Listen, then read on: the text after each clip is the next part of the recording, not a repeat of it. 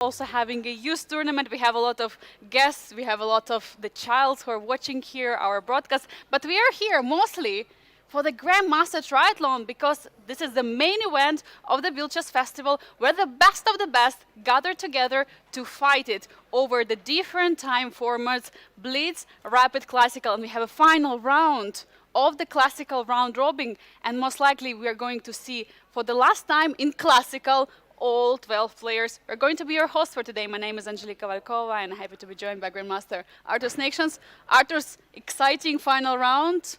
How are you doing? Hey, Angelica, and of course everybody else who is watching. I think it's going to be yet another amazing day ahead of us because today is the last round of the classical tournament, this triathlon, classical, rapid, and blitz. As you mentioned, different scoring system and everything. There's no such tournament like Biel Chess Festival all over the world, and we are following it live. It feels already that the critical stage of the event is approaching, and I have a feeling that today is going to be a huge day. Absolutely, because players who still have chances in the Classical have to try to strike, to climb to the leaderboard, to the top of it. Let's take a look at the current standings, because we will see for whom this round is the most critical. In the Generations Challenge, we see a clear leader with 3.5 points extra to the second place. It's Václav Finek, 19 points. Marco Matera is 15.5. Xiao Tong, 13 points, still in the striking distance. But for Alexandra Kostniuk with the 10 points, Carissa Yup 8.5, and Vaishali 5 points. It's going to be very crucial to try to stay in the game because tomorrow will be Blitz, after which everything will be decided. And let's calculate Arturs in Generations Challenge. We have Alexandra, 10 points. It's 9 points below the first place. According to the rules, you are going through the final phase, top 4 participants, only if you are in the reaching distance to the third place. It means 12 points, so she can still be in those finals. What is your thought about the Generations Challenge? Well, Arturs? we still have today's game, of course, which is awarding the players 4 points, and then there's tomorrow's Blitz tournament, 10 more points to grab. Everything could rapidly change, but yeah, we might have such a situation when indeed the top 3 are going to qualify. Maybe the 4th place is not going to make it. But if we talk about the Masters tournament, as you can see, it's all about right now Levona, Roni, and Limle, who, by the way, is the 3-time winner of the Biel Chess Festival. They share the lead together with 15 points. Aydin Suleimanli, the young Azerbaijani player, is only 3 points behind for Yezer Domosh, Matthias Blubaum, and Jose Martinez. They really need those 4 points they can get today. This is crazy how close the 4th, 5th, and 6th place are. Everyone is going to fight for that 4th place in the bottom of the leaderboard just to try to get in the last train, last ticket to the finals of the Grandmaster Triathlon, the Biel Chess Festival. So let's see which pairings we're going to have for the final Classical round robin round today in the Masters. It's Matthias Blubaum who is taking on Levon Ronen with white pieces. As we saw, Matthias in the bottom of the leaderboard. Levon is leading the tournament together with Lemle. So it means for Matthias a huge chance today to try to strike, get those 4 points and get higher in the leaderboard. For Yezer Dogmush against Jose Martinez, well, Jose will have to try. Jose is also sharing the last spot with Matthias, so it's definitely a very important match for him. And Limle, the current leader and also 3-time Grandmaster Triathlon champion, facing Aydin Suleimanli. For Aydin, it would be great to score some points to still stay in the top 3 of the leaderboard, but anything can happen here.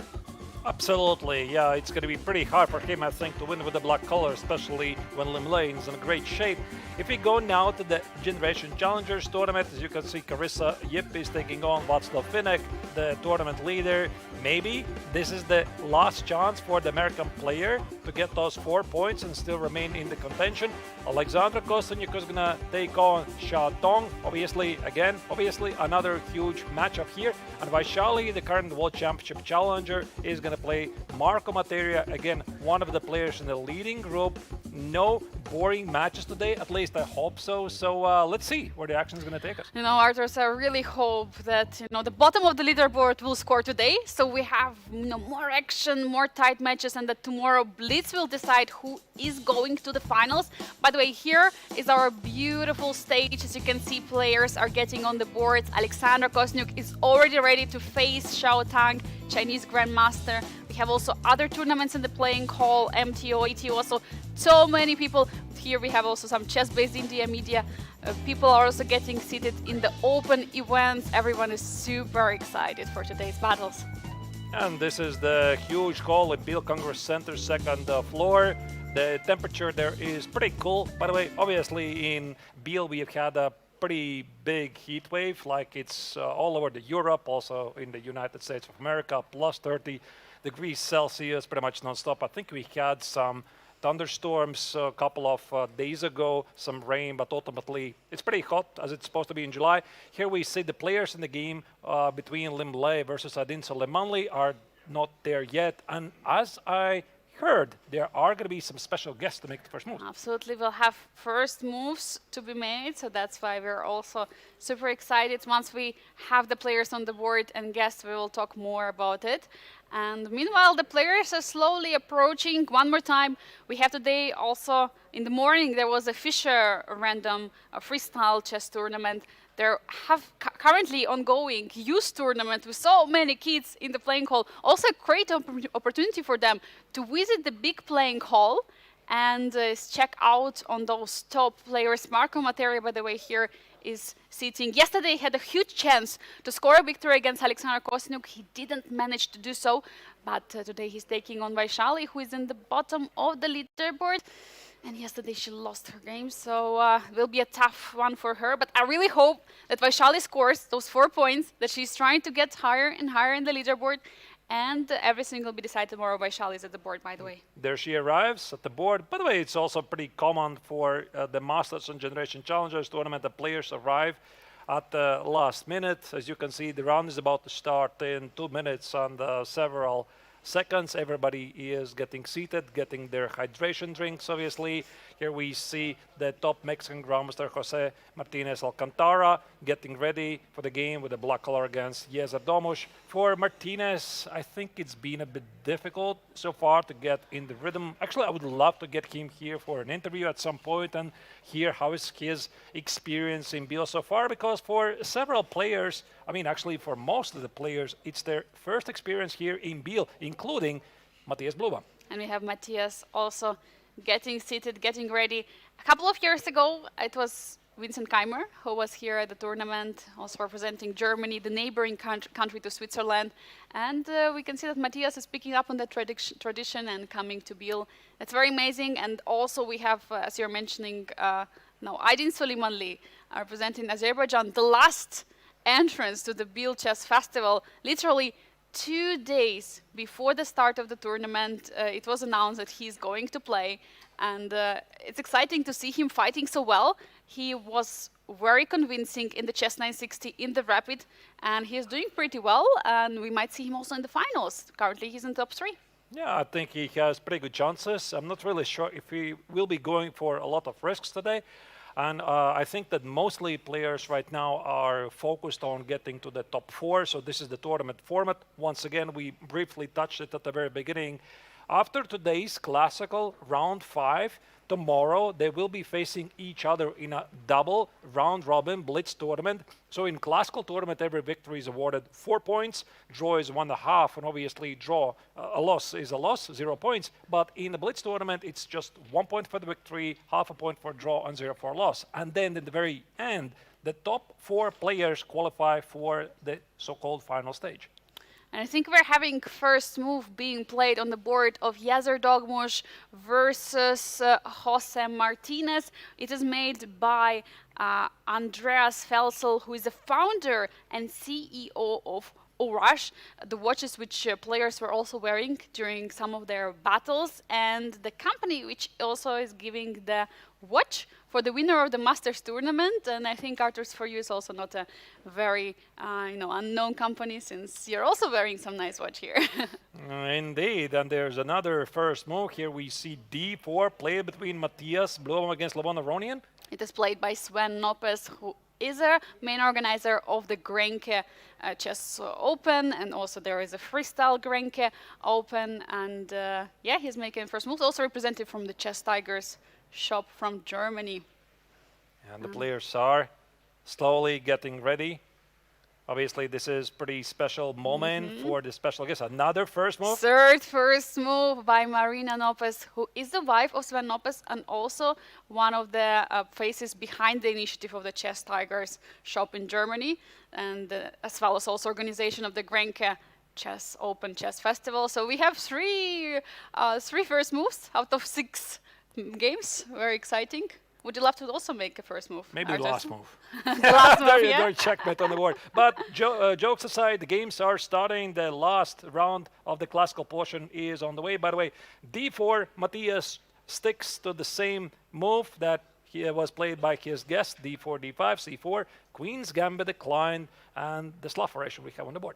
Yeah, definitely. And we were discussing the Slav, right? I mean, I still remember from the Rapid tournament, and there have been some exchange Slav variations which were going completely crazy, and for that reason, it might look like a very calm opening. But here we go, the third move.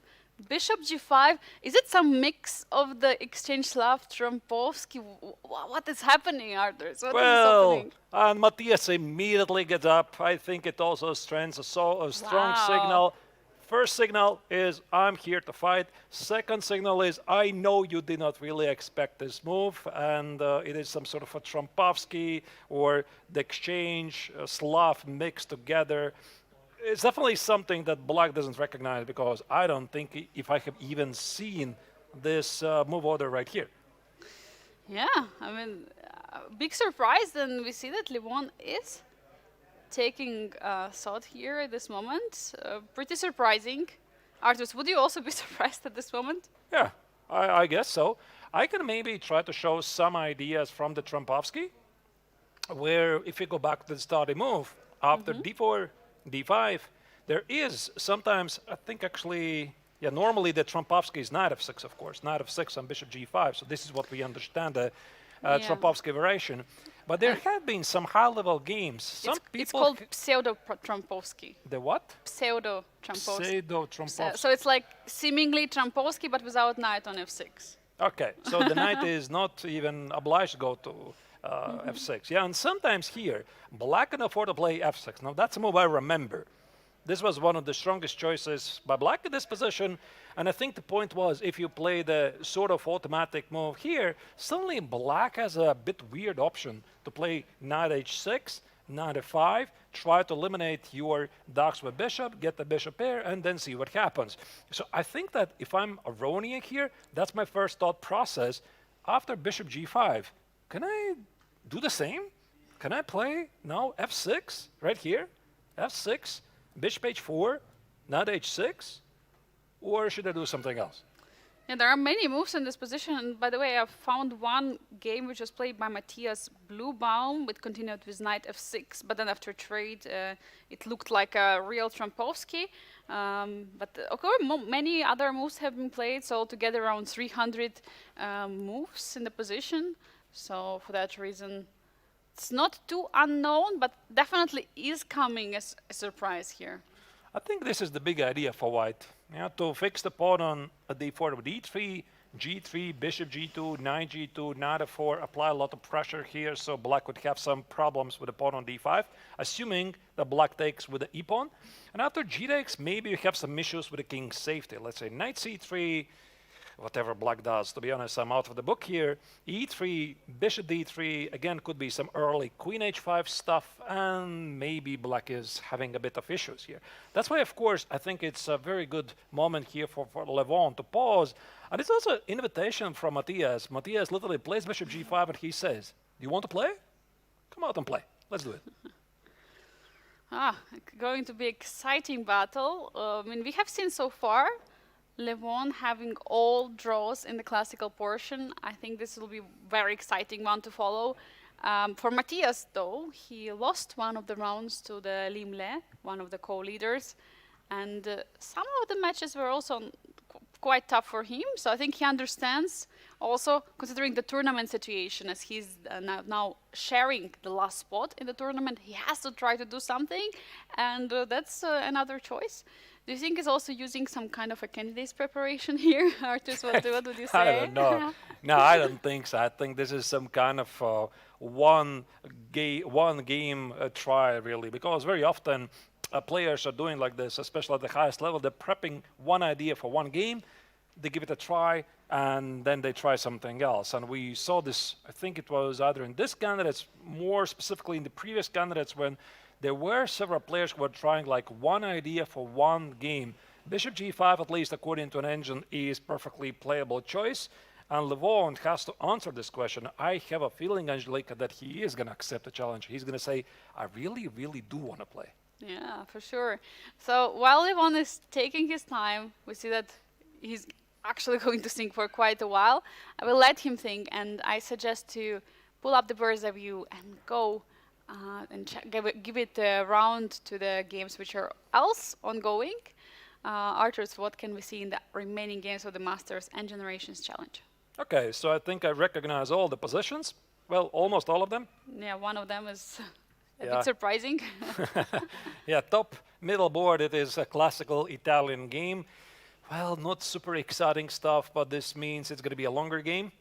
That is between Erdomas versus Jose Martinez. The top right corner, we have the English opening.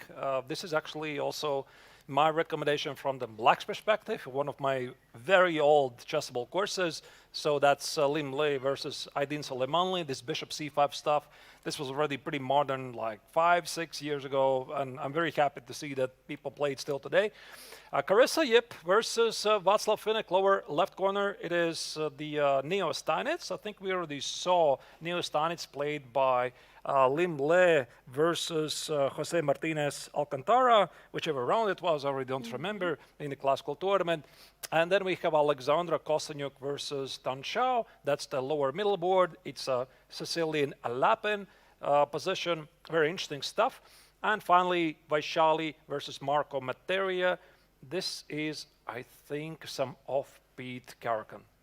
Yeah, and also looking at this position in the bottom middle board as well as the bottom right corner, there are both pawns E and D pawn are absent, E for white and D for black. Could be also something similar.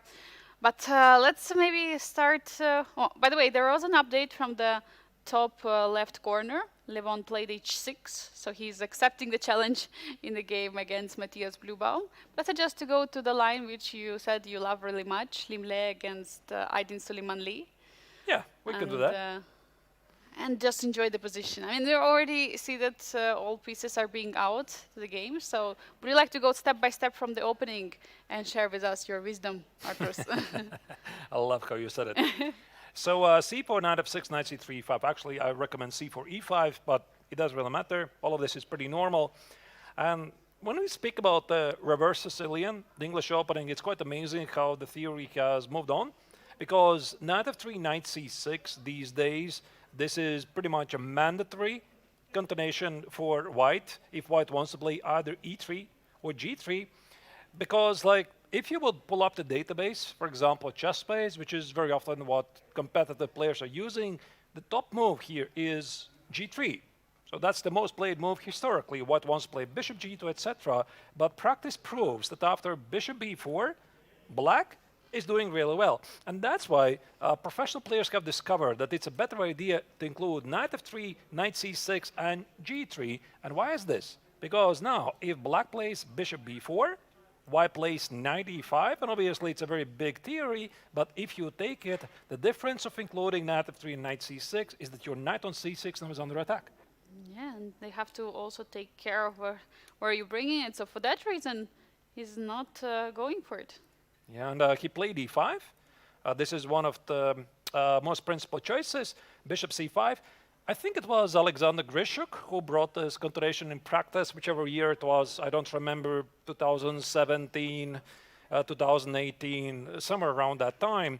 And the idea is that white is not yet threatening knight x on e5. There were some world-class, high-level games, like I think it was Dingleran versus Timur Rajabov, FIDE World Cup final, where I think it continued something like, let me again switch on danger because I don't remember the lines. Knight e5, knight x on c3, bishop takes on c6, b takes on c6, I think it was d takes on c3, queen e7, knight d3, etc. So there's a lot of theories. I'm not going to really bore you with the details here, but the point is this is world-class stuff. Yeah, for sure. We have it on bishop c5 as the last move, and castle for white. Everything looks logical so far. Both players castle, both players know the stuff. They're still in the preparation. And there's obviously, again, this knight e5, but I think here, Angelique, it quite doesn't work because black immediately equalizes with knight x on c3. You see this knight was hit twice, a discovered attack, and now white plays b takes on c3, knight e5, d4, bishop d6, takes, and the position is just very equal. So that's the reason why white is not taking on e5, like this is a threat which is hanging in there. Now he's thinking about some knight g5 ideas, and that's why, of course, h6, taking care of this square seems to be important, bishop d2 and knight f6. Because I remember, I think the big idea, Angelika, was that if you play knight f6 immediately, engine doesn't like it because of bishop g5, bishop knight f6. is incoming. Yeah, you get some very good version of the Sicilian dragon. You're getting some initiative here and attack, and if we know that, whenever you have the opening with reversed colors, is getting even stronger, since this would be with a extra tempo as we were playing white. For that reason, you don't want to allow it, so h6 looks like a perfect move. And now knight is stepping backwards to f6. There is no bishop g5 any longer, and this is the current position. What are the plan right now for white and for the black side? Like, we have a typical reverse Sicilian dragon from the white's perspective, but it's really a good dragon because when we talk about the classical Sicilian dragon, it's a bit dangerous because the opponent can have a direct attack against your king. Here you see against the white king, there's no direct attack. And white typically plays at the queen side. So rook c1 was just played by the Vietnamese grandmaster. Think about moves like knight a4, knight c5, maybe a3, b4, play for the pawn minority. And you try to do some stuff there. But black, I think, typically plays rook e8, bishop g4, knight e4, and tries to counter in the center. Those are very nice ideas, but what is the point now for Aydin Süleymanli to go into the reversed dragon opening when white is having an extra tempo? What is the idea behind it? Well, just to get a good game, I suppose. Yeah, because just to challenge Liam. Of course, like he's just playing good opening. I have played this a couple of times. Like, I wrote the course on this, but I don't really have many games because people from white's perspective, they don't really play so many times the English opening. If we compare the popularity, obviously it's always e4, it's always d4. There is a minority of the players who play the Reti opening, including myself, but English opening, for some reason, is not so popular these days. And I think one of the big reasons why there are players who are feeling uncomfortable about it, it's exactly the reverse Sicilian c4, e5.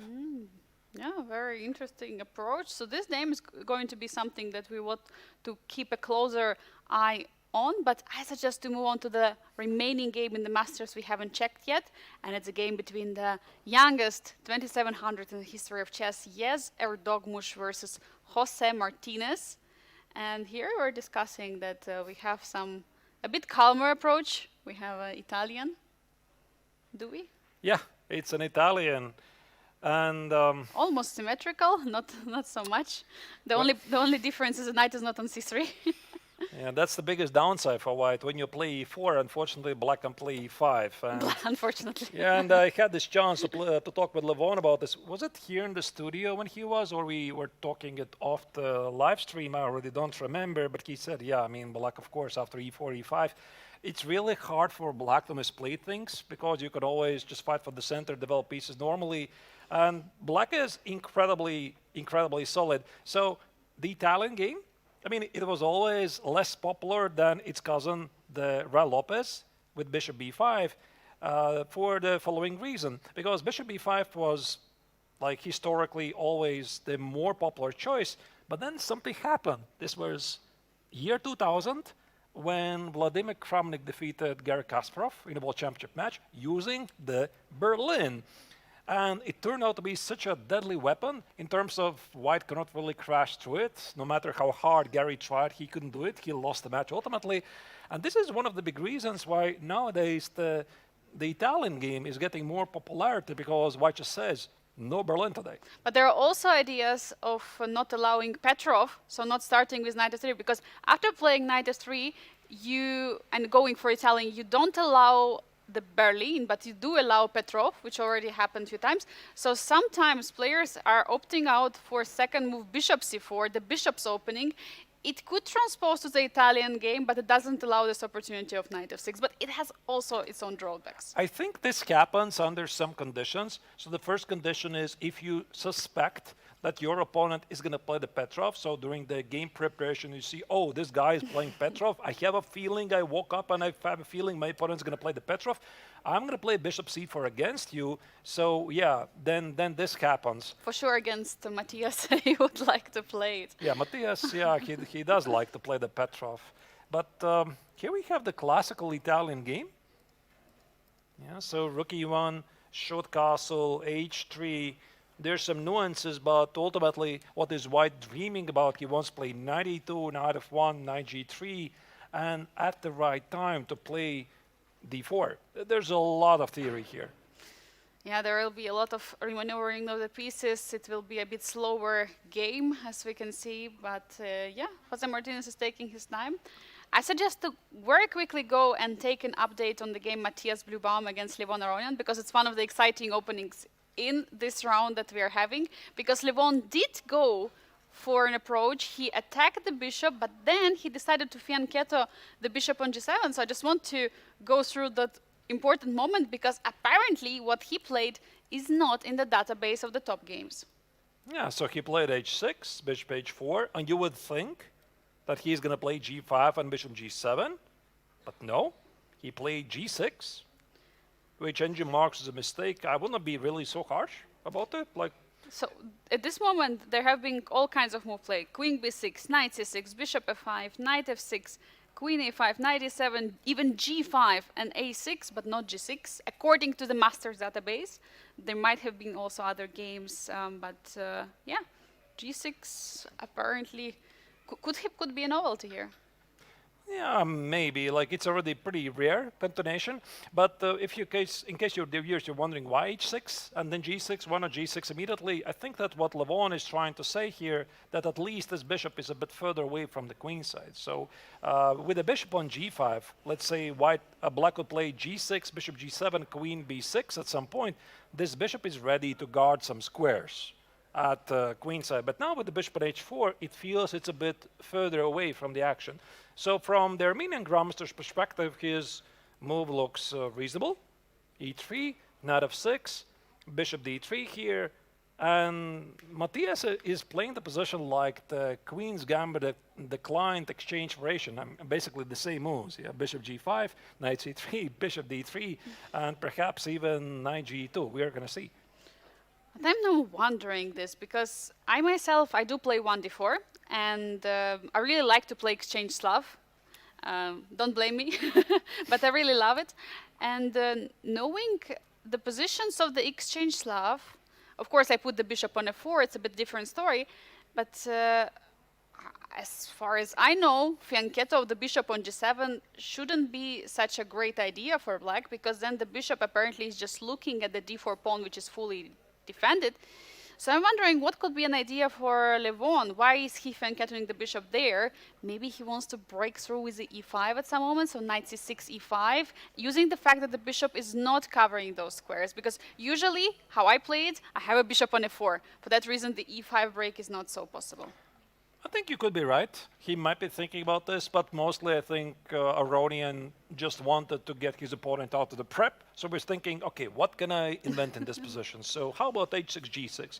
Probably that's the move that Matthias is not going to recognize. And judging by the spent amount of time that Matthias has done in this game, already 9 minutes, I think he has succeeded. We see the evaluation bar. It says that White is better, but the position is pretty closed, so I wouldn't really worry about this. I do like Matthias's position here. I think he's doing a wonderful job. And here we see Levon in a deep thing, trying to figure out, does he even like his position? And he's having some tea, drinking some tea. We've seen him probably, I think, most of the times when he's playing his game, enjoying the tea, and yeah, looking forward for that game. By the way, Arturs, what's your favorite tea? I think I have a guess.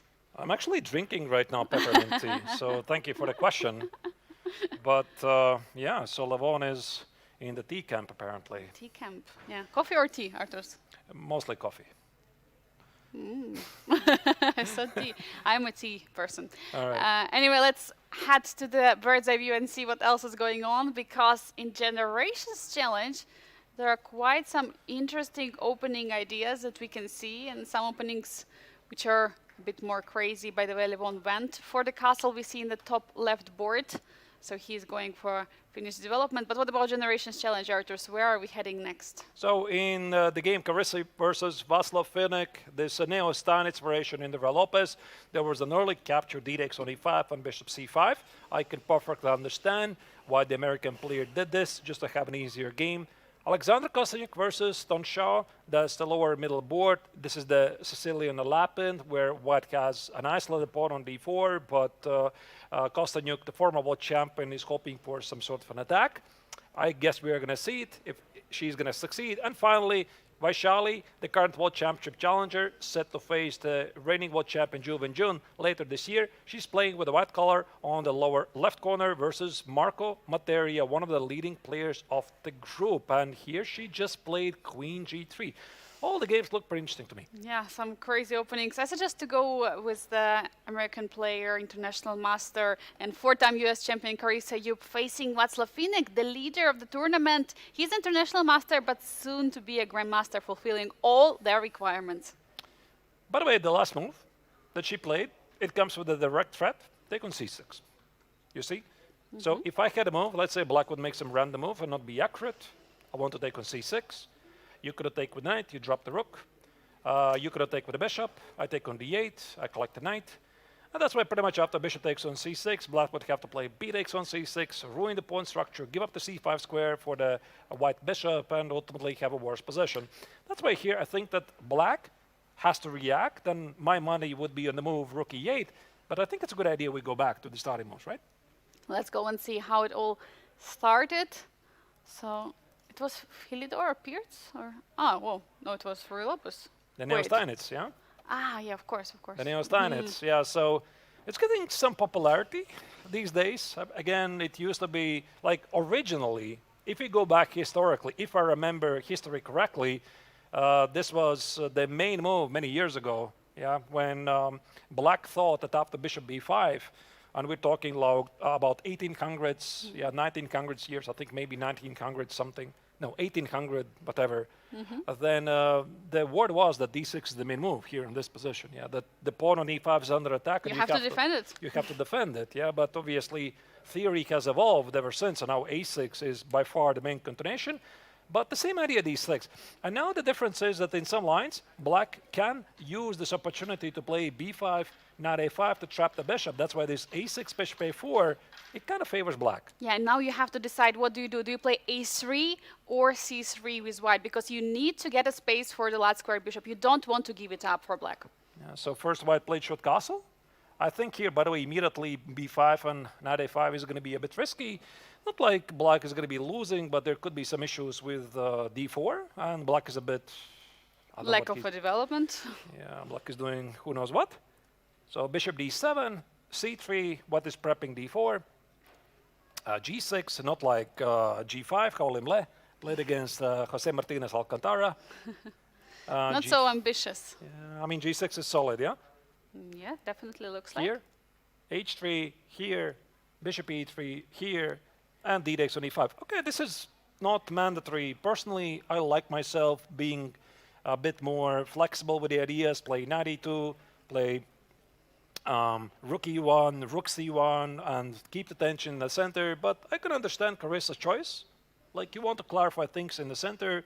I think d takes on e5 also makes sense to have some presence of the pawns, and that's the position. Yeah, bishop c5. Now a big threat in the position is bishop c6, as you mentioned earlier, Arturs. We've been talking about this. Now black has to fix it. One of the ideas is attack the bishop with something like b5. The other idea is to remove the rook to e8 and going out of the pin. Yeah, like b5 could be a move. I think rook e8 is definitely a possibility as well. I don't think there's b6 because, again, of bishop takes on c6, and it feels that black is going to blunder something. But maybe we can check another game because I hear there's some development. Yeah, there is some big development in the game of Vaishali against Marco Matera. Let's go immediately there. There was some the checkmate in one threat in the position, so some attack is ongoing.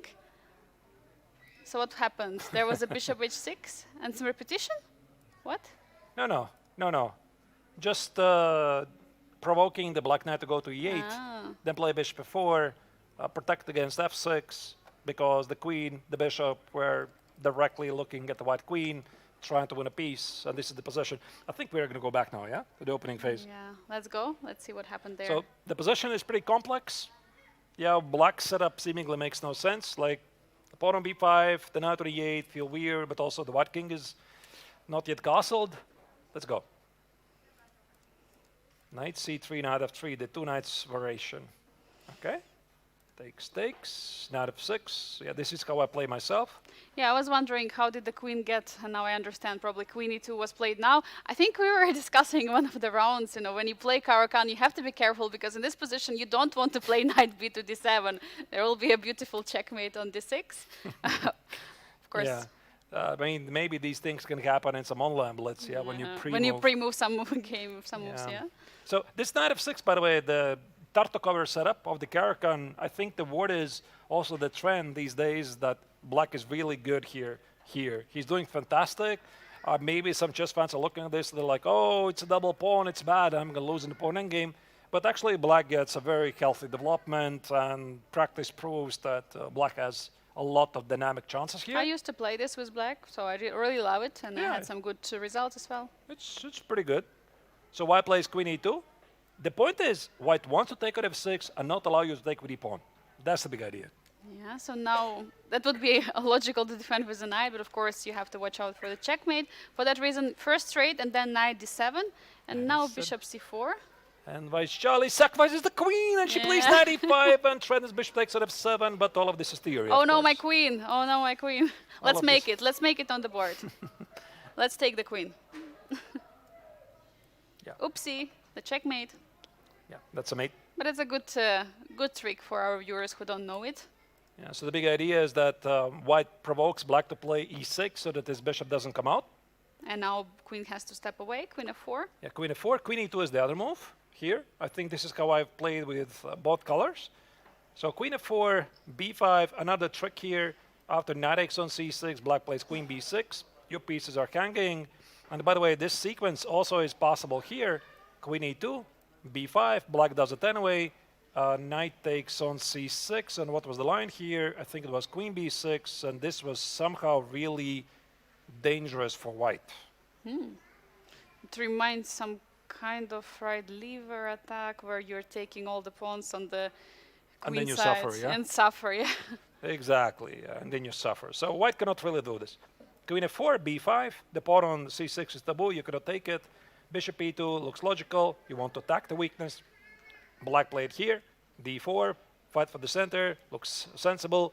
Bishop d6, queen g3, attack the pawn, looks sensible. Bishop h6, knight e8, bishop f4. I think so far they're just playing really good stuff, and apparently the Frenchman is a bit out of the book, because look at the clock, Angelica. Wow, 1.5 hours right now for Marco, while Vaishali spent around 4 minutes right now. And this last move, the sequence of the moves, I really love it. Playing bishop h6, first provoking knight to go back, and then developing it to f4. This would be, you would like to develop the bishop to f4, but after knight goes to d5, there are some issues. So for that reason, you first include the bishop h6, threatening a checkmate, and then bring the bishop to f4. Very smart by Vaishali, and apparently still in the preparation. And as we see, the computer highlights as a great moves. It means that's like one of the only moves in the position which are holding the advantage. But both of them are playing right now the best moves. What is the continuation now here for Marco? What will happen if he goes with a knight f6? Let's say he says, I'm okay with repeating. I don't think that Vaishali is going to repeat the position, No, because she will not. you know the difference is, now with the bishop h6, bishop f4, you have gained the tempo. Maybe it's a move. Knight e5 could be a threat, but now white can probably try to do something else, which is, to be honest, I don't know what, really. So what is it? Is it some bishop f3? You have to watch out for knight d5. For that reason, you have to be ready for it. So now after knight goes to d5, do you want to take it? That was the idea. I wanted to keep my dogs for bishop here. Like takes, maybe it's not good, I don't know. Like I wanted to get a position where I have the knight versus this bad bishop. Let me show you the idea. Like maybe it's a silly idea, but that's my idea. So I wanted to get something like this. Yeah, that would be really great because the position in center is closed. The bishop is not active at all. It's been restricted by its own pawns on e6, b5, and knight is just free to jump wherever it wants on c5 ideal square. Would be good, ideally, in the ideal world, but Marco Materia will not allow it so easily. So for that reason, maybe after knight f6, can we already see some trades of the bishops in this position? Would white want to trade the dark squared bishop? Oh wait, Angelique, there's also another move I just noticed. Knight g6. Oh, it doesn't work. There's rook d8. Okay, it doesn't work. Because my idea was to take. I'm missing some check again. Sorry, I'm bad. Oh. Like, I wanted to get this position, yeah, where I thought... Ideally. Again, I thought I have some advantage, but my beautiful ideas, they beautifully fail. But why not to play knight e3? You don't have to have a fancy move knight g6 in this position, but knight e3. I'm offering a trade of the bishops, the same, your idea, but without any sacrifices. Yes. This is a valid point you're bringing up, Angelica. Yes, of course, it's 93. Makes perfect sense. You're fighting for the weekend squares, 93. You still get to that position. No fancy stuff. Knight g6, I love it. And maybe this is also the reason why the young Frenchman is not playing knight f6, really. So he has to be ready for the trade of the bishop. What could be another idea if not returning with a knight to f6? Is it c5 break? I was thinking about it, yeah, but then you open up the position and your knight to d8 feels weird. How about I take it, queen takes on c5, and play something like a long castle? It feels a bit suspicious for black, like he's a bit underdeveloped. As you can see, white is better developed, no risk, maybe even some retreats with the knight. Let's say you play f6. Maybe now some knight g6. No, knight g6 is not possible. No? No, just knight e3, your idea. Takes and whatever, queen f4, knight f4, but even here, it's immediately visible that what is better, yeah, because you're just having well-positioned pieces. That's a weakness. The knight on e8 is weird. The bishop is underdeveloped. So Marco is thinking, and he's trying to figure out how to get the game. Is it c5? Is it f6? But I think we simply have to move on and check another game. Agree, but I already love this position because for Vaishali, it's so important to get chances in this final classical game in the round robin where all of 12 of the players are participating.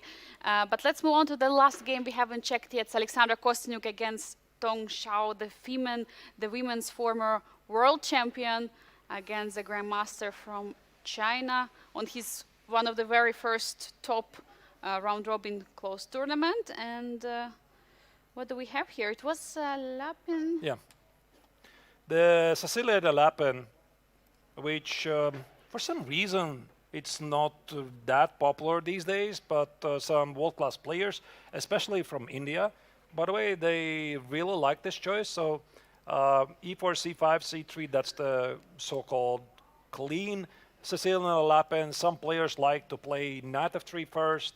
Let's say you play e6. Now I play the delayed Sicilian Lapin with some differences. But this is, yeah, like one of the big ideas to play d4 and have a center. Yes, you're creating the center very nicely. And now after knight f6, provoking the e5 idea. And Alexandra is going for it. This is one of the main continuations, naturally. Instead of knight f6, black can also play d5. Knight f6 is more like a solid choice. e5, knight e5. I think d4, black has no problems here. The word is after d4, c takes on d4, queen d4, black easily equalizes with e6 and d6. If you play c takes on d4, there's this very trendy line to play early d6, knight f3, d takes, knight c6, bishop c4, knight b4, and black ultimately is fired. I mean, I know this because I have played this with black many times, and that's why this bishop c4, the so-called delayed again variation, keeping d4 in there, this is where white is trying to have some advantage. Yeah, bringing out the pieces, targeting the knight. Now, where does the knight go, or do you play e6 in the position? No, knight b6 makes a lot of sense, just attacking. Yeah, e6 is also a move, of course, yeah. But yeah, knight b6 was played by Tong Xiao, stepping away. And now d6, so black doesn't want to have that nice pawn on e5. And white, of course, cannot really defend it, so has to give it up. There's many moves. The big idea is that black really would love to play c4 and fix this weakness on d3, but for example, if you do this at the wrong moment, white's going to play knight a3, white's going to play b3. I think already in this tournament, Vaishali against either Marco Materio or Václav Fidek. This was the rapid game. Yeah, one of the youngsters. She played like this. She got a beautiful position because if you eliminate the pawn on c4, you get to play d4, c4, and you grab the center. And eventually it reminds me now the pawn structure that we have in the game Vaishali against Marco Materia, because there they also no e-pawn for white, there is no pawn, no d-pawn for black, but the difference is that black has this opportunity to stop d4 push for white, and that's why white has to try to eliminate that c-pawn. Right. Yeah, so there's a very big fight, obviously, for the center right here. Also, knight e2. I think it's directed against the bishop g4 move, so that there's no pin here. Makes perfect sense. Knight c6, now comes d4, c takes, white willingly creates an isolated pawn on d4, but claims that maybe in the long run I'm going to have some attack. Bishop e6 is also a very common move for the Alapin, trade the light square bishops, because let's say black plays e6, knight c3, bishop e7, in the long run, white might build up a battery of the queen and the bishop to go for the attack, and that's why black very often, he trades the bishop on e6, not allowing to give this attacking chance for white at some point later. Are we transposing in some kind of Queen's Gambit accepted? But okay, in that variation that you showed here, of course, it is not. It's not going to happen. But yeah, we have IQP, one of our favorite structure positions. We have witnessed quite some of them. And for now, black doesn't have the pawn on e6, because usually how it works, that white wants to push the d5 in some right moment, and black has to try to stop it. So for that reason, I think that should be a plan for Kongresshaus, try to stop the d4 pawn and highlight, this is a weakness, I want to target it. He has to stop this in some way, because let's say if he neglects it and plays like queen d7, you have to be a bit careful about d5. Like, white might even want to play a gambit. Let's say d5, knight b4, I'm thinking about some short castle. Let's say you accept the pawn, takes. There could be moments when black has a bit issues here, because you see he's like 1, 2, 3 tempi behind. Yeah, let's say, for example, like knight e4, e6, queen g4, and the longer your king stays in the center, the less comfortable you're feeling. Apparently not here, but you get the idea. Yeah, for sure, there could be. So you have to always watch out for the development which white is in charge of. And now it's Kongresshaus' turn in this position. How is he going to continue? Just blockade it? Yeah, but how, yeah? The problem is if you play knight d5, you open up opportunities to take on d5, playing something like... actually, you cannot play knight f4 or knight c3 because the pawn is going to be under attack. So yeah, queen b3, double attack. Yeah, this was my first choice, but maybe there's some... Are there some... who can calculate this? Knight d4, here we go. Knight e4, queen d5, knight c2. Oh, king d1 is rook d8. King f1. King f1. You could have taken d5. There's going to be a fork. You play knight a1. I play queen d1. Try to trap the knight. Okay, Angel says it's completely winning for black, but that's because I have the engine here. Not so easy for the players, maybe. And those are all ideas which are also going on in the player's head. They don't have evil bar. They have to evaluate everything by themselves, and it's so difficult to evaluate the position and see whenever their material advantage really matters. Because here, I think advantage in the development is truly something what white is better in. So yeah, knight c3. Yeah, knight c3, knight e5 is reasonable. Maybe also knight b4. I think rook d8 is the safe move here. Long castle is a bit playing with fire, because the king is not feeling safe there. And also, the mentality is quite important for both players. They should treat the pawn on d4 as not something that white's going to hold on to, but white can even sacrifice it at some point, just to get some dynamic. So that's why Kongresshaus, I don't think he's ever going to castle alongside. Maybe rook d8, g6, bishop g7. This plan seems to be the most reasonable to me, to be honest. Yeah, it makes a lot of sense in this position, and of course white is now is ahead in the development, and I think one of the game which no. Let's get an overview of the current rounds to see what has changed so far in the other games. We see there is some development in the top left corner of Matthias Blubaum. He's going for some kind of a stonewall setup. Arturs, would you like to check it? Yeah, we can do that.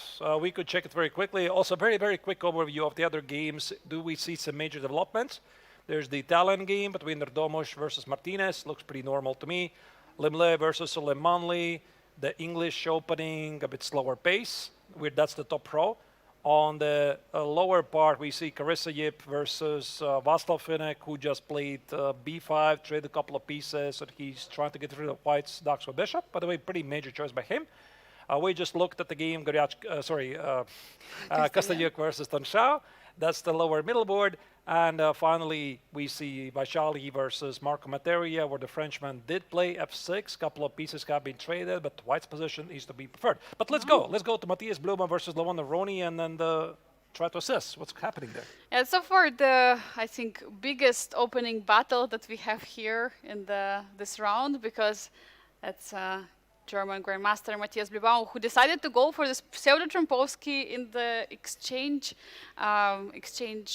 Slav variation, and he caused some difficulties for Levon to try to find the setup. But he went for this h6 g6. But what is happening now? Matthias is going for the f4. Is he afraid of some e5 break? What does he want to do? And now h3 is the last move. Arturs, please break it down. What is going on? I think he's playing really smart. So we go to this position where we left it after bishop d3, should castle, and as you said, Angelica. So most likely Levon's idea at some point is to play e5. And of course, here white could just play knight f3. Let's say knight f3, knight c6, should castle. Looks reasonable. But black would play maybe bishop g4, pinning the knight. Let's say you play h3, takes, and there could be a move e5. And it feels that black should be able to equalize. Let's say you take it, and queen d1, and take it, and And we're getting IQP again. Again, yeah, some sort of an IQP, but black, I think, ultimately with an accurate play should be all right. And that's why Matthias's choice f4, like you said, this is a stonewall. I think it's a really great stonewall because in a classical sense, the bishop should be standing here on c1. And also in the stonewall, we have the pawns on c3 versus, let's say, the pawn on c7. So white did not go the long way to put the bishop on h4. And in the Trompovsky with bishop g5, playing e3, f4 to stop e5 and trying to squeeze black at the king side is a pretty common idea. Yeah, we have here some smart choices by Matthias. He's blocking it, but at the other hand, he's allowing some ideas for black to try to occupy the e4, so some light squares, e4, c4. But for now, they're all covered pretty nicely. And something like bishop f5, you don't really want to make, right? You don't really want to trade that bishop, or is it one of the ideas which can be possible? Yeah, that's why h3 comes into play. Because if Matthias would have played knight f3, I think Levon would have continued with bishop f5, as you said. Think about maybe the right moment. Maybe this is not the right moment. And let's say here, castles, e6, the queen walks away, puts the knight on e4, and I think ultimately black is okay. Like, he's not doing badly, but it's move h3. I think that's the move that Aronian was not very happy to see, because you see, if you now play bishop f5, I think I'm going to take it at the right moment. Maybe this is not the right moment. I want to take it. I'm going to castle the long side. Let's say queen f3, e6, long castle. And I'm going to checkmate you. Yeah, just opening up the g file. Or maybe even play g4 immediately. That's right an advantage which Matthias has right now in this position. He has not committed to the short side castle, so he can still choose. And looking at the queen side, there are 2 against 2, so potentially there is not any break that will going to happen, so he will be able to close that position. Not so easy, but for Levon's king, the position is a bit more trickier, so h3 has been played right now. And Levon is taking his time. What do you think is going through his head? Which moves are candidates in this position for black? He needs to do something creative here, and if somebody can do it, I'm pretty sure it's Levon. But how do you do it? Because e5 break, it's not happening. g5 feels a bit too much. I think that White is signaling that he wants to castle the long side, but there's no guarantee. He might even play something like Queen of 3, Knight E2. The same Knight f3 might work just fine, and right now I think Levon is just trying to figure out, I mean, in which direction does he even play? Is it E6, Knight E7, Knight F5? Is it some inspired counterplay at Queen side? I can't tell, but to be honest, I think that Blue after the opening is definitely having the better cards. That's for sure. And while Levon is taking his time to see how he will respond, I think it's a perfect moment for us to take our first hydration break at the Grandmaster Triathlon Tournament.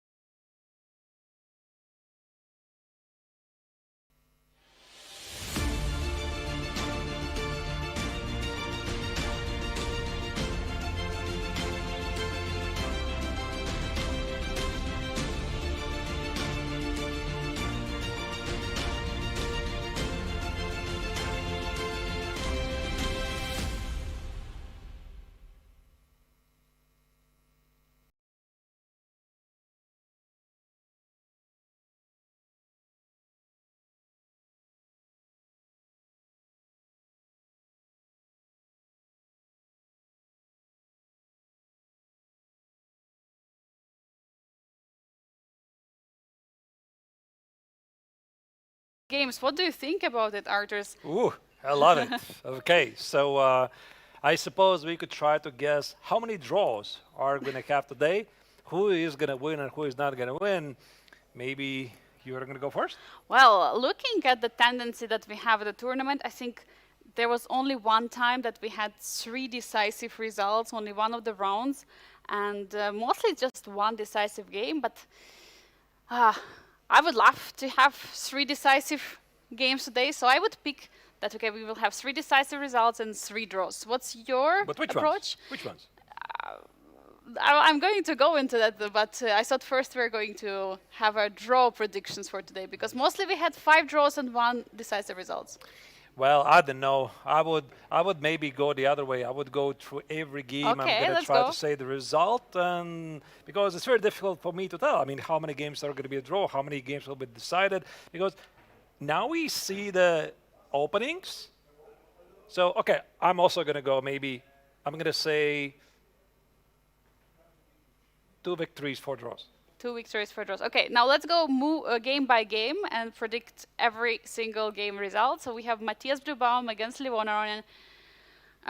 Looking at this position, I really love Matthias's chances in this game, and knowing that he can be dangerous. But Livon Aronen is such an experienced player. It's so tough to say. I would have to tell that it will finish in a draw. What is your? Okay, probably then I have to disagree, and I'm going to say Matthias is going to win. All right? Okay, good. What about the next one? You first? No, you should be first. No, you first. No, you first. Oh my goodness. All right. So that's the game of Jezer Domus versus Jose Martinez. Draw. Okay, then I'll have to go with Yes, Herdogmush winning that game in order to disagree with you. I mean, you don't have to disagree. We could have the same thoughts, right? Yeah, it's okay. But the next game, Limle against Aydin Suleiman Lee, we have Liam so far leading the tournament, but I really love the position of which Aydin is having. I would put my money on Aydin here. Draw. Draw. Okay. Now we're moving to the Generations Challenge. Carissa Yub against Václav Finek. Oh, I think we saw victories here. I don't know. I would say draw here. I agree. Yeah. Agree. Okay. I think it's going to be a draw. The position looks pretty symmetrical to me. Okay. Next one. You go first. All right. Alexandra Kosteniuk versus Tonshao. Draw.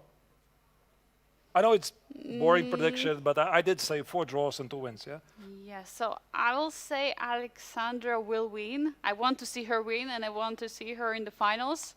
And the last game we have Vaishali Ramesh against Marka Materia. I see computer likes White's position, but also I really want Vaishali to win, so I predict on her. I put my money on Vaishali. And you? I also think Vaishali is going to win. Okay. Yeah, because I like her position. She's doing really well so far. And even though Marco is in such a great shape here in this tournament, would be a very interesting way to stir up things. So to round up things, what I predicted, I said that Matthias Blom is going to win, and Vaishali is going to win, and everybody else is going to be a draw. What was your prediction? And I think I had, I said like from originally 3 decisive games, but I mentioned 4. I said that Yaz is going to win, Aydin will win, Alexandra and Vaishali, and all the rest will be draw. So it's opposite of yours, 4 decisive and 2 draws. All right. Okay. We're going to see. We're going to see. Good predictions right there. But now we have to choose a game which we can analyze a bit, where maybe most moves have been played, and perhaps that's the game of Erdomus versus Jose Martinez. Or Let's go there. Let's go there, because I see the center is completely eliminated. Somehow Boss pushed for d4 and d5. And yeah, we see like there are no central pawns anymore in the position. But knights are very beautiful. But by the way, we have almost symmetrical position here. The only thing which is left to be played, according to the experience from the game against Livon Aronian, where Jose Martinez had the most symmetrical game played, and here he has to play rook e8. Can he do it? Yeah, probably not. Not yet. I mean, it would be lovely to again to have some symmetrical perfection here, but I think that White could take on e8, queen e8, take on d5, take on d5, and play bishop e3. I think this is one of the big ideas for these positions. I'm pretty sure there's also games in the database, because I do recognize this. And the big idea for white is somehow in the long run, try to trade off the darks with bishops, put the knight on d4. Black has a nice little pawn on d5. The bishop on c8 kind of is useless. And then white says, because of my better knight and your weak pawn on d5, I have some advantage. That's what white wants. Will white get it? Though that's a big question. So as you're mentioning, this bishop d5 is an idea in this position, so black has to watch out. Can you play bishop? No, bishop e6, you're losing a pawn. I think this is actually how they do play in this position. That's a good call. Because after bishop e6, if you take it, you see you open up some attack here against the pawn on f2. Oh. Yeah, so bishop f2, Okay. it's a double attack. You're dropping the pawn. But I don't recall what was even the idea of bishop e6. I think that mostly black is struggling to find a place for the bishop here. Because again, look at this. There's no g4. There's no f5. e6 is under attack, maybe not immediately, but what about two moves? And bishop d7 allows white immediately to take on d5. Again, go for the same idea. There's bishop e3, remove the knight, try to trade off the darks with bishops, and play against the pawn on d5. So from Yezis's perspective, it's looking pretty good. It definitely does. And what I can think also about is some idea to play knight g to f4. First of all, I'm defending the knight on d5, and secondly, I'll also introduce another knight. So any knight, whenever it will be taken on f4, d5, it will be recaptured by the other one. Looks like a good square. Maybe queen f6 is the idea afterwards, bringing it to the king side. Yeah, but you got to make sure that c4 doesn't work, yeah? So the knight could be under attack. Again, I cannot immediately say that this is good or bad. I just see it's a possibility. Knight b4, bishop takes on f4. Because bishop of the takes. problem on d4, yeah. Yeah, but I think black is still having some problems with this bishop here. And maybe in this position there could be a room for some inspired attack for white at the king side. That's kind of a target. But how? Like, again, I cannot immediately tell. Maybe some queen f3, rook d1, go for the attack, maybe some knight h5 ideas. For black, it's also not so easy to go for this knight f4 because you see there's c4. It's tough to say. Can we go back a bit? I want to see how did I get there. Yeah, let's go. Let's see when d4 was played. It looks very familiar to me. And this is one of the big ideas. Yeah, like this, I mean, if you go back to this position. So, in this position, there's several ideas. Very big theory. Right now, the most trendiest move is a5, a4. Like a5, you fight for space, the bishop goes to a7. The more classical choice is a6, bishop a7, which maybe most viewers immediately recognize. The other idea is to play bishop e6, take on e6, and try to have some counterplay at the f file. Then there's another idea to play rook e8, bishop e6, take with e6 with the rook, so that you can play d5. And finally, one of the old classical ideas is to play knight e7, knight g6, to play c6 and play d5. And I think that mostly here, it's all about the race. I mean, who is going to be faster? Because if white gets to play d4 and bishop d3, engine loves white. And we have here d5 break, so black is the first one to break in the position. Yeah.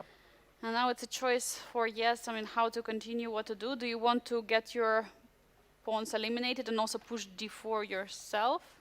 There's also this sequence, which is very important. Yeah, I mean, d4 break did happen in the beginning, yeah, but there's this capture. Very nice. But this is a super important sequence for the Italian game because it really depends if this knight is protected. Because if the pawn, let's say, stands here, this entire sequence does not work because of queen f3. You have to be really careful. You know, so many tactical ideas are in there, in the Italian. Gioco piano, yeah, the slow game. Yeah. But it isn't slow in such moments, and we can see that players have to be really careful here and not to forget anything that they have prepared. Yeah, so, yeah, knight e5 doesn't work.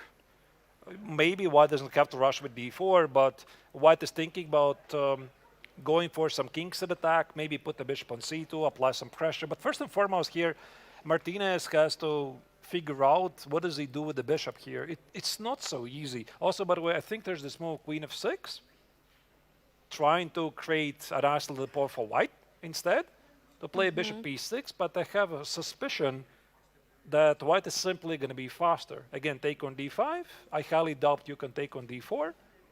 So takes, bishop e3, and we go for this position. And I think for black, at least to have some dynamics, you want to keep the dogs with bishop and go for some sort of a kingside attack, I suppose. And for Jose, it's a very important moment right now in here today. Of course, there is still Blitz, and we know that Jose is very good in the faster controls, and he proved to us also during the previous FIDE World Cup that he also works in the classical as well as in the rapid tie breaks, but Blitz is his true specialty, especially online, and well, he's still going to have some chances tomorrow to get to the top 4, but I think still the last classical game that he has, very important. So going for, you know, such ideas, to have such ideas in the head, going for a kingside attack, something which is happening right now in his head, will he risk it? That's question. Like, do you want to risk or just try to get to play more solid and get those 1.5 points? Or maybe, yeah, maybe just see where the game pace is going to take you. By the way, Angelika, bishop b6, your suggestion is on the board. I recognize this move. This definitely, I think, is one of the common ideas. Again, we talked about this. Takes. There's going to be some counterplay. Maybe knight e4 is a thing, but I think this knight on d5 definitely compensates the weakness here. Black will play like queen h4, knight f4, attack the pawn, have some dynamics here. So I think that black is probably all right. Arturs, what do you think happening right now? Do you think the players also, you know, checking out the other games to estimate the chances? Because right now it's all about staying in the top 4, or in some cases in top 3, to get to the finals of the Grandmaster Triathlon, which will happen, dear viewers, after the Blitz portion. Top 3 or top 4 players will qualify. In case the 4th spot is having more than 12 points difference from the 1st place, then 4th place is not qualifying. And yeah, all the players just want to stay there, want to be in the top 4. I think that also, you know, they're watching around the games. I think for Jose, if he sees what's happening right now in the game of Matthias against Levon, he might be maybe slightly worried for his chances, since Matthias might get an extra 4 points. Yeah, today. maybe. Yeah, it's really hard to tell. I mean, depends on the player, of course. There are some players who are actively following the other opponents, so there are players who just don't really care, they focus on their games. But also I think that the Blitz tournament is going to make a lot of revisions, how the rankings look like, and that's the kind of thing you can never really predict. Like, you're going really well in the tournament, and let's say you're just having a bad night's sleep before the Blitz, yeah, like, or you just step out of the bed with the left foot or something, or you just have a bad start, and the entire tournament goes the wrong way. Like, I have no idea how you can really prepare accordingly for a Blitz tournament. It always seems a bit random, yeah, whatever. Who better starts, typically better finishes. So I think we're up for a lot of surprises. I think that most of the players don't really worry about it at this stage. Maybe the leaders, they're taking a bit less risks, like we saw yesterday, Rodi versus Limble, being a bit friendlier than they maybe should have been and not really risking because they are, you know, co-leaders. But when it gets really closer to qualifying for the final stage, I'm pretty sure that everybody will be looking how many points do they need really to get there. 100%, and also looking at the, you know, the how many points the players have right now. Jose Martinez is just half a point behind Yes. It means if he scores a victory today, Yes will be in the lower position than him. And if Matthias doesn't win also, it means he's bringing up to the 4th place in the leaderboard. Like, and as you're saying, everything is changing. Everything will change one more time tomorrow, you know, for sure. And then we only see after tomorrow who is staying there. But already right now, this leaderboard scenarios are happening in the heads of the players. But let's get an overview on the 5th round of the classical portion and see what else is going on. We have so far so many exciting battles. We'll see if Yes is going to capture that bishop on e6 or not, but the game is definitely spicing up. In the other matches of the Masters, by the way, in the top left corner, Matthias Blubaum against Livon Aronian, no changes in the position. Livon is still in the thinking tank there. But what about Lim Le against Aydin Suleimanli? We see some changes, by the way, bishop e6, also as Jose Martinez played bishop e6 last move, also on the board for the Azerbaijani Grandmaster. And queen b5. Yeah, What's going so on there? he's trying to, let's maybe go full screen to that position because I don't see some big changes in the other games. So this is the current position. This was the reverse Sicilian in the English opening, played by Lim Le. And queen b5, it engine slightly does like it, and now I see that it prefers black's position a bit, but at least looks reasonable try, because you want to attack the pawn on b7, you're hitting the pawn on e5, and it also asks black some questions. And just to give you a perspective what happened before, what we missed, since the last time we checked this position, these were the moves. I think this is where we left it. Rook c1, rook e8. Like we discussed, that black's typical idea is to play a bishop g4, knight e4, go for some counter strike in the center. White typically plays at the queen side, a5, stopping b4, rook e1. Rook e1. What's an idea? Defending at some moment the pawn on e2. Just in case, yes. Oh, okay. Some slower Makes move. a lot of sense. That's a bit beyond me, to be honest. Like, it's very deep But move. also you have to watch out for the f2 square now. The rook is not on f1, so at some moment you have to watch out for some knight g4. So it may be, yeah, at some moment you have to be really careful. It could be a thing, indeed. They attack against the pawn on f2. Queen a4. The bishop walked away so that there's no potential attacks. Bishop e6, black completes development. What I find it really interesting is that Suleimanli abandoned the idea to play knight e4, and I think he decided it right here. Because the big idea for black is to play knight e4, bishop g4, take on d4 with the pawn. Maybe let me just put it on the screen. Let's say like this. Takes, take with the pawn, knight a4, bishop b6, maybe play c6, bishop g4, and apply a lot of pressure. That's the classical idea. And somewhere along the way, Suleimanli decided, okay, like, I'm going to stop b4, put the bishop at a7. This feels like some Italian game approach. And after queen a4, he is not playing knight e4 anymore. But what is this queen b5 move? Just targeting the pawn on e5? Yeah, By the the way, pawn on what b7 happens- and the pawn on e5, yeah. By the way, what happens now if white is taking the pawn on e5? Is there some tactics with a discovered bishop attack? Oh, I think you Oh, say that- goodbye to your queen. the queen is trapped. Oh no. And for real, actually, here it's for real. So the queen is gone. You can't take it. That's a nice defense by Aydin. Can we see that knight d4 is already a threat in the position to trade those knights, to open the e-file, or you don't think so? Okay, let me make some random moves. So let's say h3. Yeah. Knight d4. Pawn takes. Probably not a4. Bishop d7 here is not... No problems? I don't know. With a knight on a4? Maybe this is, by the way, still okay. You give up the light square bishop. You play c6. Black is super solid here. Just put the knight on d5, build a brick wall, and say, come and get me. And But- just blockade. Yeah, but I don't think this is also a very ambitious way to play. It's just very, very solid. There's no e4, b4. Black is super well positioned at the queen side.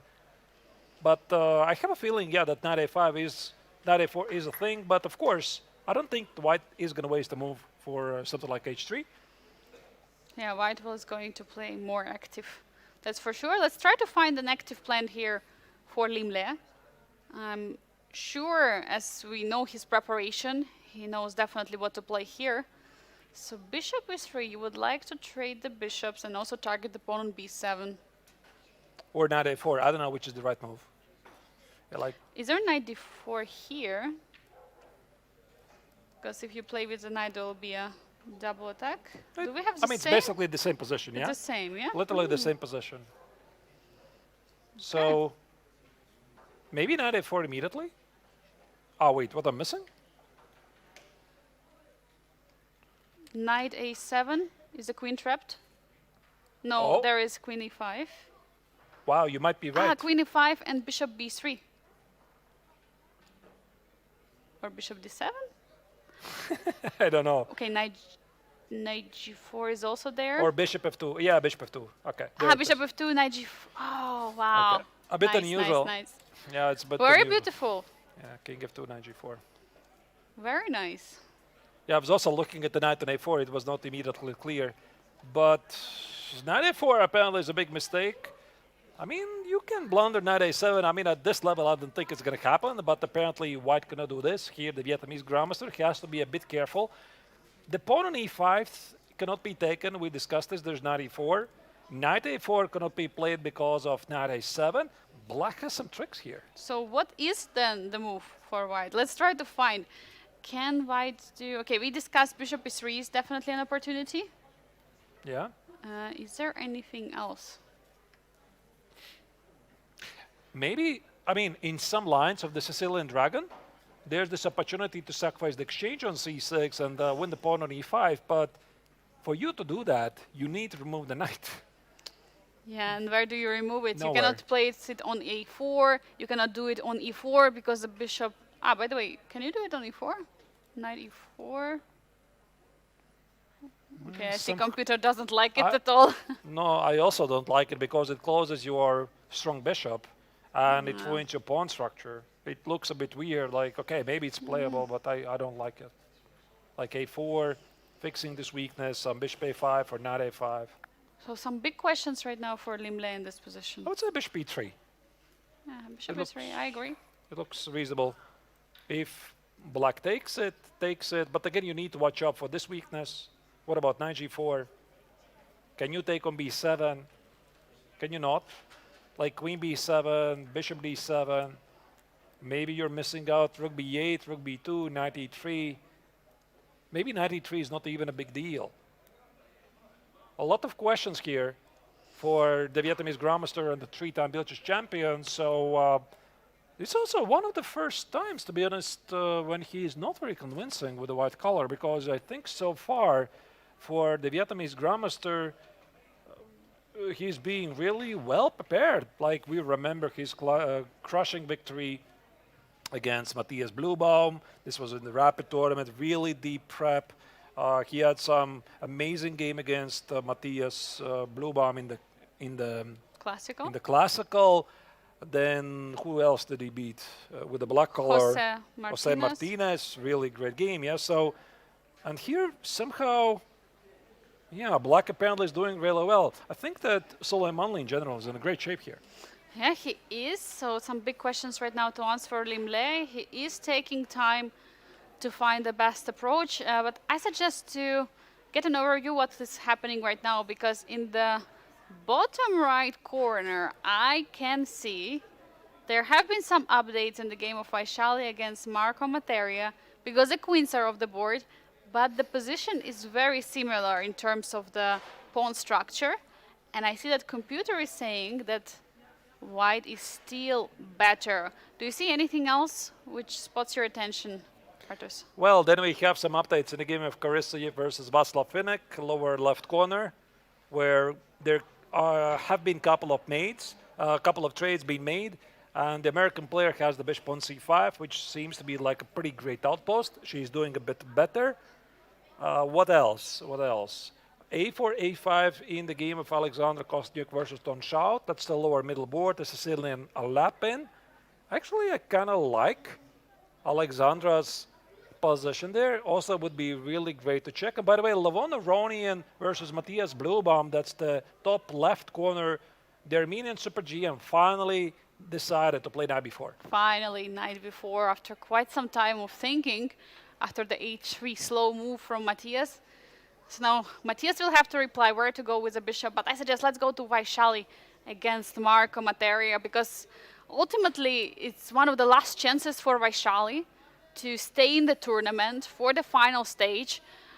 Marco Materia right now is on the second spot. in the tournament of the Generations Challenge. Vaishali is on the last one. I mean, she desperately needs those 4 extra points today.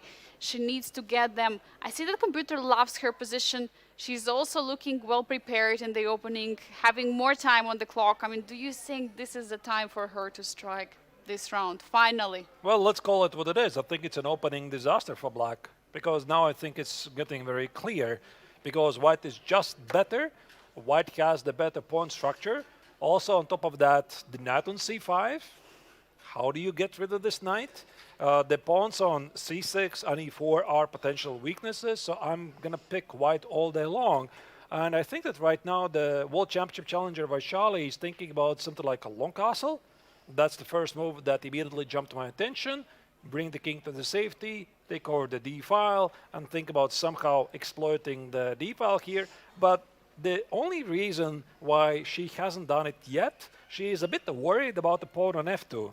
Maybe with the king being gone from e1, Black could have some sort of a counterplay here. And that's why she's right now trying to decide, do I play long castle, or is it rook d1 and short castle, or maybe I just play short castle immediately, protect the pawn, and then play rook d1 with a loss of tempo. You know, Arturs, the only thing I'm really worried about is looking back at the games of Vaishali. She spent way too much time in some of her previous games. Then she appeared to have so little time on the clock. In some of the games, she couldn't convert her winning chances.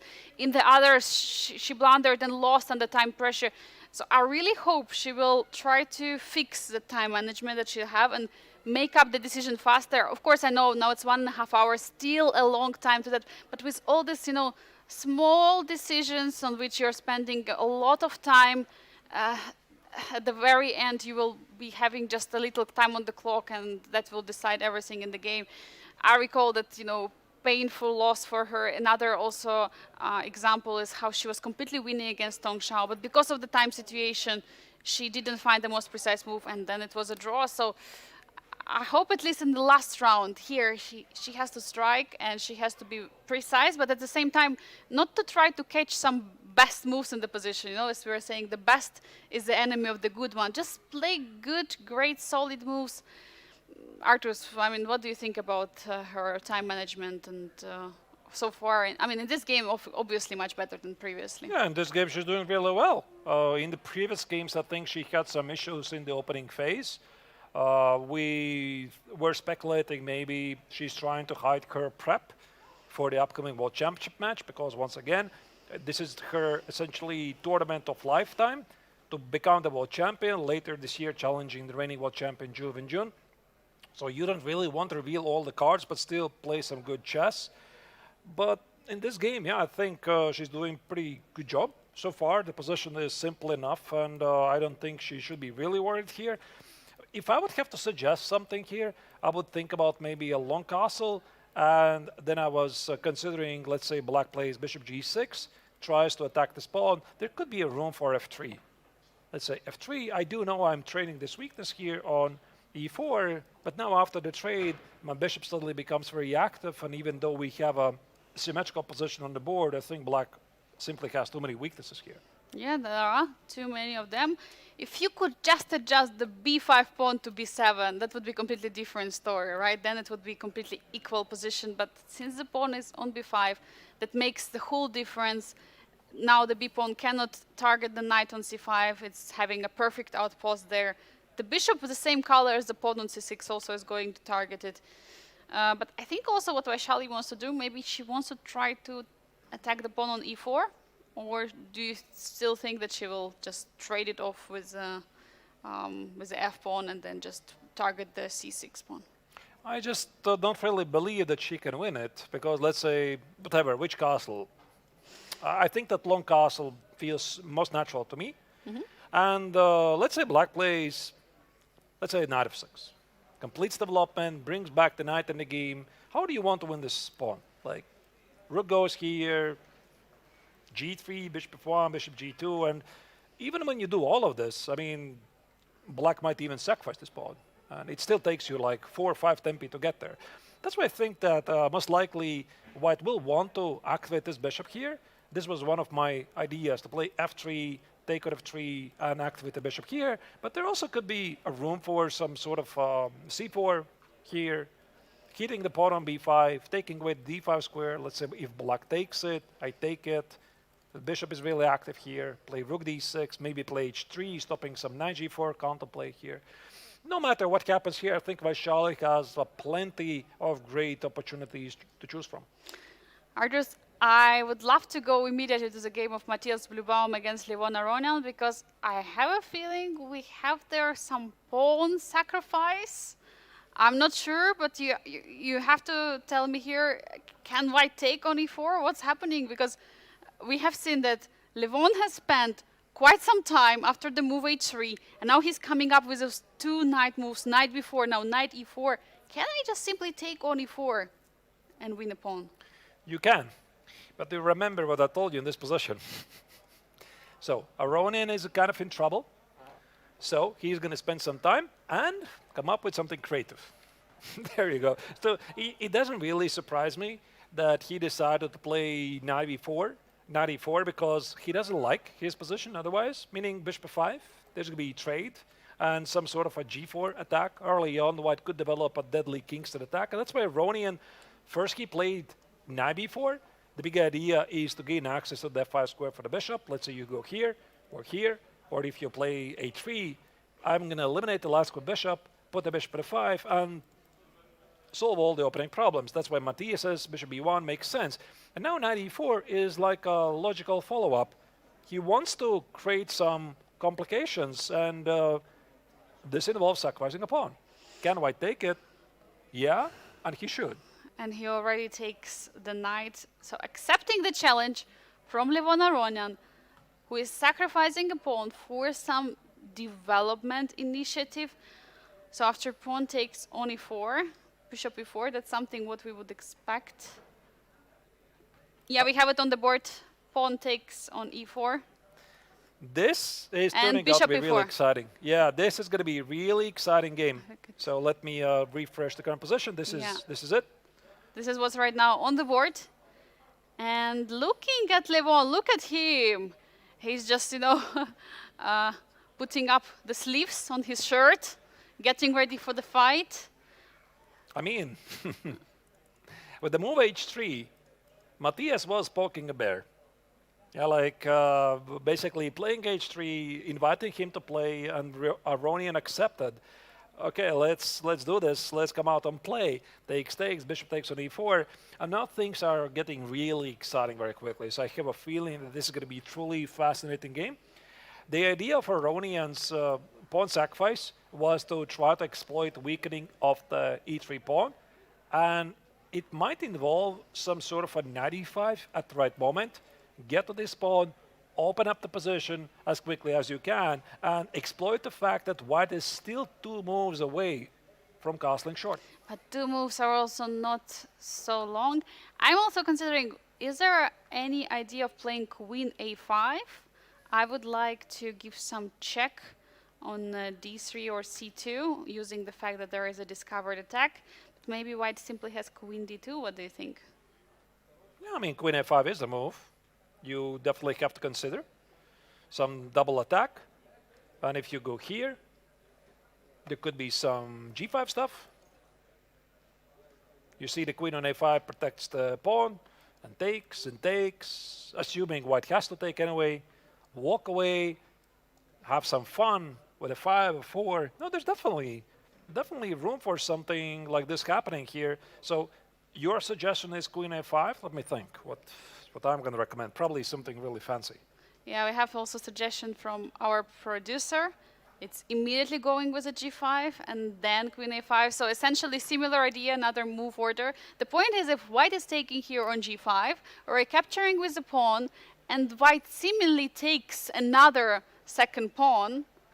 So if we take on g5. But why cannot I take here? Yeah, and then bishop takes on g5. So white is taking the second pawn. And now queen a5, Ooh. attacking the bishop, offering ideas of knight jumping to d3 and c2. Wow, we are getting somewhere here. Okay, this looks really exciting. What if I don't have intermezzo, queen h5? Yeah, so I was thinking I could attack you first, but I just noticed there's a 5. stopping checkmate. The bishop is under attack, and white is just dropping material. G5. The more I look at this, the more I like it. It looks really, really nice, but it's also, well, what's the proper word for that? Responsible move. If you do this, there's no coming back. And maybe Aronian already has crossed his bridge because he gave up the pawn and he cannot really look back right now because white is going to play knight f3, should castle. So G5, I love it. Maybe there's also room for some, including some developing moves. Let's say, how about I play bishop b6? I just develop a piece. I want to see what happens. Hit the pawn maybe on a2. You play e3. I play knight e5. Hit a pawn on e3. Let's say you play queen e2. And now I start to toy with these ideas. I'm so sorry, Arturs. Let's immediately go to the game of Limle against Aydin Suleimanli because we have some crazy stuff there. Let's immediately go there. Bishop f2 has just been played, sacrificing a piece. We saw this line. What is happening? Did he just blunder? What is going on? Oh my goodness, he blundered at a4. I mean, we saw this line, but remember what I told you, Angelika. Here at this moment, after queen b5, bishop b6, we're discussing, you cannot play knight x on e5 because of the knight e4. You cannot play knight a4 because of knight a7. There are some tactical tricks. And I said that here, white has to be a bit careful. And knight a4, knight a7 is such an invisible move because you are looking at knight e4, you're looking at e4, and it's so difficult to spot the black has this awkward move, knight a7. I think that this move simply slipped Limle's attention. This is absolutely insane. You know, there's always a saying that's so difficult to see, though the knight moves, knight jumps backwards. But Limle, the three-time Grandmaster Triathlon champion, misses this move. Aydin Suleimanli on spot, finding this idea, knight a7, now queen e5, bishop f2. Liam has to give up an exchange in this position and a pawn, by the way. So bishop f1 is going to be played. Looks like a huge disaster for Liam Le in the opening. It's a very rare moment. At this level, this almost never happens. And especially for Lim Le, who has won the event 3 times. He had a rough start in the Chess 1060 and the Rapid tournament. He was here yesterday in the studio. We talked about that he enjoys the Biel Chess Festival. He likes it here. He's trying to focus a bit more on playing. But as you can see, these things happen even to the very best. It rarely does happen. You can see he has plenty of time on the clock, like 1 hour and something, and this bishop takes an f2. It came like a cold shower to him, and now king f1. That's what you have to do right now, and essentially white is going to be down in exchange and objectively lost. And we now have a front row to the bishop on f2, such a strong piece, going to take the rook on e1. And that's essentially something which we were talking at the beginning of this round, that in this final round there will be some fireworks, there will be a shake-up of the leaderboard, because with the victory, if Aydin wins this game, he's getting 4 extra points. And from the 4th place, he's right now on the 3rd place. He might even surpass Limle with the victory.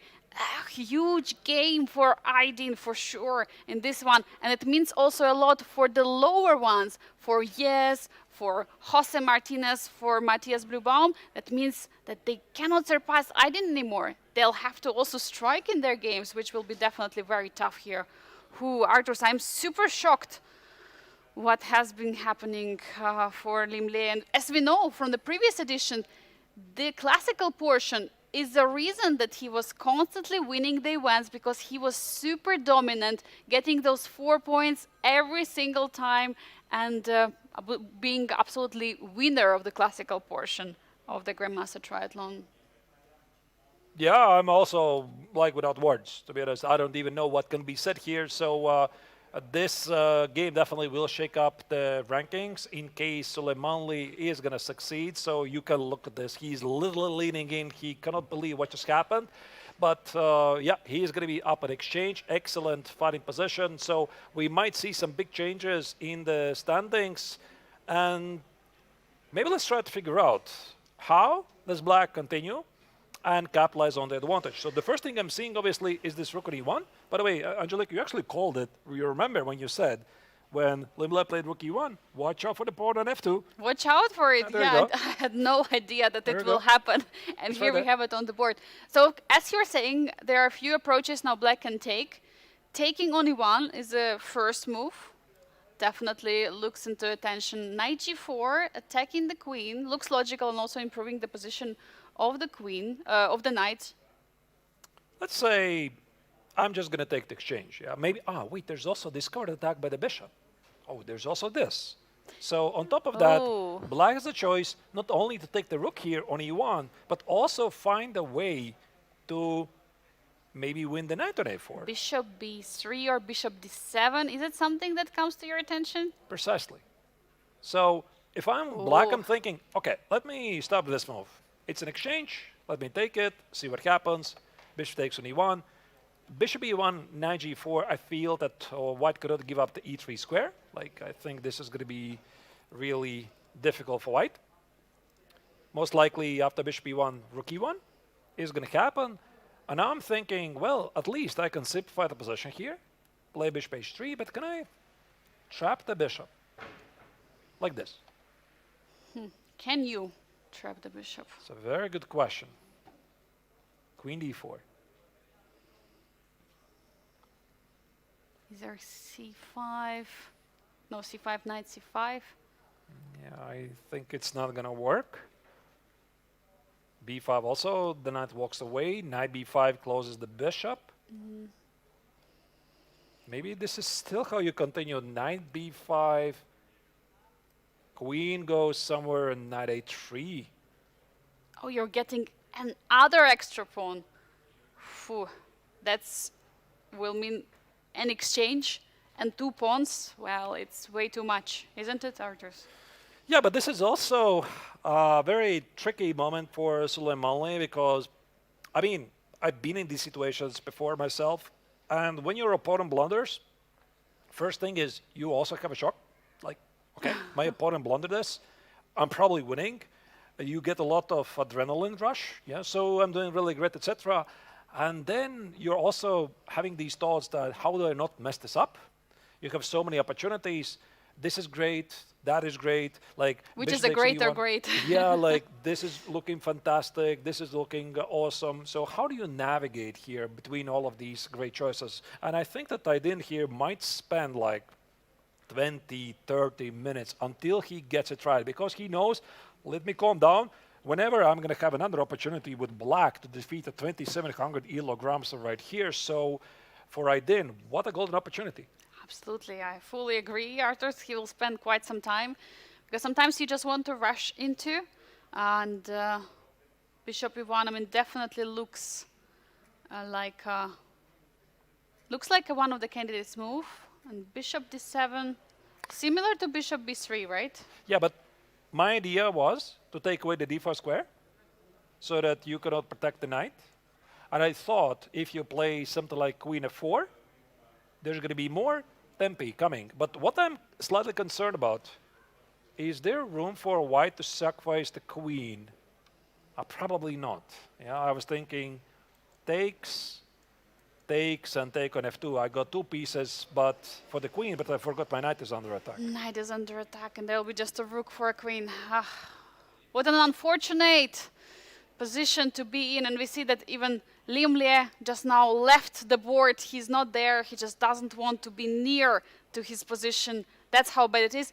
But for Aydin Suleimanli, it is going to be a golden opportunity to squeeze on the victory out of this beautiful tactical motifs. Dear viewers, we are taking our short break and we'll find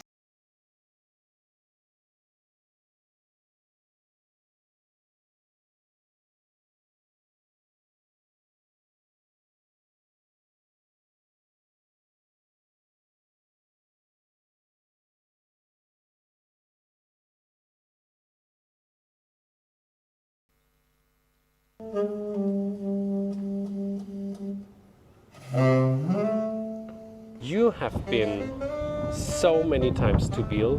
How many times in total? Can you remember? Can you recall? No, I lost count. I think the first time was in 2012 or 2013, but then I played a number of times and I have no idea. Why are you always coming back to Biel? What makes this place so special?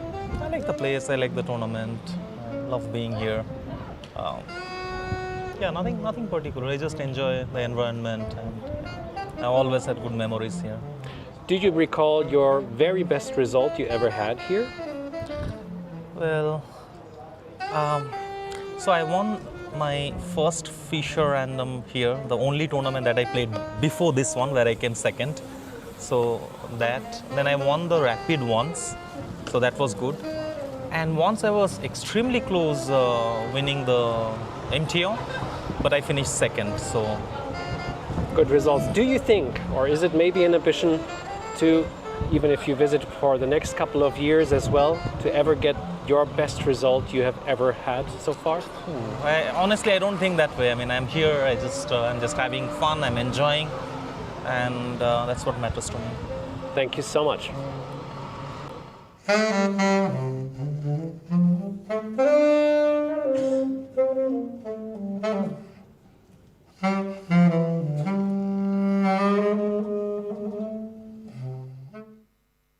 Okay, Surya, you have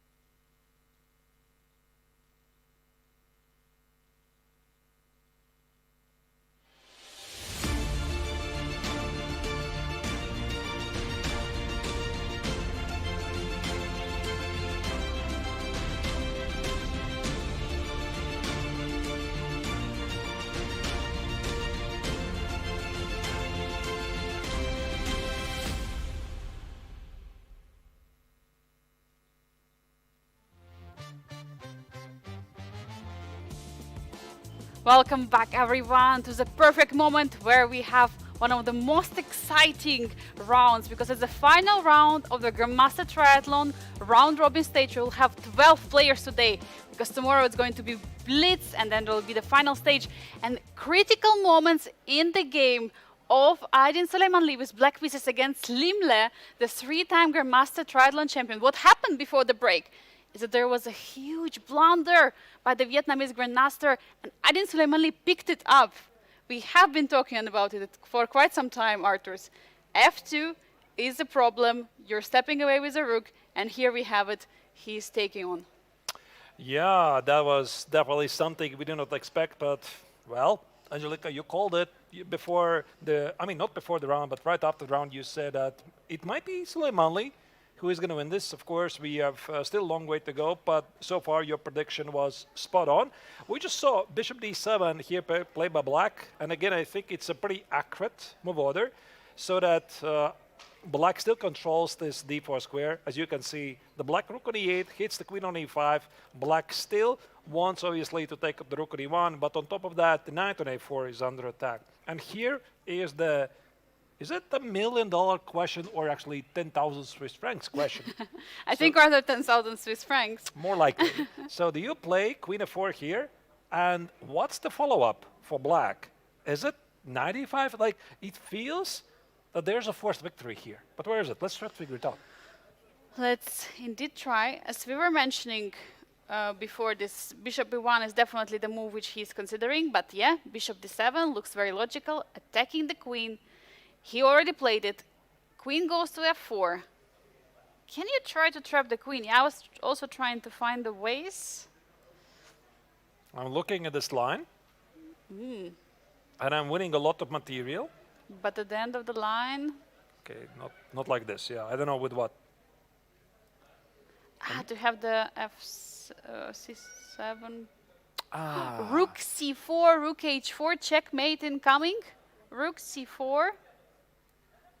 Rook, Actually, no. I thought bishop c3, but yeah, this is also definitely an idea. Okay. Yeah, there's always knight h7 covering, but I just noticed that there's bishop c3, and there's suddenly some problems. Ooh, big issues on f6. I have to watch out also as black here. And by the way, queen f4 is on the board. This is the current position that we have. Bishop d7, queen f4 has just been played by Vietnamese Grandmaster. He's still trying to stay in the game, but it's going to be very tough. Very tough. And look at, by the way, Aydin. He's, I think, like in complete shock at what is happening in this round, which chance, huge opportunity he's getting. Maybe just 95? 95, attacking the queen. So you don't have this square, you don't have this, oh wait, you do have queen c4. Queen c4, there is b5. Queen d5? Oh, don't lose it. What you can do, you can take now the rook on e1 maybe. Yes. Because now if queen d5, then you're going to recapture on d2 and then win the material on a4. So you have to take back. Yeah, but the question is with what? Probably with, I don't want to take with the king, but probably I have to. Yeah, you have to, so that you have some counterplay at the c file. Maybe rook e1 is the sad choice that you have to commit. Or knight e1. Knight e1 attacking the knight. But knight e3 is coming anyway. Ah, wait, knight e1, maybe there's some counterplay again at the b file. So many tough choices for white. No, it's not so trivial here. Yeah, I keep making mistakes because now there's something bishop b7 incoming, rook b8, and knight c5, and white is kind of alive. So let's go back here. Obviously, we are not going to try to use the engine. G5 is something I think that I didn't want to calculate, because if it works, then it's just winning on the spot. Even though, by the way, yeah, queen c4 might be still a move. But let's say knight e5 and queen c4. Let's have a look at this position. Is it bishop b5? Bishop b5. But queen can step backwards still. How many moves the rook on e1 is going to be attacked and not taken? I'm just wondering.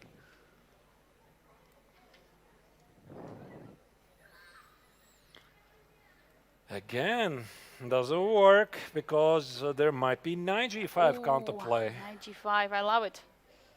Like, You have to watch out for some attacks. yes, there could Not be, so clear.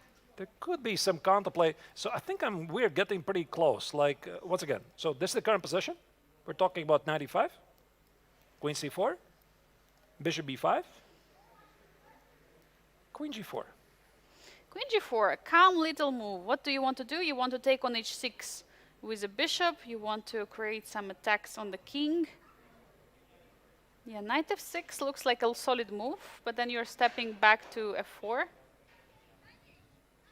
And again, Or g5 h4. is something you want to calculate. Yeah, h4. I have a feeling we're missing some move.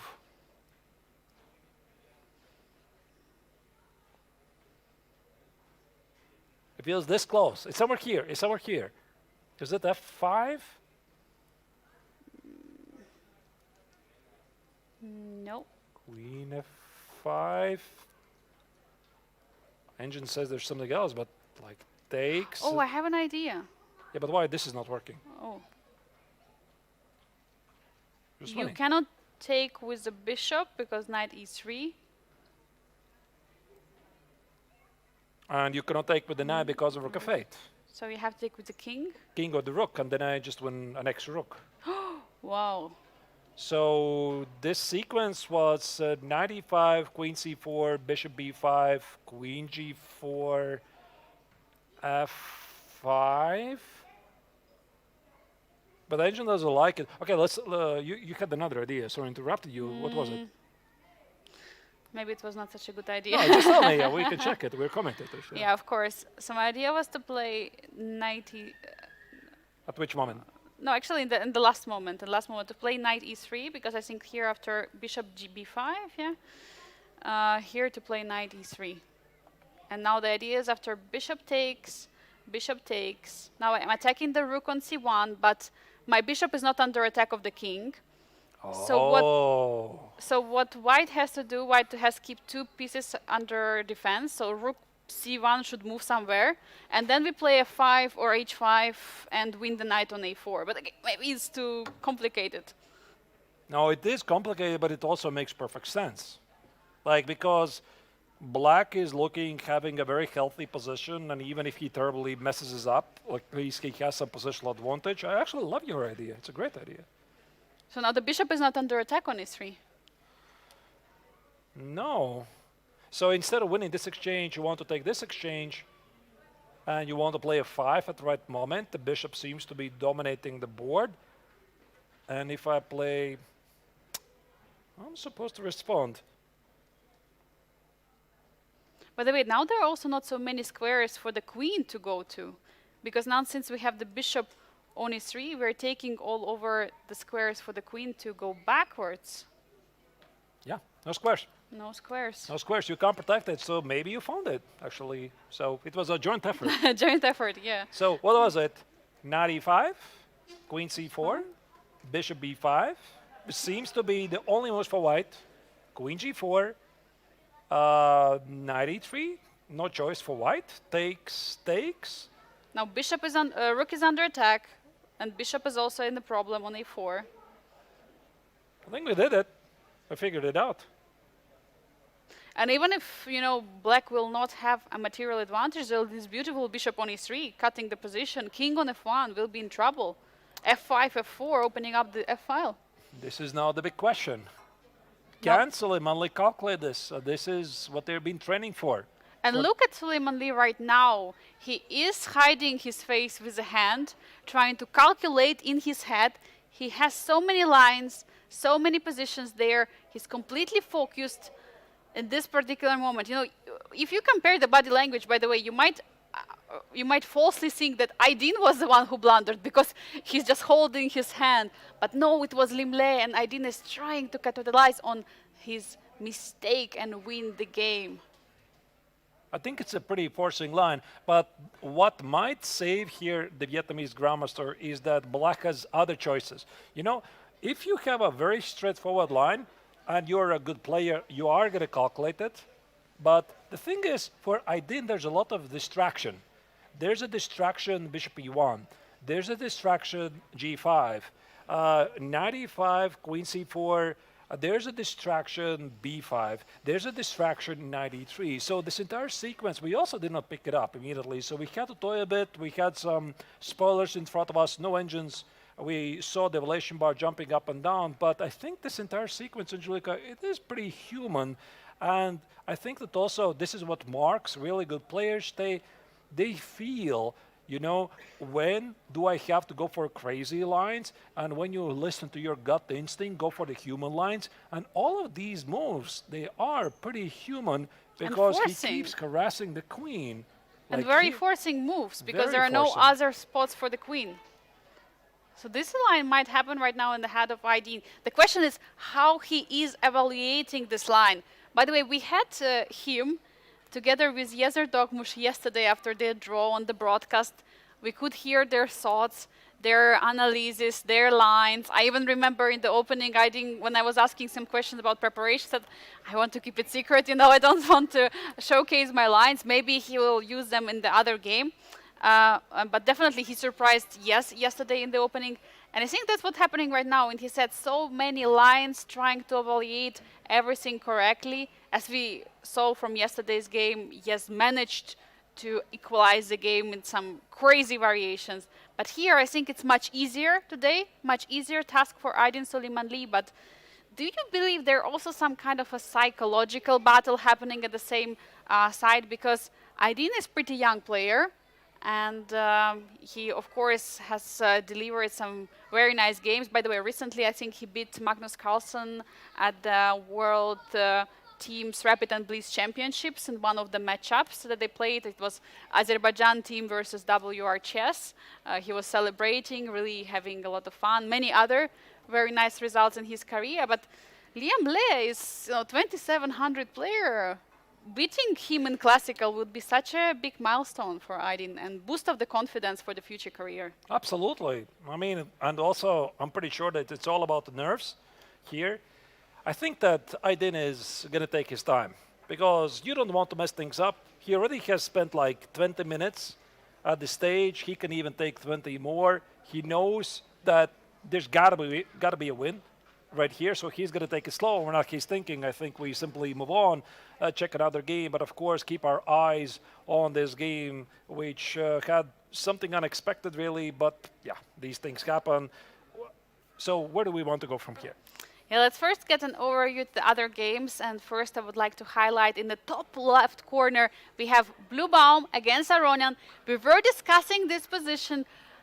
Matthias took the pawn, and it was a move g5 suggested by our producer, played here on the board. And you also said that the more you looked at the g5, the more you loved the position. So what Levon is trying, he's trying to complicate everything. We see evaluation bar is all the way high, but position is super complex here. Another game in the Masters in the top middle boards, Yezer Dogmush against Jose Martinez. We see the idea of bishop e6 and knight e4 is on the board.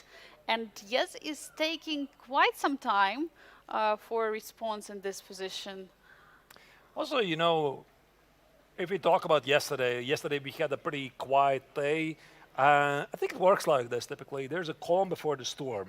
So yesterday everything was quiet. Players were like trying to play it safe, etc. You would think that today it's going to go the same. No, we have actual fireworks going on. So looking at the Challengers tournament, giving you a quick update, what's happening. Carissa Yip versus Václav Fidek. Position is pretty symmetrical. White is better. I don't know how much better. I see the evaluation bar, of course, but I like White's position. I think Carissa is doing a really good job so far.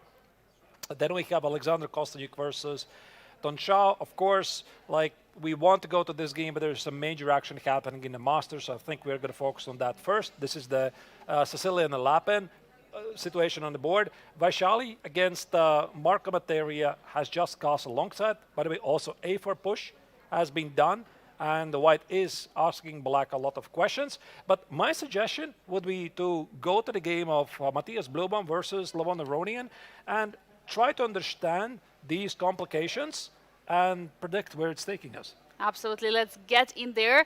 Even though it was just one move played, but it means a lot in the position. The position is super complex. White hasn't castled yet. White has to finish the development. On the other hand, black is lacking one pawn in this position. So what is it going to be? The development battle against the material. Looking at the clock situation, 1 hour, 22 minutes for Matthias Blübaum.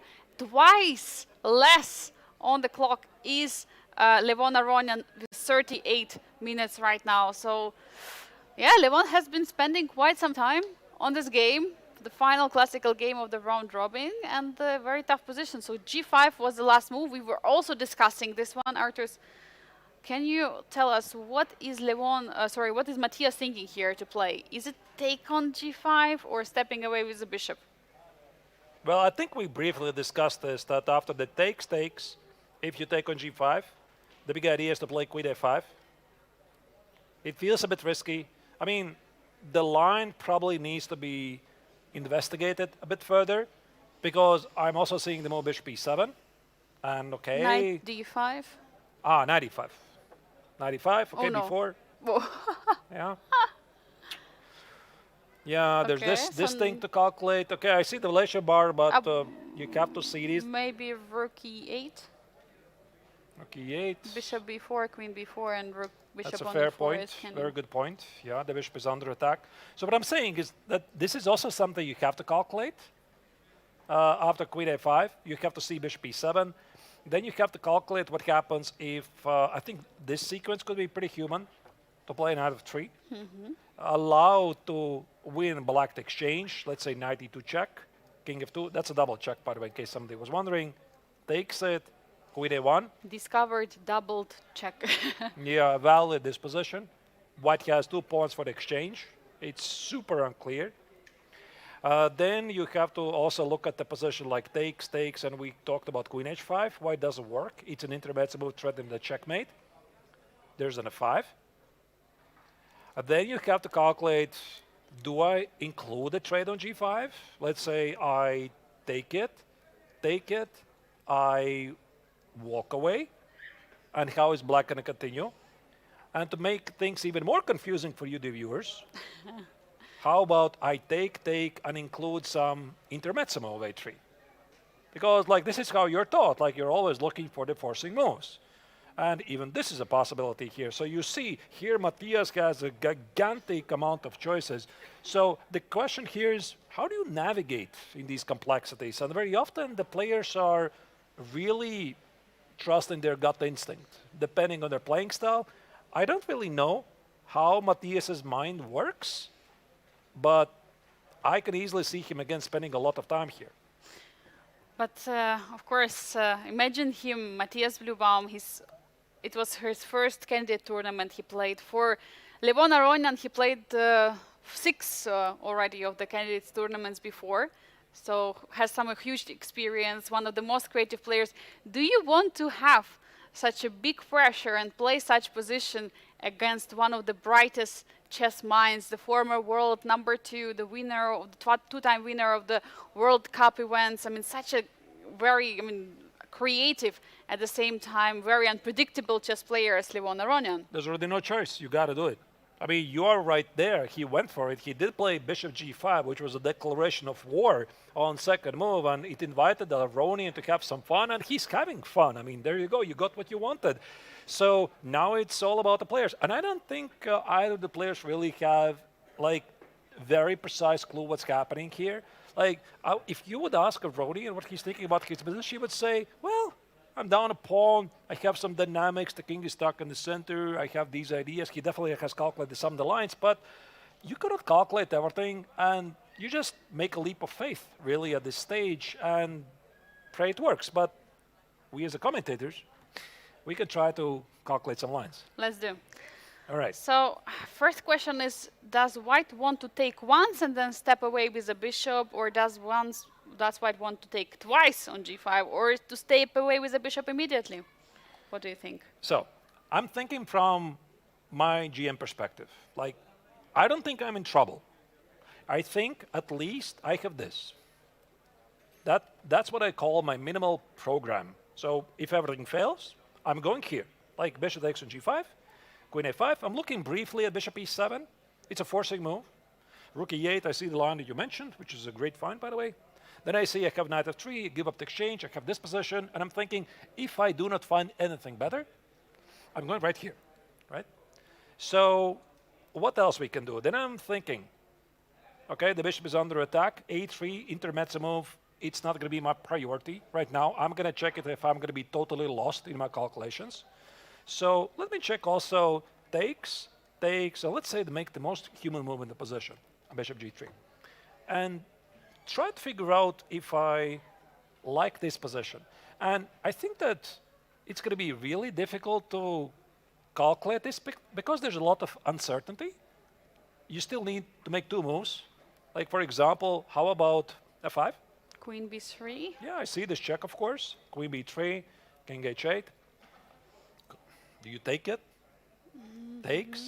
Takes. Maybe long castle? What is this? So bishop e6, some... But there are also ideas of h4. We don't have to castle, we can play h4 immediately. And g4. It's not so easy. Because I see evaluation bar is all the way up. Yeah, I also trying to see, but they don't find. see that. So, like, I'm thinking this could be something I would consider, but how about, let's say, I play knight e5 here for black. I try to find a line to convince myself not to go here. And so I'm seeing this, and I'm seeing that there's some attack here. So maybe queen f3. I'm seeing that black can at least play queen f5. I have to walk by the king, and I think at the gut instinct I'll be like, I don't like this. Like, I think I would try to convince myself it looks too suspicious here. I don't go here. Okay, now what? How about bishop g3? Again, knight e5, right? Again the same. Pawn on e3 is hanging. By the way, what about the idea, which I think you briefly mentioned earlier, taking on g5 and then playing queen h5? f5. Queen h5. Yeah, f5. Ah. Yeah. It was some time ago you mentioned this. Yeah. Okay, it doesn't work. Okay. Yeah, it doesn't work because there's no check on d5. You have two pieces under attack. So, no. This will be like my first thought process, like takes, bishop g5, minimal move. Then takes, bishop g3. And if that fails, what else is there? And then you start to think about intermezzo moves. Like, do I include a trade and play h3? Or I play h3 immediately. I think my gut instinct says that you include a trade to weaken the king a bit. So takes and a3. But again, knight e5 could be a thing. Knight e5 attacking the pawn on e3. You don't really want to give up your beautiful bishop on e4 for that knight. Ah, but now you take it, yeah? Ah, now there is no queen a5. Yeah, now there's no queen f5. So what does it mean that after a3 you should take on h4? But then I have some clarity here. I kept my pawn. The king is a bit weak for black. I am about to castle short. My position looks as safe as it can be called. Safe. I could give up the extra pawn if I have to. Castle alongside the pawn on h4 is a weakness. So, like, without any deep analysis, like this was just like an overview. What I think Matthias is. Oh, he already made a move while I was blabbering here. He played bishop f2. I didn't even look at this. Took on g5 and played bishop f2. So idea what he has after knight d5, the pawn on e3 is defended, and he can simply continue with the development of the pieces, which looks very logical. It is logical. It protects the pawn on e3. I think also, yeah, Matthias' choice is very logical. I just didn't get this far. Like, I would eventually get there. Maybe I included the intermezzo move a3 a bit too early. And it's a safe move. And he's about to, yeah, play knight f3. All right. So we have this position. What do you think Levon is thinking at this moment? Does he still want to include queen a5 here? He's thinking I'm a chess tourist. I remember, like, he said this, when was this, 2 days ago when he was here in the studio, and I asked him, well, Levon, how is your time here in Biel? He said, well, you know, last year I won 2 events of the freestyle tournament, so financially, obviously, I'm doing really well, so now I'm having some fun playing in some tournaments where I have never played before, so that's why he's here in Biel.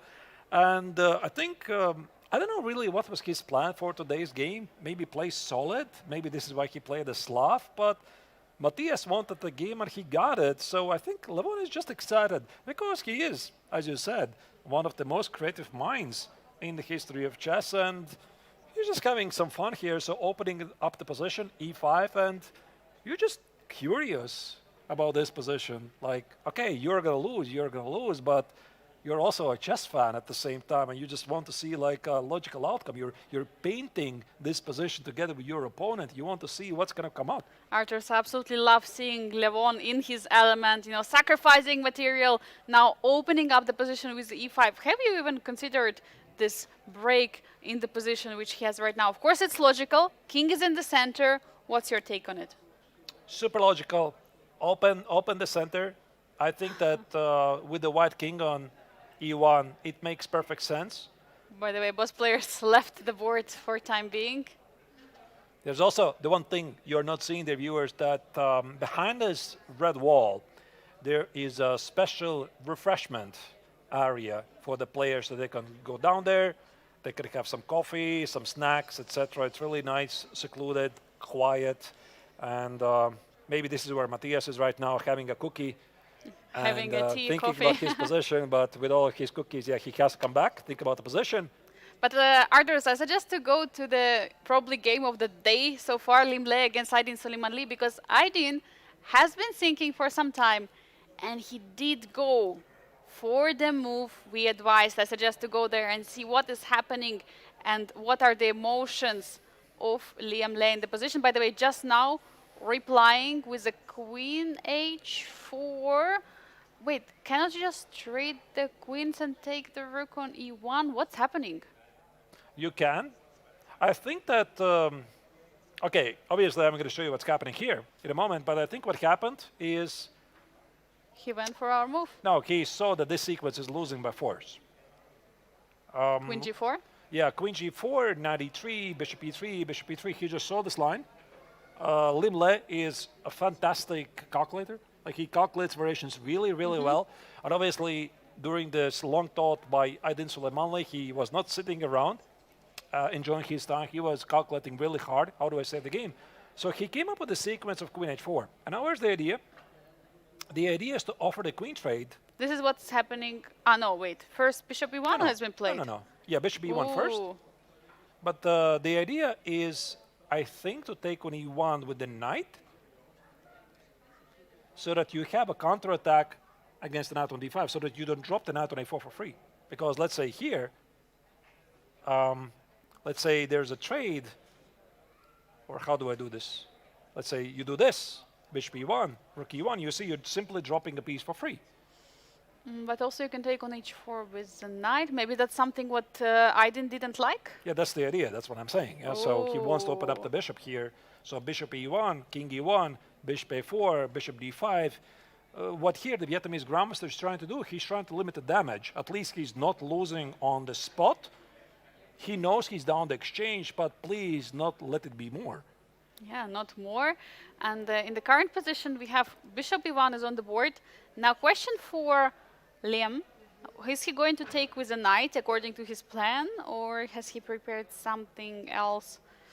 He What has do you to. think? I mean, what else can he do? The problem here, if you trade the queens first, maybe we can show it very briefly. If you take on d8, rook a d8, and now after knight e1, seemingly attacking the knight, bishop a4, and rook is defending the knight. So for that reason, this line would not work for Liam and will be completely losing. For that reason, he cannot trade the queens. But yeah, knight e1 looks like the main line. And now I think black is going to be happily trading the queens. Takes. And what to do with the knight? I think just simplify the position a bit. Like this. Looks really reasonable. And that's the position that Limle wants to go to. Okay, so it's not great. It's probably objectively losing, but at least you're not losing even more material.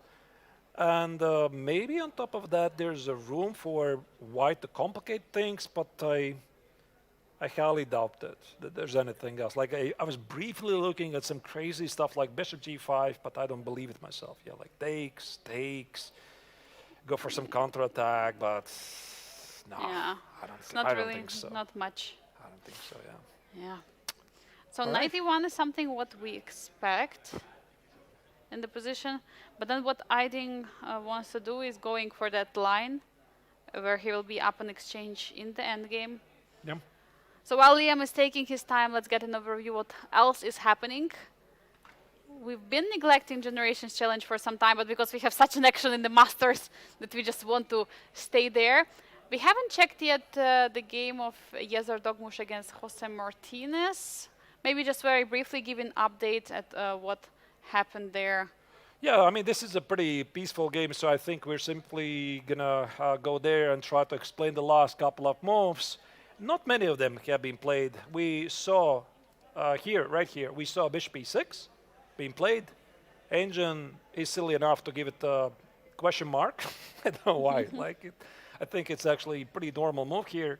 Knight e6, f takes on e6 opens up that file here. You know, I recall yesterday question mark from Yes, which was absolutely incredible move, right? Which was played and idea he found. So yeah, sometimes Engine disagrees. So it's a missed opportunity, and why it's a missed opportunity? Let me check the Engine. No, Engine is silly. I mean, it says top choice is Bishop c2, and as soon as you play top choice, it says it's a missed opportunity. Oh no. All right. Let's not listen to the Engine. Let's play the moves. Everything looks logical now. Knight f4, getting the square on c4 and f4, also threatening to get the isolated queen's pawn positions. Yeah, that's what both players are trying really to do. And rook e4, Yes says no, not under my watch. Rook e4, he defends the knight, hits the black's knight on f4, and well, is there some action potentially happening with knight takes on g2? You want to sacrifice, yeah? You want to Yes. see some sacrifices Yes. in the position. Yes, it's not my game, so I can do this. I was thinking knight x on g2. If you take it, then I was thinking bishop d5. But okay, it's very clear that I don't have any compensation. But then I was thinking if you play knight x on e6, f takes on e6. If you take on g2, suddenly you have rook takes on f2. Yeah, that's what I noticed, but it doesn't work. Arturs, we have an update from Lim Le against Aydin Suleiman Lee. Sorry for throwing it always to that game, but we really want to follow it closely because not knight e1, but rook takes on e1 has been played, not targeting the knight on d5, not something what we have expected here. I just wanted to check with you what's the idea here. It's the same idea. So the point is queen h4, knight h4, the knight on d5 is still under attack. So I simply missed it. okay, But it doesn't change a lot, to be honest. It's more or less the same. more or less the same. And I think white should keep the pieces on the board if this happens. Try to make the position as complicated as you can. That's typically the principle. Like when you have a big material advantage, you want to simplify things, which means trade some pieces so that you can play the position by hand. And if you're doing really badly, you always want to complicate things, like keep many pieces, maybe bluff in the middle somewhere. So I'm pretty sure that, wait. I'm not sure about anything. Wait. So bishop c6 has been played, defending the knight on d5, threatening the trade of the queens. But still you cannot take the knight on a4? What's going on? What is the I mean, if you take the idea? knight on a4, you take with a queen, yeah? That's the idea. Yeah. Even though this is probably also pretty great for black. Maybe not winning. Bishop c6, I think Aydin is a bit stubborn. He says, I don't want to take on h4. You want to trade the queens, do it yourself, take on d8. And then bring his own rook to the battle? Yeah, it's a reasonable idea. And I think he could always trade the queen. So, I mean, it's not like white is going to run away. Because you need to guard his knight. That's actually very smart response. So if I'm Lim Le, I'm thinking, keep the pieces. Knight c5. And maybe now, he's going to trade the queens. Trade some pieces. But you might blunder the rook. And rook is being trapped on e3. Oh my god. Oh. Okay, watch out. You have to be a bit precise here. You Watch cannot, out, watch out. you cannot do it like this. But how do you do it then? Do you play knight e3 immediately, like this? Now there's no knight e4. Why? Ah, because you take it. Because I take it. You take it. Yeah. I keep the queens. And now you go back, and I think it's going to be something like this. I have a good feeling. And then maybe the Vietnamese grandmaster is going to try to organize some counterplay, g4, h4, g5. There's enough pieces still. This game is not over. Oh, I think here the Vietnamese grandmaster is doing a pretty good job to keep the game going. Also, Suleimanli is trying to be as accurate as he can be. You cannot let your guard down after this one horrific blunder. Black is borderline winning, maybe according to an engine, technically winning, but one small misstep, and your winning advantage might turn out to be not decisive. Such an important moment for ID not to relax and not to be very casual about his winning chances, because you might think, oh, I won an exchange, I will be winning, but no, you cannot relax. So I guess it's perfect moment for us to check what else is going on, and let's give some love to Generations Challenge, because there have been quite some updates.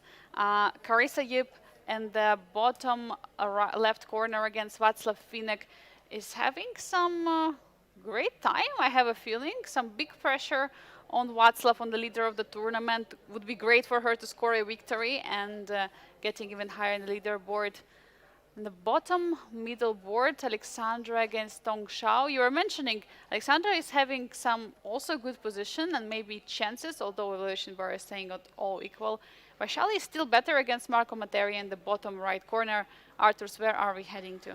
Yeah, I mean, I actually feel a bit for the players because, I mean, now obviously they're a bit in the shadow, yeah, because there's this immortal game between Rodian versus Bluebaum, and also the craziness happening in Lemle's game. But yeah, let's go to this, and I think we are going to give equal amount of love for all of the games. Let's start with the game of Carissa Yip versus Václav Finek. We left it already quite a while ago. Now maybe let's not go back move by move, but assess the situation that we have at hand here, and see if white is really better as the evaluation bar suggests. Now we see there is some pressure on the queen side. A4, breaking the pawn structure, B5, A6. Black should be very careful here. Last move was rook D8. Also looking at the pieces activity, white's pieces are super active. For black, there are some tactical ideas. For example, you cannot move your knight on D6 because E7 is hanging. And there are so many ideas here, and I feel like white, I mean, I really love white's position for Carissa. It's great. But yeah. the clock, look at this, 36 minutes for Carissa against 1 hour. And that's not so great. Oh, that's not so great. I would love to flip the clock. Yeah, so white seems to be better for one very simple reason. Bless you. Bless you, Angelique. How are you? Good, Are you right? good. All right, awesome. Perfect. Amazing. So, Super excited. oh, awesome. Okay, so how do you make a progress?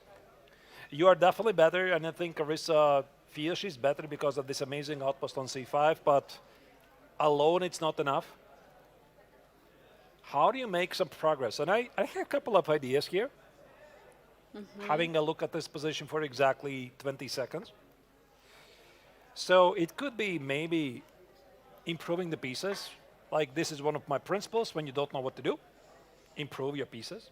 I'm thinking knight f1, potentially get the knight on d5. Feels kind of slow. And then I noticed that maybe there's a room for excitement at the king side. And I thought maybe h4 is a move. I was thinking, H4. yeah, I want to play h5. Like let's say you do You whatever want to break the position. Yeah, why not? Like whatever you do, let's say you make some random stuff. I want to do this. I want to take on g6, activate the bishop, go for the attack. And if you play g5, I thought that now knight f1 or knight h2, knight g4, I could try to dominate those light squares. Yeah, I really love it. Bringing one of the knights there, bringing the knight to e3, to g4, yeah. Definitely looks But black like could an play idea. h5. Yeah? And then I was thinking knight But now g5. g5 is weakness. Exactly. I kind of like this idea, even though engine doesn't approve. And I think this is some pattern recognition with the pawn structures. The pawn on g6, the knight on e7. It's like a very common thing in these positions. Very often you can play h4, h5, even though white has castle short. But there's probably more ideas here. Yeah, there should be some ideas for white because so far looking so good. There are no real threats from black in the position. I'm just wondering, do you want to keep the pressure on b5 still there, or do you want to try to attack or maybe remaneuver some pieces? So do you want to play at the queen side, yeah? This is the Yeah, second that's idea. a question. Yeah, do you want to do something on the king side or queen side? Yeah, I don't know. No, it's an interesting idea to get the knight on a5. Like, try to do some damage to black. But if I take Knight e5. Oh, here, c4. here, And now you think, do you take on a4? I guess you should. And somehow I have a feeling there is a pressure on the light squares. you're right. Yeah, it feels pretty good. According to an engine, and this is not so great. And why? Maybe because queen of b2. Queen b5. Ah, Oh, you queen mean queen b5. b2? Queen b2, you might be dropping the queen, no? maybe- Are you not afraid? I don't know. Are you not afraid to drop your queen?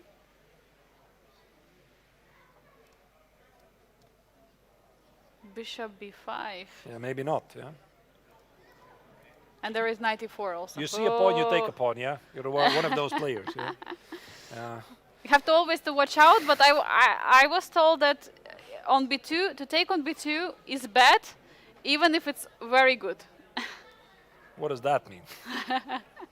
I mean, it's like, even like if you see that it's good, it's still bad. Okay. All right. Okay, but I thought actually queen b5 is more like to the point. You hit a lot of pieces. The queen on a2 is under attack. And now the difference is after takes, you're just keeping the pawn.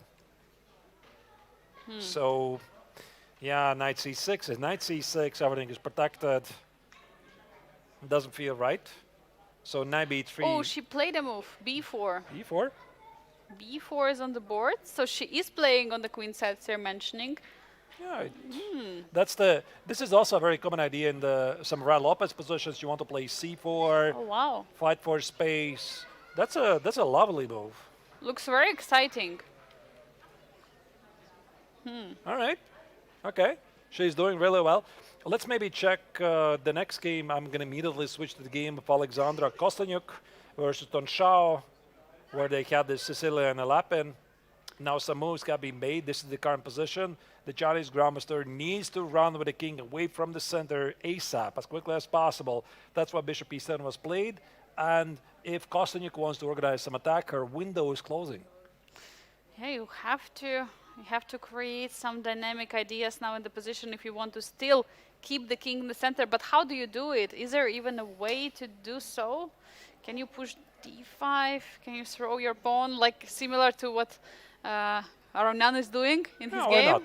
Yeah, it seems sensible to me. Takes, queen d5. Knight c7. Oh my goodness, can't believe I did this. Oh. Okay, actually I didn't see this until the very end. So you have to take with the knight or with the pawn. You don't want to open the e-file, so you take with the knight. Looks very logical. Now what? Nothing. Queen g3. Yeah, queen g3 should castle Bishop h6, similar to the Vaishali's game, you know, just to give you attack on the king for one move and then go back. Doesn't work. Yeah. It doesn't work. Okay, d5 we can scratch.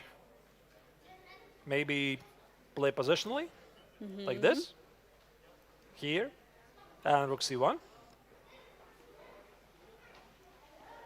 Rook c8. Stopping rook c7. Maybe now you take it at the right time. Takes, and play d5. Wait, again I'm blundering, yeah? Oh my goodness, I can't believe it. Ooh, again no. blundering. No, I thought that this knight is, whatever, defending the pawn. Knight is defending the pawn. No, I mean, I thought it's defending the pawn on d5. Yeah, like, I thought I'm going to push d5, trade a couple of times, and have a good knight against the bad bishop. But But it's okay. not here. By the way, some updates in the game of Lim Le against Adin Suleiman Lee. One more time, let's switch on there because this is the most exciting game of the round so far. Big blunders. We see the queens are off the board. And we're getting similar position that Arturs, we've been discussing it. We might get something like this earlier on. So the most we did not see was the capture. Yeah, I mean, actually, this we saw.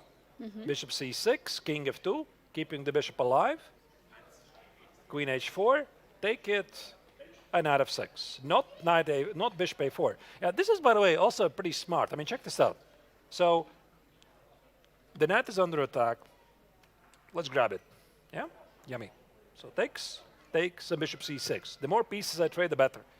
But I think as Suleiman Lee saw that white is going to keep the pieces on the board. The bishop here, maybe some g4, g5. And it's not so clear. So that's why he decided not to take at a4 and instead offer the bishop trade.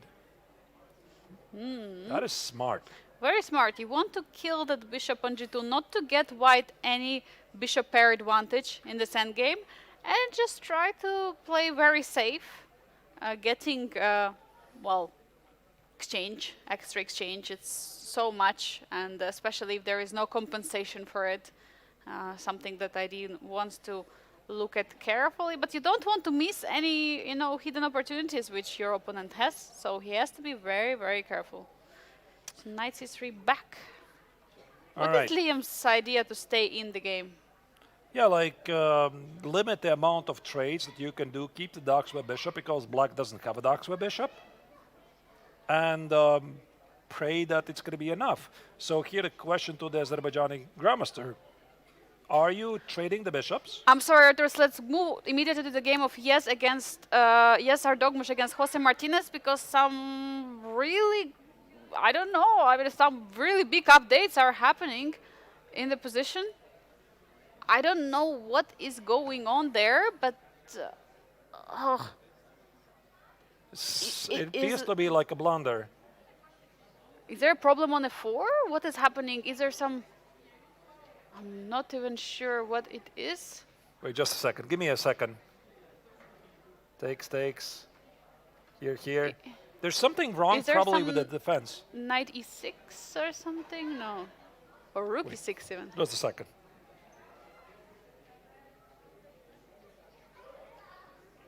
Wait, cannot you just take on f4 with a rook, and whenever bishop takes, you play knight h5 or e4? I take with the knight h5, knight h5. Okay. I'm calculating this line like rook f4, knight e4, queen e5. I don't see the follow-up. The follow-up. Okay. So, yeah, our producer is spoiling. It's beautiful. No, don't tell us. Let's think. Don't tell us the moves. Let's think. Let's use the brain. Yes, let's try to do so. And if you find, also don't tell me. I also would love to find it. All right, you got it. So it's definitely a forcing move.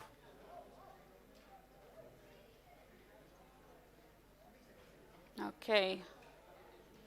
Yours, you can also try to find with us together, writing comments in the broadcast. What do you think is the move? Without using an engine, let's try to find it all together.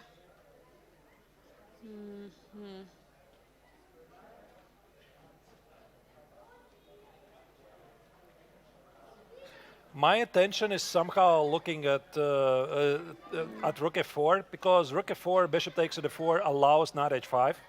Yeah, that makes perfect sense. The key idea is knight f4.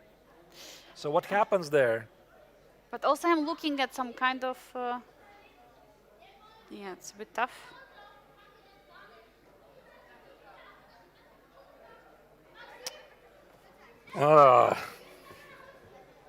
And I see, by the way, on Yes' expression that he might see it, because he's literally jumping off from his chair right now. I have a feeling that he sees the move. I have a feeling that he found the continuation, because it's not even a time trouble yet. I mean, it's 22 minutes, but it's not real time trouble yet for him, but he's already jumping off the chair, and he's about to make a move. Look at him. He's reaching for a move a few times with the hand, but Arturs, let's try to find it ourselves before Yes finds it, because then we're going to be Spoiled with the beauty. So it's like a puzzle, yeah?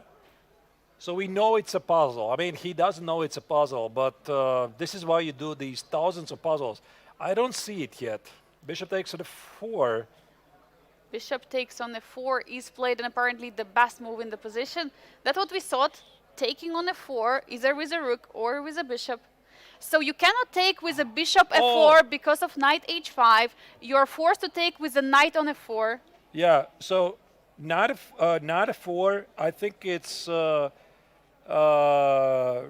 f4, queen f4, queen e3, g6, knight e... Okay, let me just show you on the board. Maybe I'm wrong, like takes, bishop f4 is knight h5, rook f4, queen f4, queen e3. If you play g6, knight e6, f takes with e6, queen g7, queen g6, Wow, queen f7, mate. insane. Wait, it still continues. So takes, We can also make the moves, Arturs, because we Takes. have analysis board. takes, here. I'm threatening with a checkmate. You can't do it. You play rook d8, and there's got to be a mate. So queen h7, king goes here, knight something, maybe.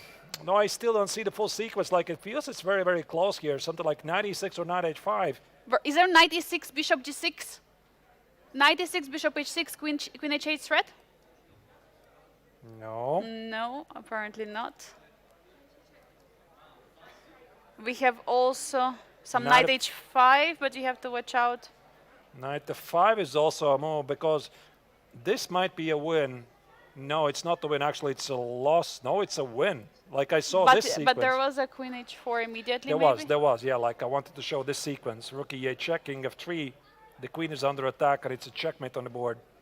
Oh, absolutely insane. So takes. It's happening. Rook f4. Queen f4. Queen e3. Rook d8. Queen h7. King f8. Is it the other knight? It's the other knight. It's the other knight not to allow queen h2 any kind of business. Takes. Queen h2, king f1, queen h1, king e2 check, rook e8 check, king f3, black resigns. Absolutely insane. Wow. So beautiful. So beautiful. And it's happening. We'll see it on the board. Queen right now is on d3. You have to stop it. Do you think right now Jose is realizing what is happening? I mean, like if your opponent who is 2700 ELO player, he went for this, you know you're done immediately. Like even if you don't see it right now, you see your opponent's body language, and then you're like, what I'm missing? Oh, that's what I'm missing. Yes, of course. Queen h7, knight f5, and there's no defense apparently because g6 is knight e6. It's just a mate, and rook d8 again. You can't stop this. Rook d8, queen h7, king f8, and not this knight, but the other knight. And this is how it happens. You just let one opportunity slide, and Yezer Dogbush finding the best sequence, finding these brilliant moves. Now he's in the big content to shake up the leaderboard, because with this victory he will get 4 extra points. For him it's going to be 13 points after this, which is going to mean he might have a chance to stay in the finals. I mean, what a round, Arturs. We've been discussing it at the beginning of the show. There will be some big changes in the leaderboard, and we see rook d8 was played. Queen h7, will we see it? Let's just follow this game from here. Martinez gets up from the board. He tries to pose some confidence, but I think at this stage he should know that queen h7, knight f5 is incoming. Do you think he's doubting No, what I don't Yes think is so. having now? No, I think he knows. He knows that these things do not happen randomly. The only hope maybe again for him is that there's some kind of a distraction. But wouldn't he be more surprised in this position? Like, because whenever you see this rook f4 sacrificing in exchange, you have to expect, something. But looking from his body language and reaction, he's completely chill. No, I think that you're sitting there with black. Queen h7 on the board. Yeah, I think that you're sitting there with black. Your opponent plays rook f4. You know you're done immediately at this stage. Like, even if you don't see it, like, that's it. Yeah, so, and then you try to calculate why this is happening. Oh, yeah, that's why it's happening. So, king f8, knight. So, this is going to happen. King f8, knight f5. And if this sequence loses for black, then maybe he has to try to escape with the king to the queen side. We have not yet checked this. but it probably doesn't work. Yeah, and Jose is not yet even at the board, so probably he decided to take some time to relax a bit. But for Yes, there is not a single moment to be relaxed here. By the way, 20 minutes for Yezer Dogmush. It's move 22, but if it is the winning attack, then he might spend almost all of his time to deliver, some brilliances as he already have done with Rook F4. There's a total mayhem happening today. Like, it's unbelievable because yesterday it was essentially quiet before the storm. This is hailstorm here in Biel Congress Center right now, and what a perfect moment to do it in the final round of the classical tournament.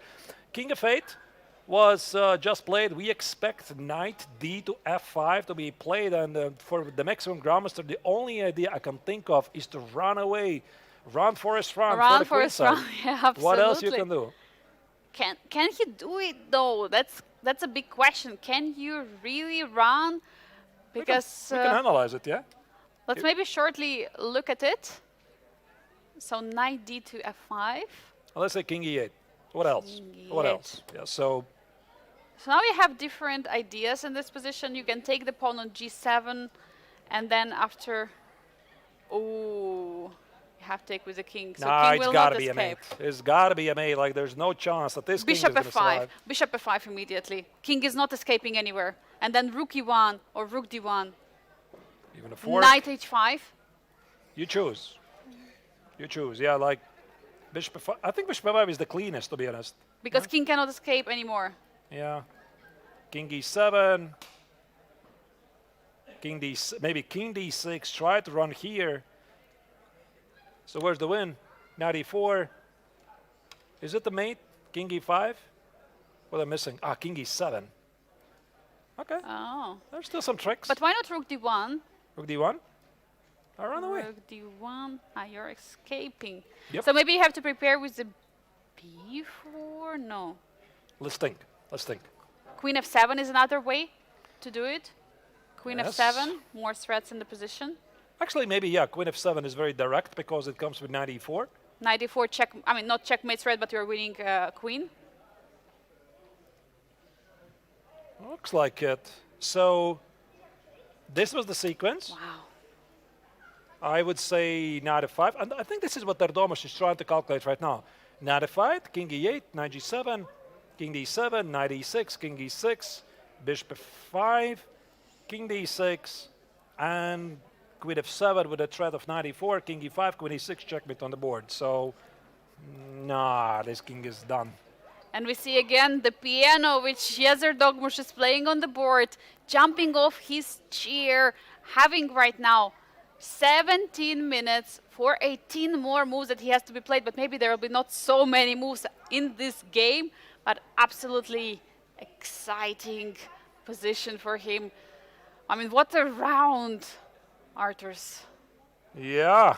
Like, also, I see there's some crazy action happening in the game of Levon Aronian versus Matthias Bluebaum. Yeah, so all the Masters games, like here, Erdomas is crushing after Martinez's blunder. Also, Limleh, the three-time Biel chess champion, he blundered an exchange against Adin Soleimani. Matthias Bluebaum versus Levon Aronian is total madness happening. Then we have some unexpected potential results at the challenge. We have tournament. knight on the board. Knight D to F5, the best move just played by Yezer Dogmush. Super exciting chess at Biel. We are witnessing some critical result for the overall rankings. Dear viewers, we are going to take a very short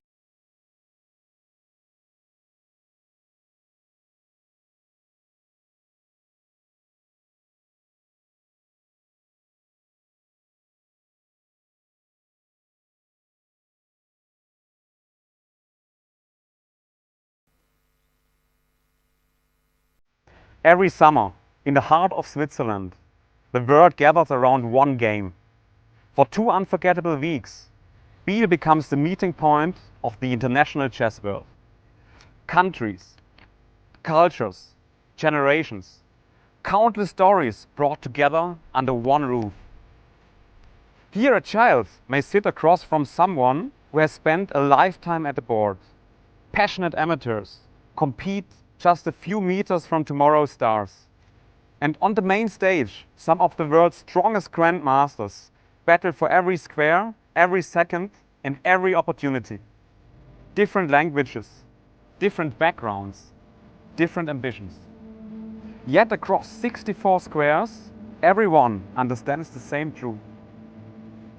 Every move is a decision, and every decision can change the game. Chess demands strategy, patience, and the courage under pressure. But beyond calculation, there's something more. Creativity, the ability to see what others cannot yet see, to imagine possibilities where none seem to exist, and to transform a single idea into a moment no one will forget.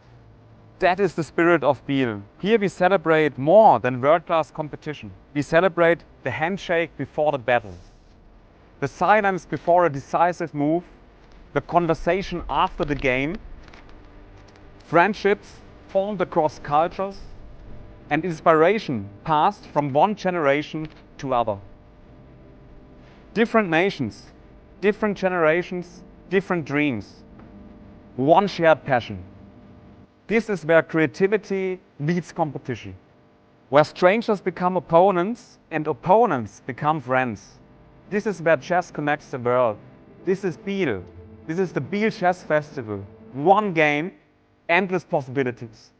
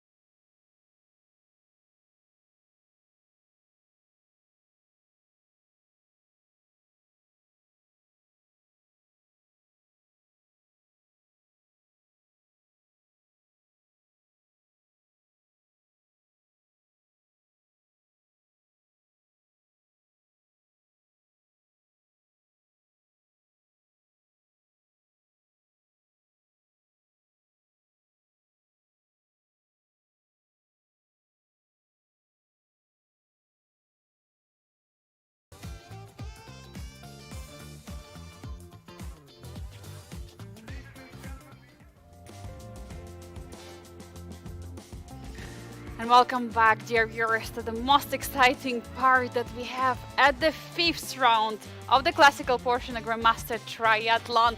These are the games which are ongoing. You can see all kinds of evaluations bar in the position. We see one game is absolutely the highest. It's Jezer Dogmush against Jose Martinez. The other one is just the most on the bottom is Aydin Suleiman Lee against Lim Le. I mean, so many crazy games that we're having here in the classical because format is indicating that because winning the game, you're getting 4 points, and some players would like to risk to get those 4 points. Yeah, and today is a storm happening here in Biel. As you can see, a couple of positions are promising us a decisive result. We saw earlier Jose Martinez Alcantara blundering a beautiful combination against Erdomus, and this is the top middle board where the young Turkish star is calculating the winning sequence, which I think involves Neiksans on e6. We definitely are going to check it out. There you go. Neiksans Let's on go e6. to the game immediately. Let's go there. We have the movement coming. Played, and Lim Le, of course, still has his terrible position against Aydin Suleiman Lee. Suleiman Lee. So, bishop f5. That's what we're discussing, right? Bishop b5, very nice moves.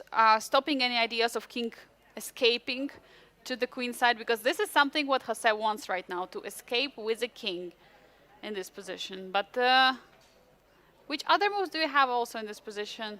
Because you don't want to play something like rook e1, there will be bishop e5. No, and bishop f5 looks like the most straightforward one. I mean, rook e1 is also a move. I would not really discard it because you bring the rook in the game.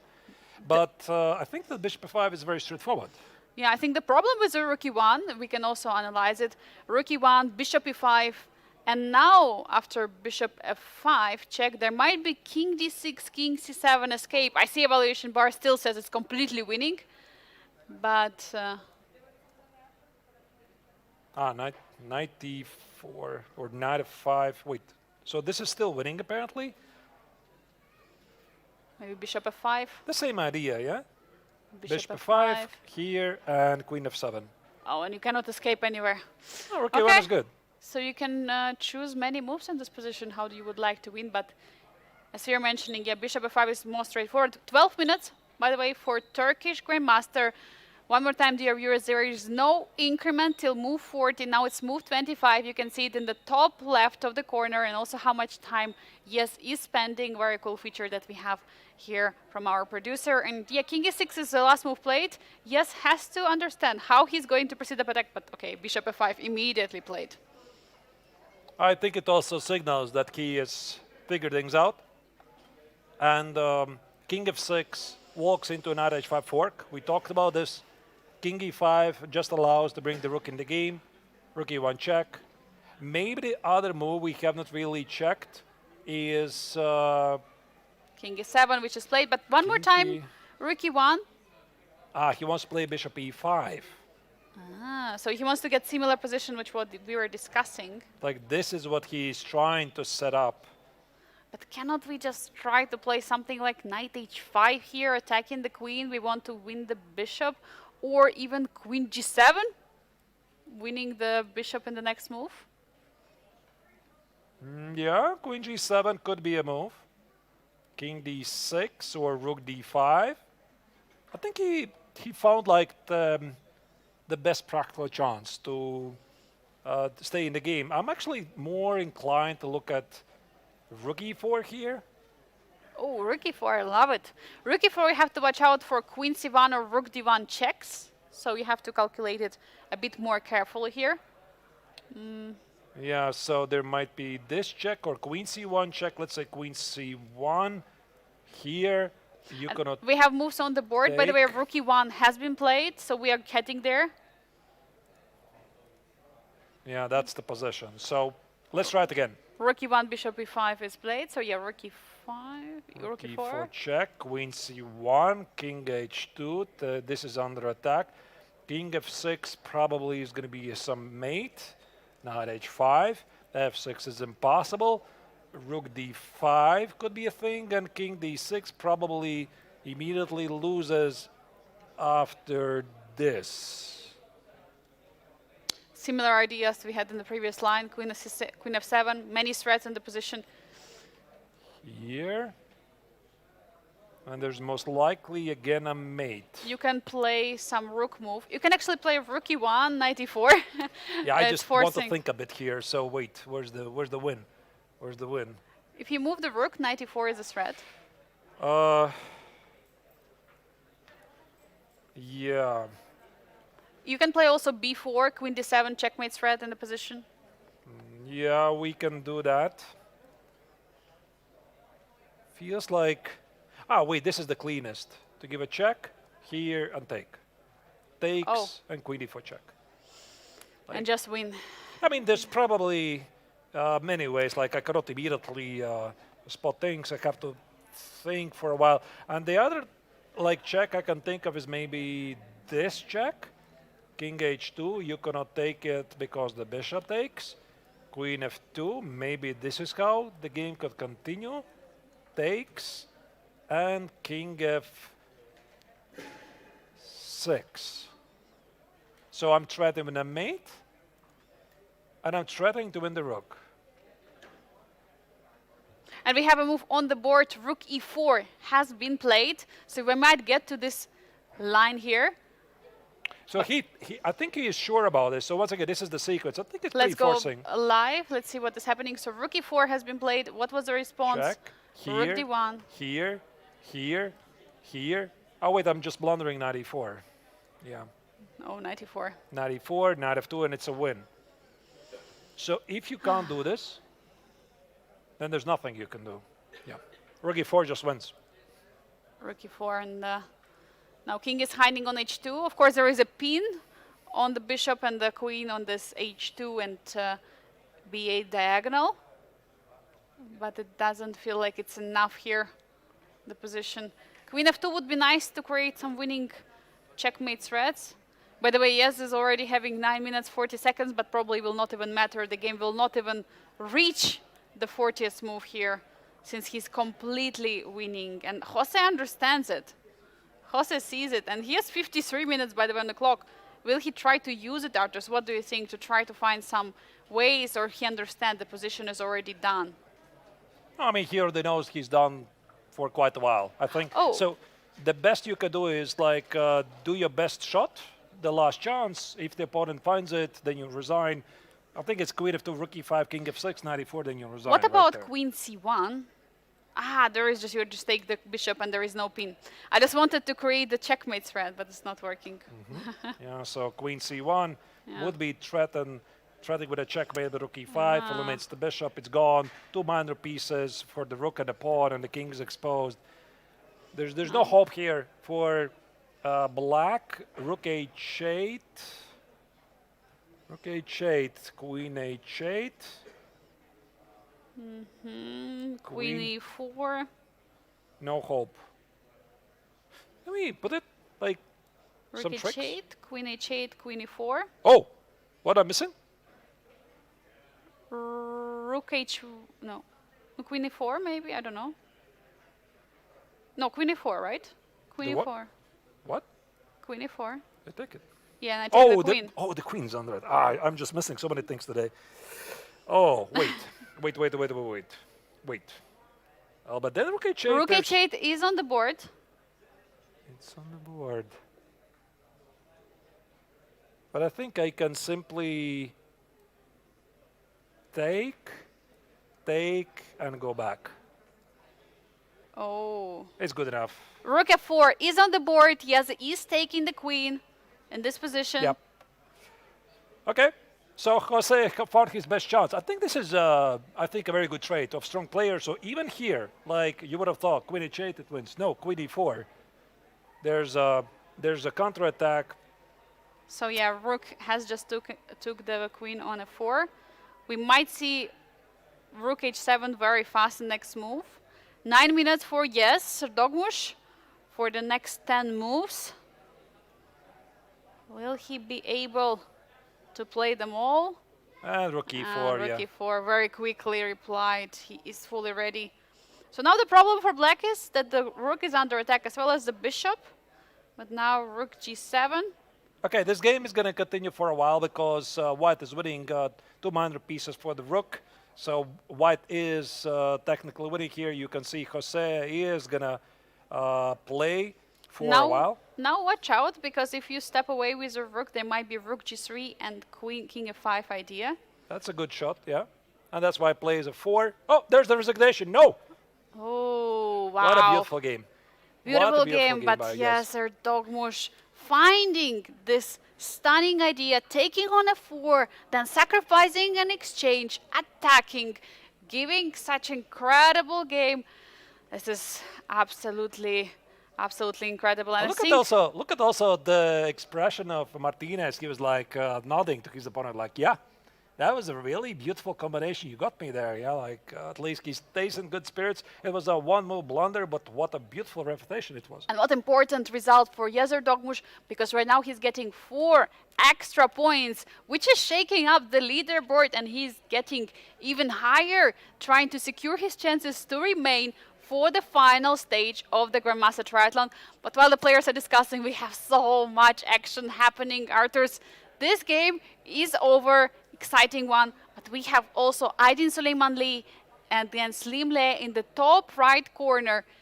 The action is spicing up. There is an extra material for the Azerbaijani Grandmaster, but Limle is trying to resist. He is. Also, I think we have to go to the game of Matthias Blumen versus Levon Avronian, because this was one of the most exciting games of the round at the very start, but then it was overshadowed by those blunders that happened in the game of the other boards of the Masters. So this is the current position. There was a lot of action going on. I mean, we left it, maybe I'll just show you very quickly without super big analysis, because we have to focus on what's present. This is the current position. Black is down a pawn, but he has a plenty of activity for it. So we left it here after bishop f2. What we missed was the move e5. Actually, we saw this one. Knight e2, takes, rook e8. Black is getting some dynamics. Bishop f3, bishop f5, shot castle, knight e3. The first thing that comes to my mind, Angelika, is this one of the famous World Championship match games between Anatoly Karpov with White against Garry Kasparov. This was in one of the Sicilians, where Kasparov parked the knight on d3 and then just outplayed Karpov in a beautiful positional manner. Feels like deja vu. Here, the knight on d3, Garry Kasparov once joked it's worth a rook. And that's the position we have right here. Yeah, we have some big pressure from Levon. As already mentioned, he sacrificed a pawn. He's getting this attack of the pieces. His rooks are active. There is a pressure on the d4 pawn. So anytime he's threatening to take it, do you defend here as White your pawn on d4, or do you want to try to give it up as fast as possible? What do you think? That is a very good question. I'm not sure if I really care about the pawn on d4. Maybe I should care. But I have a feeling that if Black takes on d4, gives up his Daxwa bishop, then my bishop pair somehow is going to operate better. I think that if I'm playing with White, I'm more concerned about the knight on d3. What do I do with this? Because it annoys me. I don't like it, and maybe Matthias is thinking this is how it fell for Anatoly Karpov those many years ago. But you can't easily trade it, can you? Like knight c1, Black is going to take on d4 with the rook, or with the bishop, with a check. It's not so easy. It's not so easy at all, but we are having some news, so we might see some special guests. So dear viewers, we are getting our very, very short break before someone special is joining us in the studio. So don't go anywhere. We'll have an exciting guest with us. Short.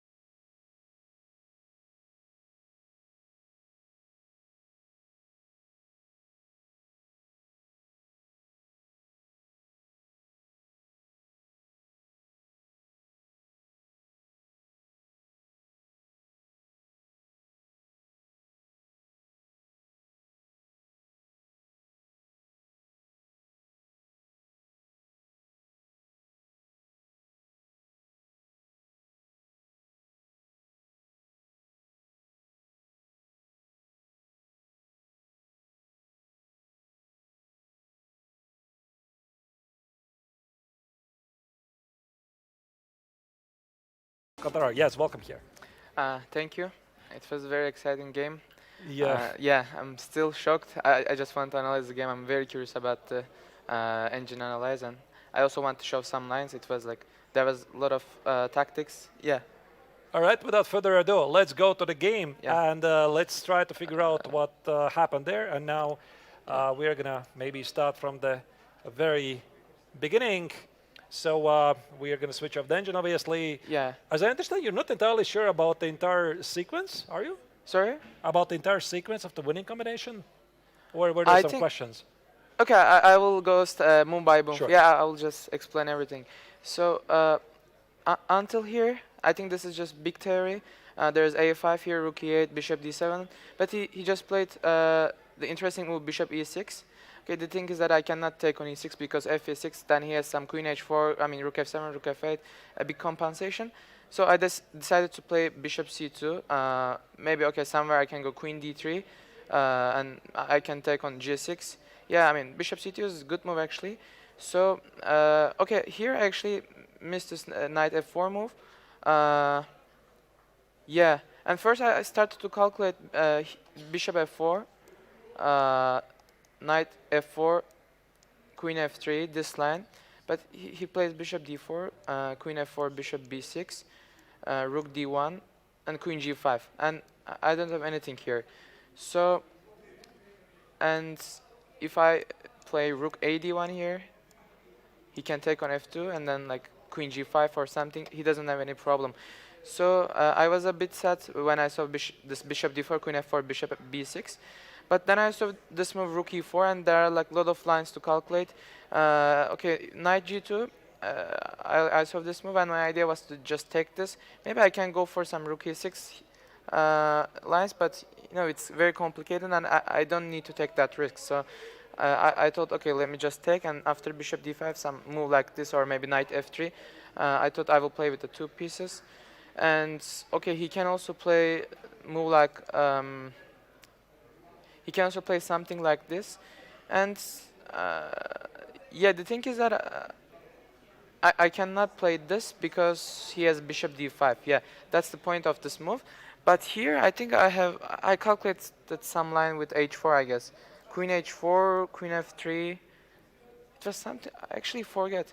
But okay, I thought like queen g5 is very unnatural. Like if he plays this, I thought I can start to calculate He's other spinning moves. the knight himself, yeah? Yeah, but I mean the thing is that only queen f3 he has bishop d5.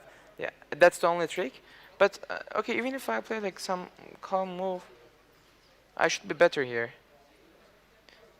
Yeah, okay. I mean this is very unnatural move. I thought he will also go for queen f6, and yeah, queen f6, queen f3. So okay, here I calculated everything. If he plays this, maybe he can go for this line, but I have rook e6 here. Okay, that's why this is not working. And if he plays this, actually this line is complicated. Bishop f4. Yeah, if he goes back, I think this is just very passive because I go knight h5, queen f5, g4, and if he goes like queen b5, I calculate some bishop h6 stuff here. G takes queen f6, Yeah, g takes queen f6, but still this is very complicated. Maybe, okay, it says 0-0, but okay, I was ready to going for these positions because I mean today I really wanted to win the game, so I was ready to take a big risk. So yeah, I mean, but you know his pieces just looks very bad. So I thought like my feeling said that there should be something. So after g4, bishop h6, okay, I thought I would just go there. So I stopped to calculate it. Yeah, and if he plays bishop d5 here, I have knight h5, and yeah, okay, if he takes this, I will take, and you know I'm piece up. And if he goes for something like queen f5, yeah, my idea was g4 again, and yeah, bishop e4, bishop e4, bishop f2, king f2, and okay, I'm a piece up here also. And yeah, I actually calculated some line here, but I forgot. But I mean, this looks very good for me actually. Looks really scary for black to go here. Yeah. Yeah. Yeah, this queen h4 was interesting line. I saw bishop g3 here. Takes. Okay, I can't. Okay, this is just losing, but Yeah, that's what I saw. I was going to play this, and maybe he can just go queen d8, because if I take f5, and but here there should be some. Okay, I have rook d4. Sorry. And bishop f3, I have rook d8. So okay, he has to go queen g5 here, and okay, at least I have some h4. I mean, this is very complicated. Yeah. But I thought my pieces looks good. I don't have risk here. I thought, okay, I have to go for this. I mean, there should be definitely something. Like, that's what I thought in the game. So, yeah, he also saw the same things, probably, and he decided to go for bishop c7. But I think he blundered this rook f4. This is a very nice move, because if bishop f4, I have knight h5. Yeah. And it's a, yeah. A question to you, yes. How quickly did you spot this? Like, this was this some kind of a pattern recognition for you, like, or it was immediately click and you saw it? I immediately saw this. Like, I thought, because, you know, there's always this this diagonal, and, you know, I can, when he plays g6, I can always take this, but this knight, you know, defends this. So I thought maybe just, you know, I saw these things, and I just, you know, I saw rook f4 easily here. I thought, like, bishop f4, knight h5, because the line is forced. That's the good thing. Because, yeah, queen f4, queen d3. Now he has to go rook d8 or rook e8. That's also forced. And, yeah, I think rook e8, yeah, my idea was to give check, and then rook e1. That was my idea, I think. And Because knight f5 no longer works. Yeah. I think this is also pretty important. yeah, this is not working. Let me show. Yeah, there's queen h2 and then queen h1 mate. So I have to go rook e1 first. Now I want to go knight f5, and if he plays some bishop e5, I thought some knight f3 here and knight h5, because there's no longer queen h2. So yeah, he played rook d8. I mean, I think this is also easily losing. Queen h7, king f8, knight this knight, obviously, because if I go with this knight, he has bishop c4 here and queen g1. I get mated. And yeah, if I go with this knight, now it's just completely over. Oh, he didn't go for this. But let me show you how I win this. Yeah, if he goes king e8 here, my idea was queen g8, king d7. There's this forced line. Rook d1. If king c8, I have knight e7 and it's mate. And if king e6, I have bishop b3, king f5. Yeah, queen f7, king g5. I saw something like this, and it's just mate. And oh wait, he can go here. Sorry, maybe just just rook d4. Yeah, rook d4. That's what I saw in the game. So I calculated all these lines, and I decided to go knight f5. Okay, he also saw the same. He played king e8, knight g7. Yeah, we went for this line. I also calculated these things. Yeah, here I saw this rook e4 move. Maybe I don't need this. Maybe just bishop g4 is. Oh, it says it's a bad move. Yeah. Maybe. Oh, there's rook d2. No, there's rook d2. Yeah. Rook d2. Yeah, because rook h8, I have queen g7.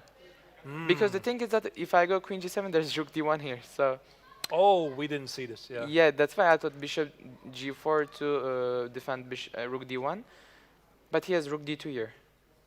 So okay, what I played was correct then. Okay, if he goes rook h8 here, it doesn't matter. I can do the same. And yeah, he just gave check. And here, okay, queen f2. Maybe he can try this, but this is also losing with a force variation, something like this. Yeah. And I go. Okay, I go here, and okay, this is also losing. So he just played rook h8. Okay, rook h7, rook e4. Okay, maybe he has to go something like this to not lose immediately. But okay, I just go rook e2, bishop c2, bishop b3, knight f5. Like, it's just completely over g4. Yeah, so he just wanted to go for this line, maybe, because the thing is that if I go back, he has rook g3. So, okay, but after f4, he cannot prevent knight h5, so he resigned here. Yeah, so overall it was a really beautiful game, yes. Yeah. The question is, did you see like the entire sequence from the very beginning, or it was like first you spotted the idea of rook takes and f4, and then you got things along the way? Like. So, okay, when I play rook e4, I didn't see this rook f4 move. But after he played queen f6, queen f3, then I started to calculate all the moves. And I also calculate bishop c7. When he played queen f6, I saw the bishop f4. Like I saw all of these things when he played bishop c7. Wow, it's really impressive. What did he say to you after the game? Because we saw you briefly discussing. Yeah, we were discussing about this position. Let me show you. Yeah, we were discussing about this position, and we obviously talk about this line, which I showed before. Okay, I think this is only chance, but he said that okay, this looks bad. Okay, I have also some moves, rook e6 instead of bishop h6 maybe. Yeah, we talk about this time, but this also looks, you know, the pieces are, all of my pieces just attacking, and his pieces, you know, looks very bad. So, you know, both we feel that this should be very good for white. Yeah. Would you have played it yourself like that with black? No, obviously not. Okay, I would actually play something like a5 here. I mean, because if I go like queen f3, he can take this, and you know, if he don't have risk anymore, and like a4, maybe some solid move. Like okay, he has to play solid here. Maybe bishop d7 here, rook e8. I don't know. Yeah, but he just went for this bishop e6, and after that, like there was a lot of calculation, a lot of complicated position. Yeah, and one small question about this bishop d7. Were you planning to go for the isolated pawn structure with bishop takes on d5, or you want to have some attack? Yeah, bishop d7, I wanted to go for some kind of position like this, and I want to play long game. Okay, maybe like knight e5. Okay, I have bishop h6. And okay, my idea is to go queen d2, you know, rook c1, knight e2, something like this. I wanted to play on this pawn. Yeah, that was my idea. I want to play a long game. All right, awesome game from you, yes. Small question, were you also following the action that was happening in the other Masters tournament? Like, what was your first reaction when you saw Lim Le blundering the knight a7? Yeah, I was completely shocked. Probably what he was calculating was after queen e5, he calculated some bishop d7, knight b6, rook e5 stuff, but he just completely missed bishop f2. And after that, it's just over, and probably he just... I mean, Aydin is just winning now. Yeah, I don't know the position. That's what it looks like. Your expectations from tomorrow's Blitz? Okay, I didn't play Blitz for a long time over the board. But, okay, Blitz is obviously fun, and I trust myself. I will give my best. Yeah, we'll see. All right, good luck to you. Thank you for joining us. This was Yerra Domus from Turkey, who won a great game today against Jose Martinez Alcantara, involving a fascinating combination. But we, dear viewers, we're following the commentary of the 5th round from the classical tournament, because one game is officially over. The other ones are following. Here we see the overview of the other games. Lim Le is still down the exchange against Aydin Suleimanli. He's trying to survive. And then we have an update, also Matthias Blubaum versus Levon Aronian. That's the upper left corner. Aronian's knight, by the way, now it's gone from d3, it's on c2. He's trying to get back the pawn on d4. But about the challengers, let's see. Carissa Yip on the lower left corner. She has... Is that an extra pawn? No, it's not an extra pawn. There's a bishop on a4 for white. She has some pressure. The lower middle board, Alexandra Kostyuk versus Ton Shao. It is something a bit misplayed for Alexandra Kostyuk. And finally, then we have Vaishali versus Marco Materia, where the Indian player is still having a bit of a pressure, but is it enough, Angelika? Or not? Angelika, by the way, is back in the studio. Here. I am back. Guess who's back? Back again. But it was an absolutely incredible interview with Jezer Dogmush, one of the best games so far for him in the tournament, and definitely the game of the day, Arturs. I think so. You agree with me. And one of the rising stars, maybe future world champion. We'll find out in a few years. His calculation abilities were mind-boggling. Like, I'm a GM, and I was trying to keep up, and he all the lines left and right, here and down, everything's winning. Or like, okay, I got it. Like, I understood most of the part, but his speed is incredible. Yeah, his speed is definitely impressing. But let's go to the game of Matthias Blubaum against Levon Aronian. I think we stopped looking at that game before the action finished in the Jezer Dogmush against Jose Martinez. By the way, Arturs, I predicted it. Yes, I said that yes is going to win. When the position was very unclear, you said it will be draw, so it's 1-0 for me for I so really far. don't remember what I said. No. Jokes aside. Let's you're spot rewind on. the stream. Let's go back. Let's go back. You were right. You were right. And also, as Jeske said here in the interview, that he felt that he was willing to take some risks to get a better position for the upcoming Blitz tournament and qualify for top 4, shaking up the rankings. So, what do we have here? Bluebomb still has an extra pawn against the Rhodian, but the Armenian Grandmaster has 2 bishops, some considerable pressure. In terms of the clock situation, White is doing a bit better, 22 minutes versus 15 for Black. Move 28, not really a time scramble situation, somehow probably balanced.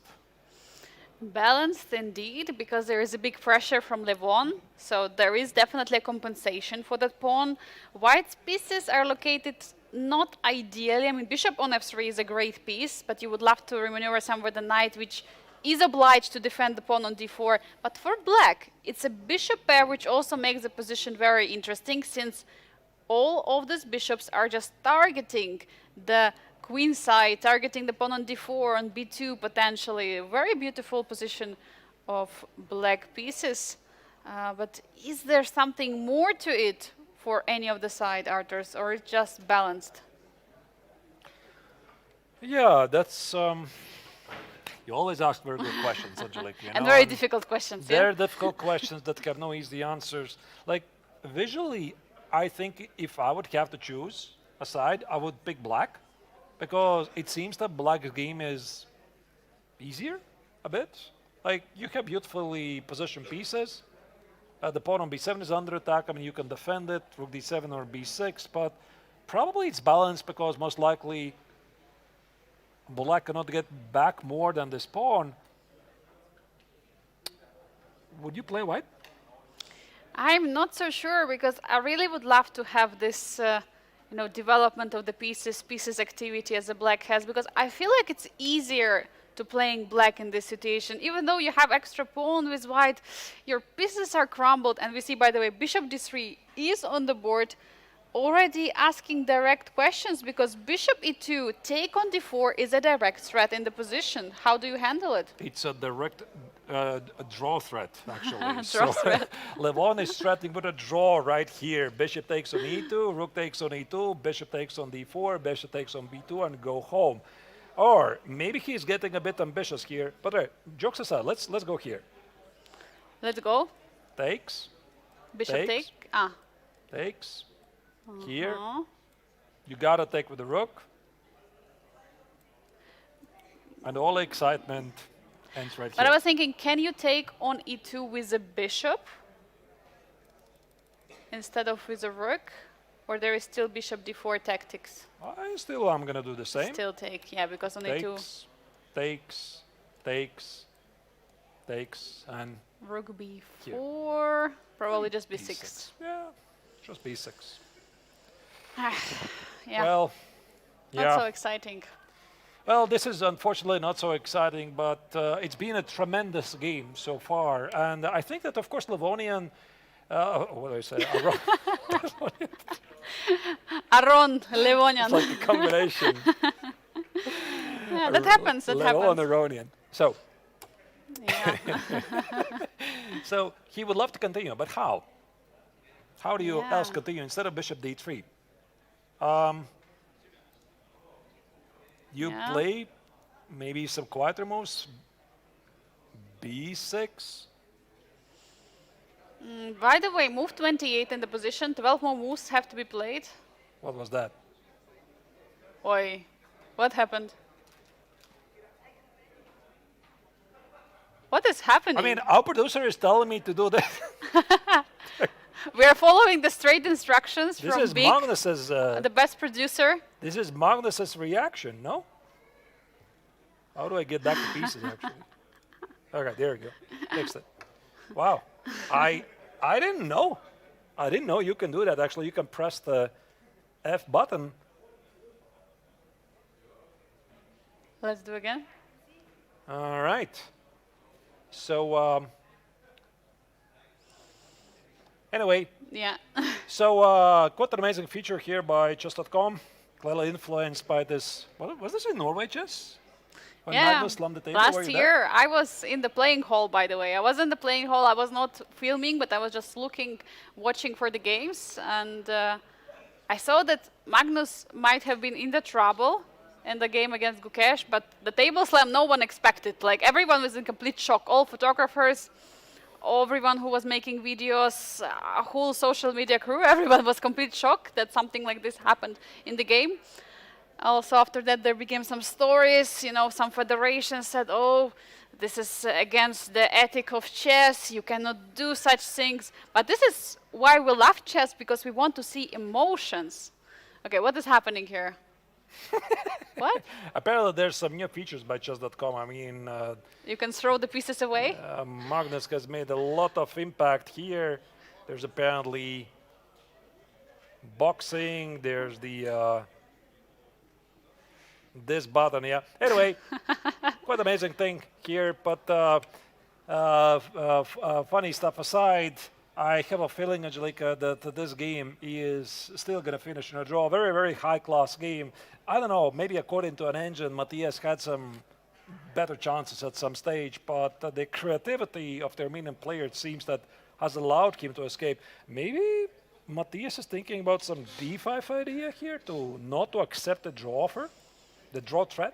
He might think so, but while Matthias is taking his time, we have so many exciting battles in the other games. One of the game of the Masters we haven't checked yet. I would suggest to go to Limle again against Aydin Suleimanli, because that's where Aydin has a huge opportunity to win. Also, we have some big updates in the Generations Challenge, but we're going to go to there later because it's Tong Shao who is having huge advantage against Alexandra Kostyanyuk. But let's first update on this game. Huge results, yeah, today in both sections. So what do we see here? Again, a couple of moves have been made, quite a bit few actually, since the last time we checked it, and it feels like here Suleimanli is making good progress. He's still up at exchange. His pieces are well positioned, and Limle is trying to somehow keep the position together. Might be not enough. Yeah, I mean, exchange is still an exchange, Arturs, and even though the position looks like there are no open files in the position, still rooks mean a lot here, and anytime the file can be opened. I can see ideas of pushing f4 already for black. Knight e6 has just been played, implying that f4 is already a threat. You can try to close the position, but then suddenly e3 square is going to be a liability. Maybe rerouting the knight somewhere there would be an idea. What else do you see in the position, Arturs? What could be an idea for Aydin to try to convert this to a win? Trade pieces.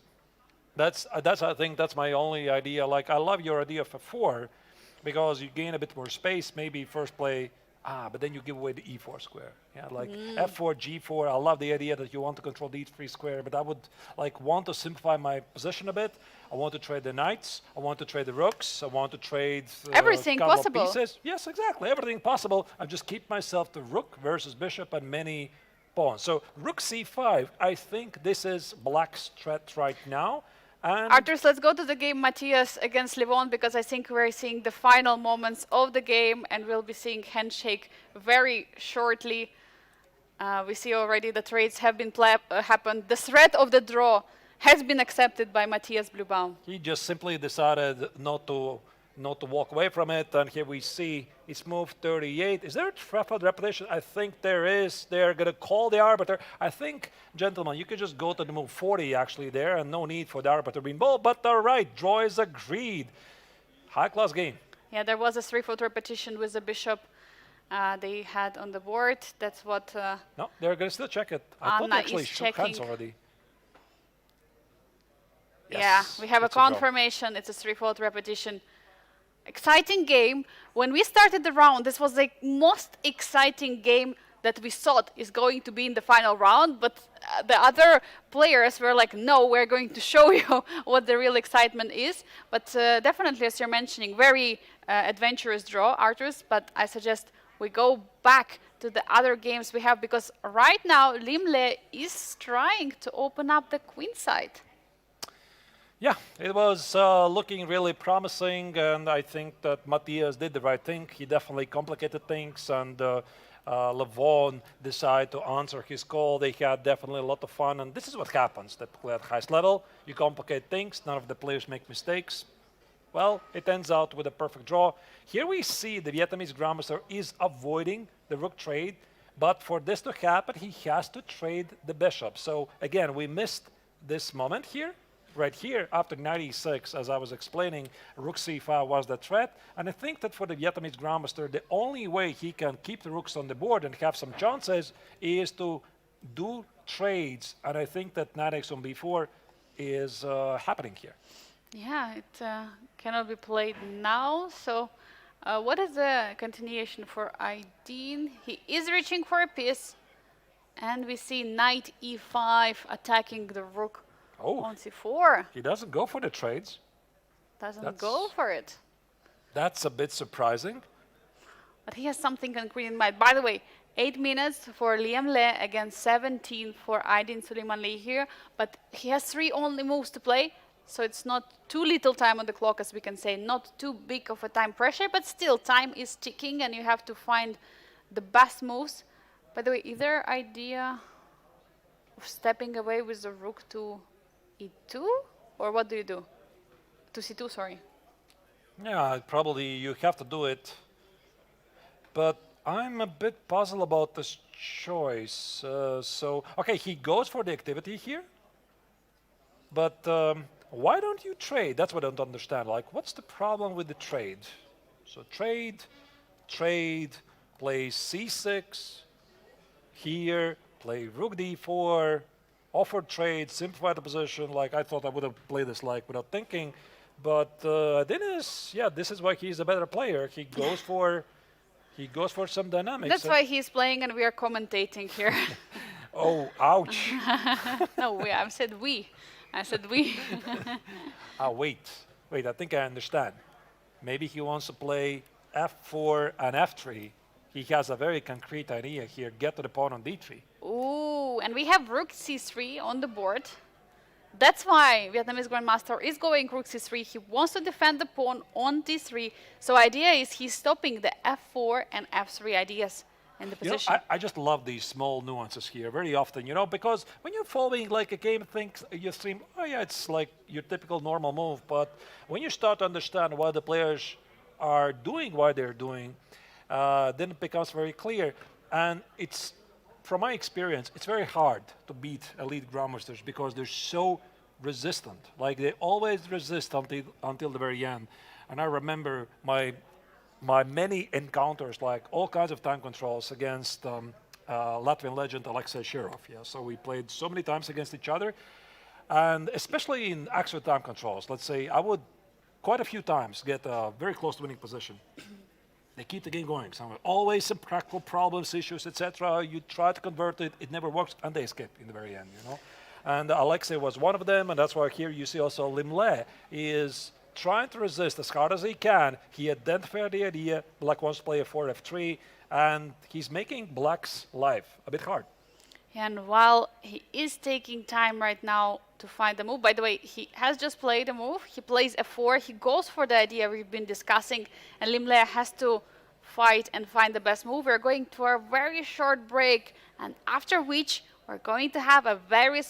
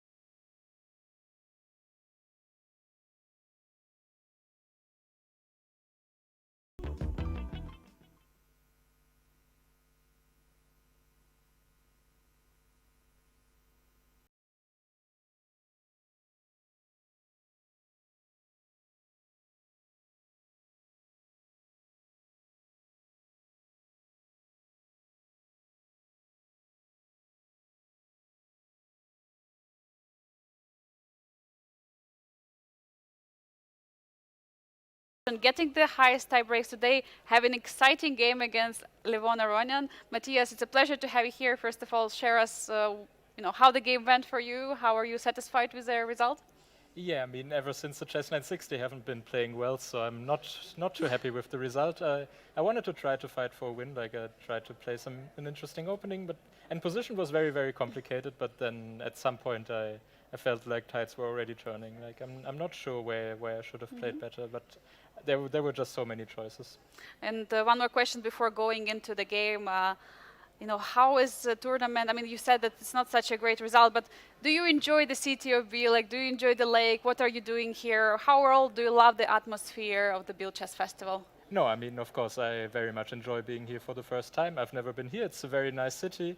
And yeah, I mean, in general, it's a great tournament. It's also lots of fun to play Rapid Classical and Blitz and also 960. So like everything is here. So it's a very interesting format. I really enjoy being here and being part of the tournament. But yeah, I'm just not happy with my performance. But the tournament itself is great.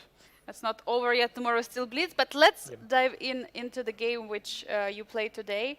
And I would like to start from the very first moves. Because it looked like at the beginning you're going for exchange Slav. I mean, you can obviously just tell us what was happening in your preparation, in your mind, because this bishop g5 was a surprise for us.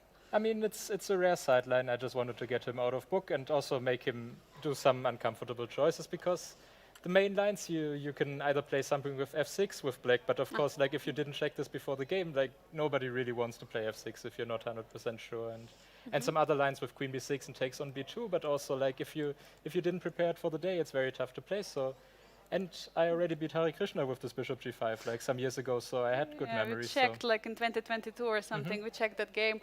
He went for the knight f6 something, and and then white is taking and just trying to play against a double pawn. Yeah, he went for... Was it also part of your candidate's preparation, or it was something that you prepared only for today? I mean, no comment on that. Okay, so h6 was played? Yeah, h6, bishop h4, g6 is very interesting. I mean, normally bishop is not supposed to be on g7 in these structures, but he just wants to play bishop g7 and then knight f6, so he doesn't get the double pawn structure. That's the main point. And also he's getting out of your preparation, or is it still part of your preparation, this g6? No, that's not. That wasn't part of my preparation for today. I don't think it's particularly good. I mean, it's probably also kind of fine for black, but it's for sure not one of the cleanest ways for black. Okay, what would be next, the critical moment? I mean, yeah, for next few moves are quite clear. And yeah, I went for this f4. I'm not 100% sure I need to, but it felt very principled. Like if I get everything I want, I get lots of grip on the position, and I'll enjoy my position. So he played knight c6, and I thought h3 is like trying to go for the maximum, so he doesn't get bishop g4, because his bishop on c8 is kind of stupid, and if he doesn't get it out, he has some issues. So and also bishop f5, you have g4. Yeah, or bishop f5 I can take on f6, queen h5, like some pawn might be dropping. So, yeah, and here he spent loads of time, and then he went for knight b4 and knight e4, sacrificing a pawn, which is very interesting. Maybe not 100% correct, but I guess he didn't enjoy his position otherwise. So, not out of good life. Decision came. Yeah, I feel like he thought he's worse if he doesn't play this. So he wanted to try to make it more complicated. Have you also looked at this g5? Have you seen it before coming? I mean, this queen a5 ideas. I saw that the move is possible, but I thought I have so many options here that there should be something good. But yeah, I mean, he told me after the game he was most afraid of queen d2. Maybe that instead of fg5, maybe that was a better move. I also considered bishop f2. There were just so many moves I considered, but yeah, I guess here like I started, like it started fading away, because it takes bishop f2 e5. Looks very logical. It looks logical, but after e5 I mean, the main point is after a3 he has e takes d4, and like suddenly I might even be worse, because if I take on b4 he'll just take on e3, and like all my pieces will be loose, and he has so much counterplay. Wow. Like, of course, like from afar I thought a3, knight c6, d5, and I'm much better, but after e4 I probably won't enjoy my life. Oh, crazy stuff. So knight e2. Yeah, I mean, I wanted to at least finally castle, like finally finishing development. The pieces. Yeah, takes, rook e8, bishop f3. This felt kind of... I mean, I guess I have to go to f3 if bishop e1, queen e7, I'm in the spin. So bishop f3, bishop f5, castles, knight d3. Yeah, and I felt bishop g3 is trying to play for more. I guess maybe it's not the best move, but... But it's tough. Yeah, all his pieces are just No, very I mean, active. he has lots of compensation, yeah. Yeah, bishop g6 was good. Yeah, and okay, I thought I should protect my b2 pawn. I mean, I considered bishop b7 instead of queen d2, but then knight b2, queen d2, and knight c4, he just gets so much. Sorry, one more time. Bishop b7, knight b2. And if queen d2, he has knight c4, and like it's just too much play. Like his rook is trapped on a8, but he has too much play, I think. So when queen d2, queen e7, rook d1 looked natural, rook d8, yeah, and here, yeah, he's already threatening knight e5, and I kind of didn't like it coming. I mean, I originally wanted to just play king h1 or king h2, but knight e5 is coming, and I have to give up my bishop pair. And to be You honest, don't want to? yeah, like I mean, I'm up the pawn, but it's also not like this pawn is doing so much. So yeah, then I played queen c3, knight b4, and I already didn't see anything better than going back. I'm not sure what I can do here. Yeah, he went for knight c2. Also not necessary, but yeah, he gets my dark squared bishop, and I feel like in these positions it's always just completely fine. Yeah, and then basically he threatened to trade everything and Yeah, we just traded everything. and So repeated. it was interesting at some point, but it turned out to be quite a boring end. Well, it was exciting game for the first part. So far, we were looking, at all the games of the Master Generation Challenge. It was the most exciting game, but then something else started to happen on the other boards. First of all, Yeah. your reaction to what happened in the game of Lim Le against Aydin Suleimani. Did you see this blunder that he blundered this bishop f2? I saw the queen on e5, and I was just like, wait, it cannot be. Like he cannot have blundered bishop f2. So I was just very confused at first. I mean, it just happens sometimes. Like sometimes you have a blind spot. I mean, obviously this is like some kind of puzzle rush tactic everybody finds in like a millisecond. But sometimes you just have a blind spot and Just yeah, hallucinating something or just missing and yeah, it's rough. So I would suggest to look at a few games right now, as we have. So we have Lim Le against Aydin Suleiman. Still ongoing. Still Lim is fighting, and in this game. So what do you think about the chances of Vietnamese Grandmaster to hold? Is there any kind of hope in the position? I guess chances are very slim. H5 is probably also a very good move. If G takes H5, he just wants to proceed with G4, and I think he might already just be like completely winning. I don't even see a defense because F pawn will be pushed. I mean, G3 is a threat with F2 coming, so I don't know what white is supposed to do after H5. I think it's just dead lost. Like the pieces on the queen side don't help at all, and yeah. No, I Very mean, tough I position. guess it was dead lost after bishop f2. He fought very, very well still, but yeah, I guess Suleimani played it well, and I think he will get the point. And let's pull up the bird's eye view. Maybe just quick overview from your side on the Generations Challenge tournament. And generally, do you follow this event? Because all of you are playing, of course, on the stage. Do you follow, and what so far has amazed you about the event? No, of course, I also follow it. I mean, I guess they have much more decisive games than we do in the classical part. So in that regard, I mean, like some days in our classical part, we had 3 not so interesting games, and in their section, all the games were interesting. So at least they provide entertainment and very interesting games. So you can see right now the bird's eye view with all the games. So, could you just quickly assess what is happening on each of the boards? Yeah, I mean, I guess Carissa is slightly worse. Black has the bishop pair, but shouldn't be all that much. Other games. Okay, yeah. It feels like Black is kind of pushing in all the games. I mean, apart from. Yeah, something strange is happening. Yeah, Black is pushing. I mean, it happens. Yeah. Besides, yes won in this round. Okay, let's maybe quickly take a look on the game of Carissa against Václav, because he is pushing right now in this endgame, and just your ideas about the ways and plans for him. Yeah, I mean, he's pushing because he has a bishop pair, but on the other hand, his pawn structure is awful. So it's actually not an easy position at all. It's hard to say what exactly are the plans. I mean, first of all, he just played bishop a4. I mean, there is a pawn on e4 technically hanging. I mean, we could at least consider taking it with white.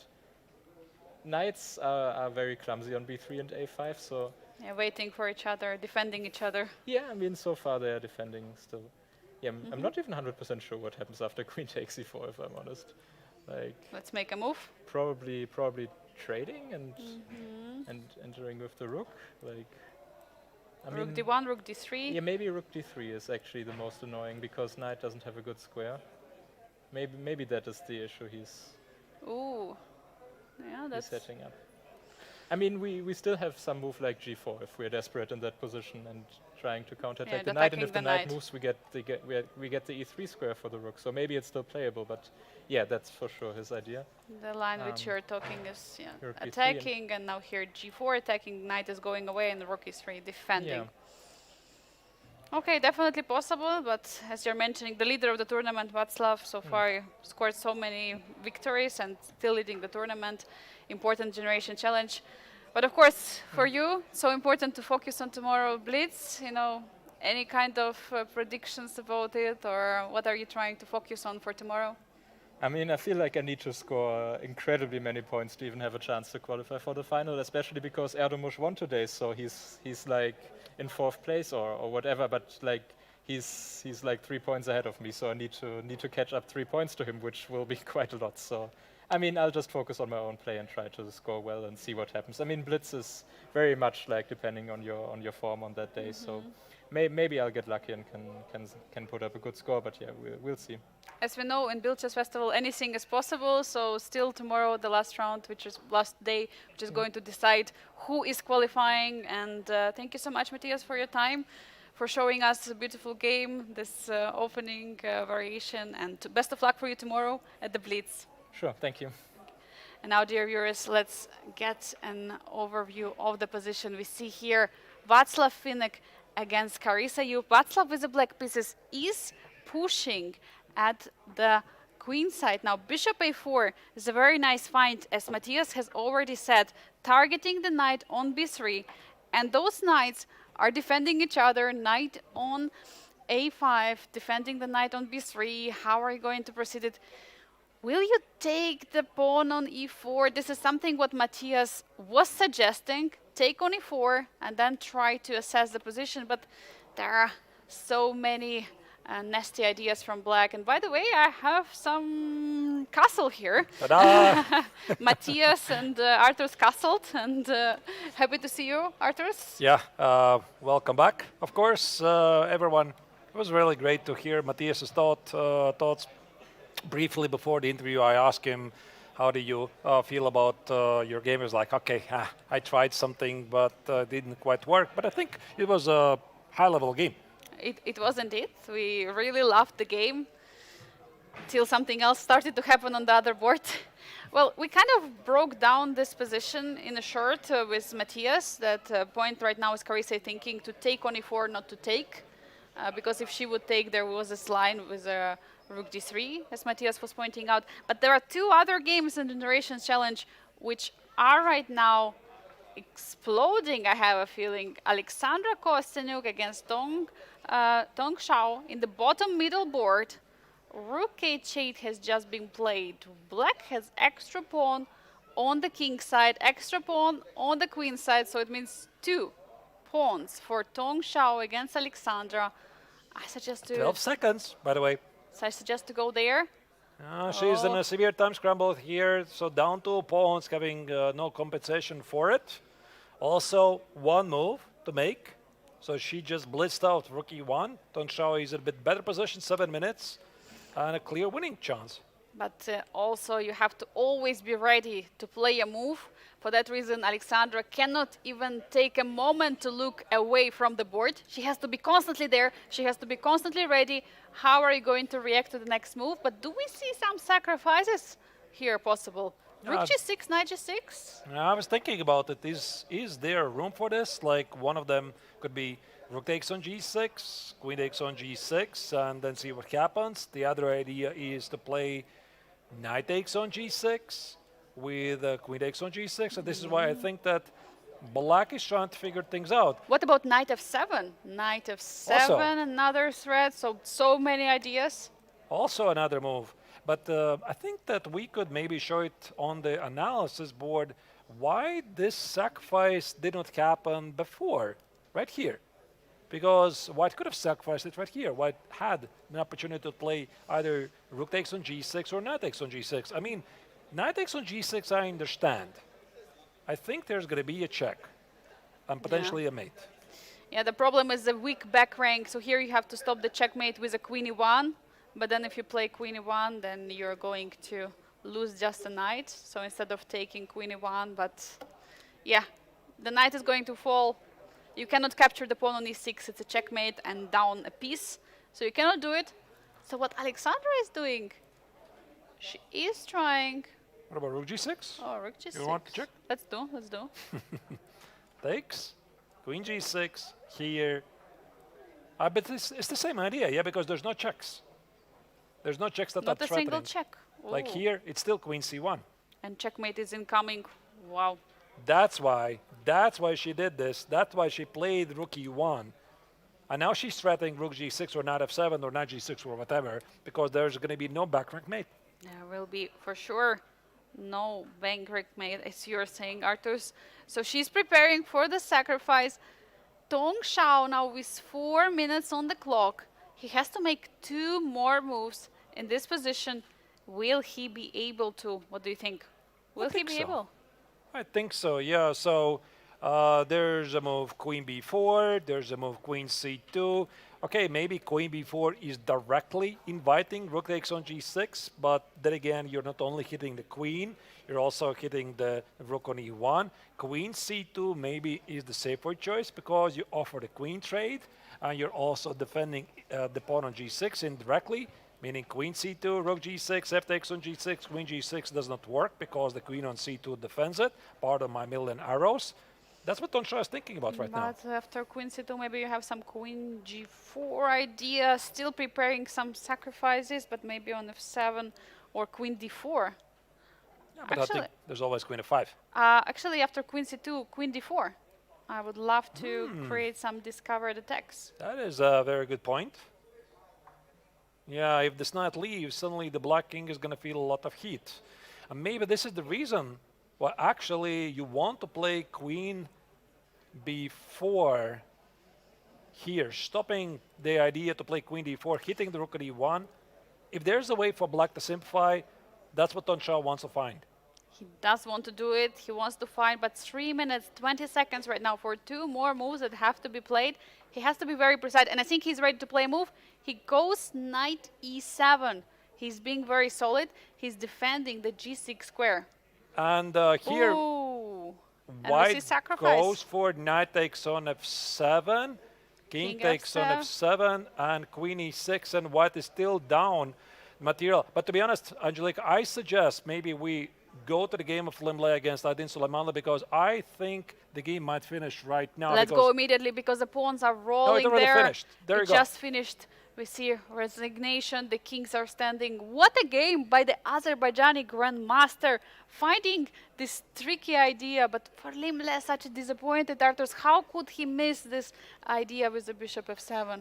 Well, I think it just proves one thing, Angelica, that even the best players in the world, they have their bad moments. And even though Limle was in such a great shape in this tournament, it just took one blunder, one mouse slip, as they say, at the critical moment, and it's over. Here, this was the last move. G2, what we did not see on the screen maybe was king f2, and here I think black has many ways to continue, but the simplest one is promote to a queen, here play f2, and then essentially black is putting another queen on the board. And you can stop it. So it was very, very tough game for Limle. It's of course unfortunate to see him blundering like this, but I'm super happy for Aydin in this game. By the way, Arturs, I don't want to say anything, but so far 3 out of 3 games predicted by me. Let's change the subject. I just realized because I have predicted a draw. In the so Masters, 3 out of 3. So now you have to score 3 out of 3 in the challengers. I don't think it's possible, to be honest. Let's go to the overview and see what's the current status of all the other games, because the Masters games are officially over. As you can see, Angelica's prediction skills today were really spot on. As for me, well, I have to improve. Here we see Carissa Yip versus Václav Finek. You're discussing this with Matthias, right? So white has a bit some problems with the knight at the queen side. Then we have the top middle board where Alexandra Kostyuk decided to sacrifice a piece, but I don't see any compensation there. That's a lower middle board. And finally, Vaishali versus Marco Materia. It's just a probably a drawing position, but the Indian player maybe still has some practical chances. Indeed, it is still possible, but all of the games have reached the move 40. It means the players got extra half an hour and extra increment with move 41. Absolutely stunning game so far in the Masters. We have all 3 games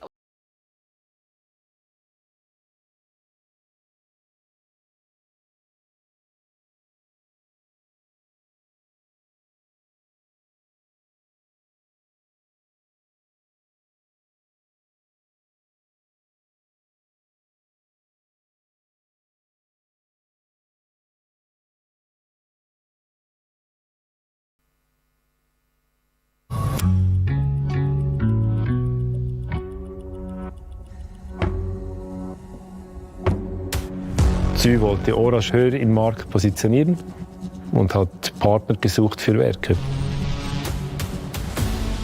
The standard Swiss industry said, oh no, I don't want to work with you. It's a high level of watchmaking and micromechanics. Ich bin zwar Uhrmacher gelernt, aber man lernt in der Ausbildung nicht von null weg ein Uhrwerk zu bauen. Noise began to build about this little company in Switzerland. I would have told them, don't try this, it's never going to work. At the end of the day, precision is the art. Aber es muss besser als Swiss sein. Das ist nicht wegen Arroganz, das ist die Voraussetzung. Sonst überleben wir nicht.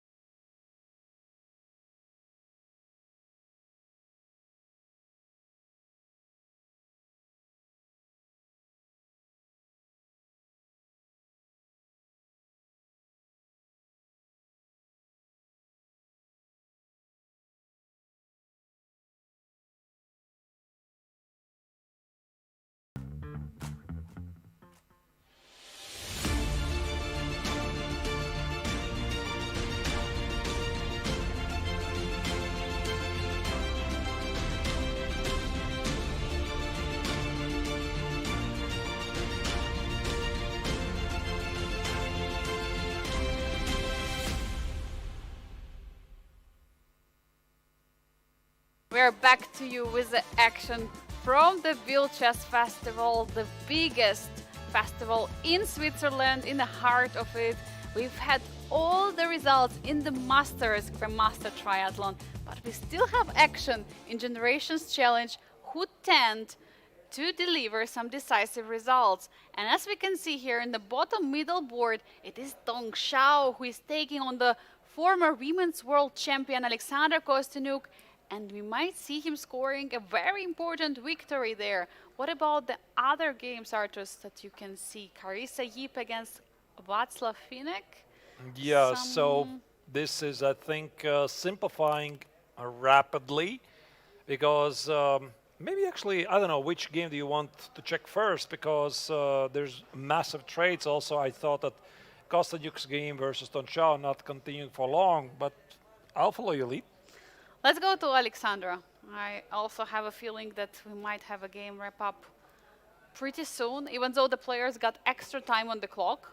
So now 41st move, they're getting extra half an hour. There is also this 30 seconds increment that they're getting. But what I see is that there is an extra piece for Kongresshaus. Extra knight, of course, we can speculate because the king of black is open. There might be a potential attack from white. So that's why Kongresshaus has to watch out for any kind of perpetual checks opportunities. But also this a-pawn is just way too strong. What do you think, Arturs? Yeah, I think with the pawn on a5 standing, realistically, white has no hope here. But it's still a bit tricky. And I think that here the Chinese player has to find a way to simplify the position. And the first thing actually I thought, what about if I play knight f5?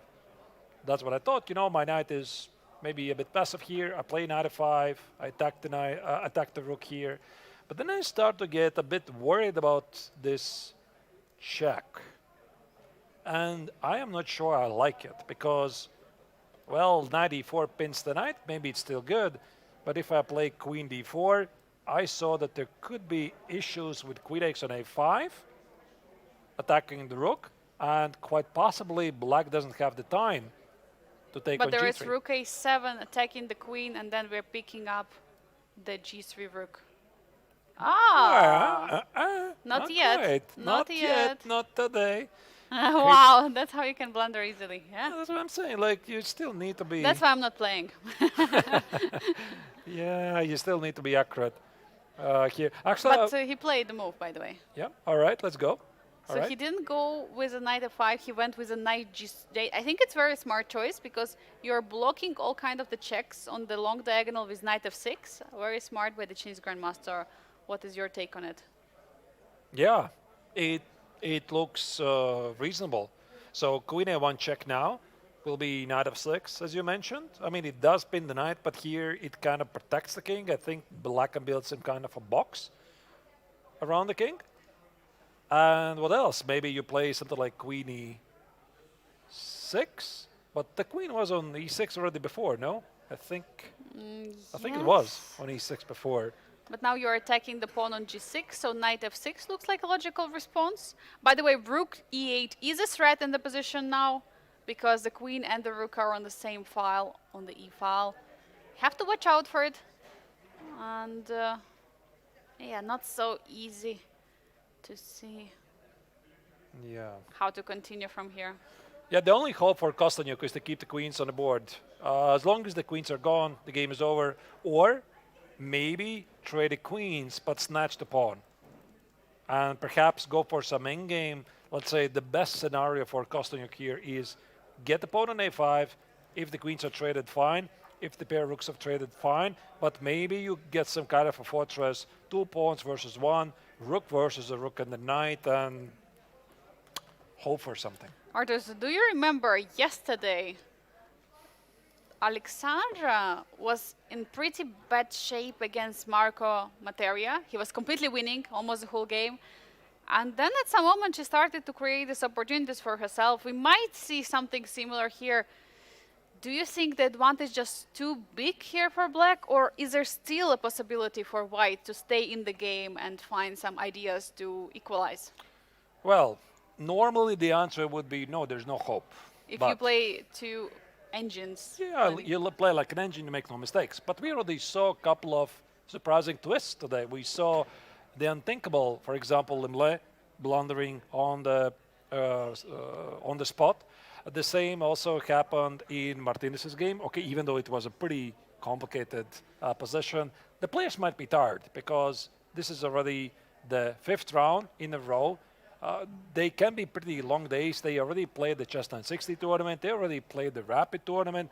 Tomorrow they have to play the Blitz tournament. And the format of the Biel Chess Festival, I think it's also for the players, it's quite demanding in terms of the energy. It extracts from you quite a lot. And I wouldn't really completely write down Alexander's chances here. There are definitely chances. Arturs, I would like to update on the game of Vaishali against Marco Materia because we see some updates there. Let's immediately go to that game because we have seen some exchanges on the board, and now Marco Materia is trying to calculate this pawn endgame. Can he take the rook? Can he not take? But I believe if he keeps the rooks on the board, this is just complete draw, theoretically and practically not so tough to do. Yeah, I think it's a textbook draw, and to be honest, I see no reason why he would want to go for the pawn endgame here, because if you ask me, am I sure about this? No, I'm not sure. Let's try to make some mistakes in the game. Let's try. It's not our rooks, it's not our position. Let's see how it goes. So I know one position, which is with a. Let me just show you what position I know. You can just make some moves and just. Yeah, I know that this position is a draw. Now this I know. Yeah, because you build an opposition. Let's say you play King F3. I think there's even no accuracy. King F5, King E5. It's just a draw. It's just a draw. Yeah, like you cannot make any progress. Like the best you can do at some point is to push G4. Wait, okay, I missed King F4 obviously. Yeah. So, but this is a draw. So this is what I know. But what I do not know is what's happening before. Like these pawns are not fixed, and white could outmaneuver you. So I think from Marco's perspective, it just makes no sense to trade the rooks here if he cannot force a draw. Yeah, because the problem is they're always going to be G4, and white will try to create the G passer, not the H passer. And we see he's stepping back with the rook to B6, so he's not allowing the trade of the rooks. And I'm not sure for how long will Vaishali try this endgame. She might try for quite some moves, but we all know the most likely outcome. You just have to blunder really badly because, as I know, the 4 against 3 is theoretical draw, but sometimes, I mean, there have been some games where people won this, like famously Magnus has been squeezing some very nice victories. 3 against 2 is even higher chance for the draw, but 2 against 1, I think it's almost 99.9% draw. Well, yeah, I don't know the number, but sounds about right. Yeah, like it's a very big probability that this game is going to finish into a draw. So I think it will be also a good idea to roll back a bit, now that we have plenty of time. And I don't think we have to replay the entire game. I mean, unfortunately, this game was left a bit in the shadow after the promising start because there was so much happening in the other games. But I see there was one mistake by white. If we go to this position, right here, this was move 38. And I can presume that both players were kind of a bit in a time scramble. This is where Vaishali decided to push E5, which in the hindsight maybe was not the best idea. I think her idea was what happened here, takes, rook takes on G7, try to collect the pawn, but could it be that from afar she simply missed the move bishop 5? It is possible. It is definitely possible. Otherwise the pawn is gone. Like you can't defend it. H6 is rook H7, H5 is rook G5 check. You know, and I'm recalling now the vibes from the first round where she was facing Kongresshaus and she had absolutely winning position, winning chances. And then in the time trouble, yeah, she simply missed something. And this is what happened. Which move was it, by the way, with this bishop, with the bishop C5, bishop F5? Yeah, so what happened? It was before the time trouble. Yeah, so this is already move 40, a bishop F5, rook A7. And I thought that here white's only hope maybe was to keep the bishops somehow on the board. but even this is probably just a draw. Yeah, and bishop e4. Okay, this was really accurate by the freshman. Look at this. Yeah, so right here, bishop e4, liquidate into a rook-king game, pinning the bishop, threatening bishop d3, threatening bishop g2. White has no choice. Watch out, bishop takes on g2, rook g3 check. And there's the bishop trade. And the bishop trade is happening, definitely. By the way, meanwhile, we have the moves being blitzed out quickly. Rook a2, now trying to harass the pawns. So what are you doing? If you play g4, I can also target the h3 pawn with a rook a3. If you push it further, then you can already think about starting to give some checks to the king. And it might be a very easy draw. I think at this stage, you need some help from your opponent, really. Like To maybe, win it, yeah? Yeah, like you try to apply a lot of pressure, play quickly, and hope that your opponent is going to hallucinate something, but I don't think there's anything to hallucinate. The fastest way, perhaps, for black to get a draw is to trade a pair of pawns. Maybe h5 could be interesting, but of course, white is going to reject it, walk past it. I would say something like rook a5, try to cut off the king, rook e5, rook a7, something. White couldn't make progress here with accurate play. What do you think? Yeah, I want to say rook a3, but rook f2 is being played. Like, yeah, this is, I think, the kind of position where there's many good moves. By the way, very smart, because if you play rook f3, the king cannot go forward because you're just going to win the h2 pawn with a rook h2. That was a very smart by Marco. And now he's going back, because if king now comes forward, again, the same idea, rook f2 check. Yeah, maybe, okay, h4. I thought actually about king h4. You could also see that Vaishali is not really spending a lot of time here. She knows this is a draw. Rook a4 probably has to stop the king coming to f4. So the idea could be a check here, check, here. But rook check. Rook can also stop, yeah? Yeah, Rook like that's a5. what I want to do, rook e5. So maybe immediately to go with a rook a4, stopping king f4. Okay, 4 makes sense to meet king f3 with h5. Because the problem is the pawn on h4 will be under attack. That is pretty clean, and that's what's happening on the board. Yeah, we might see a handshake very soon in this position. I think also Vaishali understands. She doesn't have any ambitions here any longer, but it's so tough whenever you played such a nice opening, outplaying your opening. I mean, do you remember this? I mean, how Marco was struggling all the way back there, getting this completely winning, I mean, not completely winning, but huge advantage in the end game. Yeah, at the end, unfortunate for her. Yeah, we see even with body language, she's like looking at it, she's like, yeah, I understand. It's going to be a draw. So we have king f3 last try, but here he will have to find a very good move. Not to allow rook e4, not to allow any kind of business h5 strike, because h4 is hanging. Yeah, so yeah, this is like super accurate, but ultimately I don't think it even matters. Rook a4 he played, so he allows the rook e4. But maybe what you can do, you can give a check on a3 and play rook h3, attacking the pawn. Yep. You can try to do that. Let me draw some arrows. Rook a3, king f4, rook h3, h5, king f6. Yeah, and you don't have any progress here. It's also a question to Vaishali. I mean, how long do you want to continue this? Because like there's an unwritten rule: never agree to a draw from a position of strength. And like, okay, I think here White at least kind of projects some strength. She has an extra pawn, but at the same time, you don't want to really waste your energy because it's a long tournament, and tomorrow there's going to be the Blitz tournament with 10 rounds, and you want to save some of the energy for tomorrow. So I would say like the good practice in those positions, let's say in this position she has, for example, rook and knight versus rook, or rook and bishop versus rook, you play your fair share of number of moves to make sure that the opponent is not completely going crazy. Let's say move 20 moves or something like that, and then you just offer a draw. But I don't think like it makes sense to push 50 moves, but yeah, it depends on the player. So rook is stepping backwards. I would like to keep maybe on a couple of moves in this position, because I think Vaishali will play very quickly. We might see a draw very soon here, because we have also action on the other games right now which are happening. Yeah, we probably have to go there, right? Yeah, No? let's take a look. I think Alexandra Kosteniuk against Kongresshaus. Let's see. Let's update on that one. Or will we see the final moves in this one? Yeah. Let's take it for a while and see what's happening. But it doesn't look like Vaishali is ready yet to call this game done.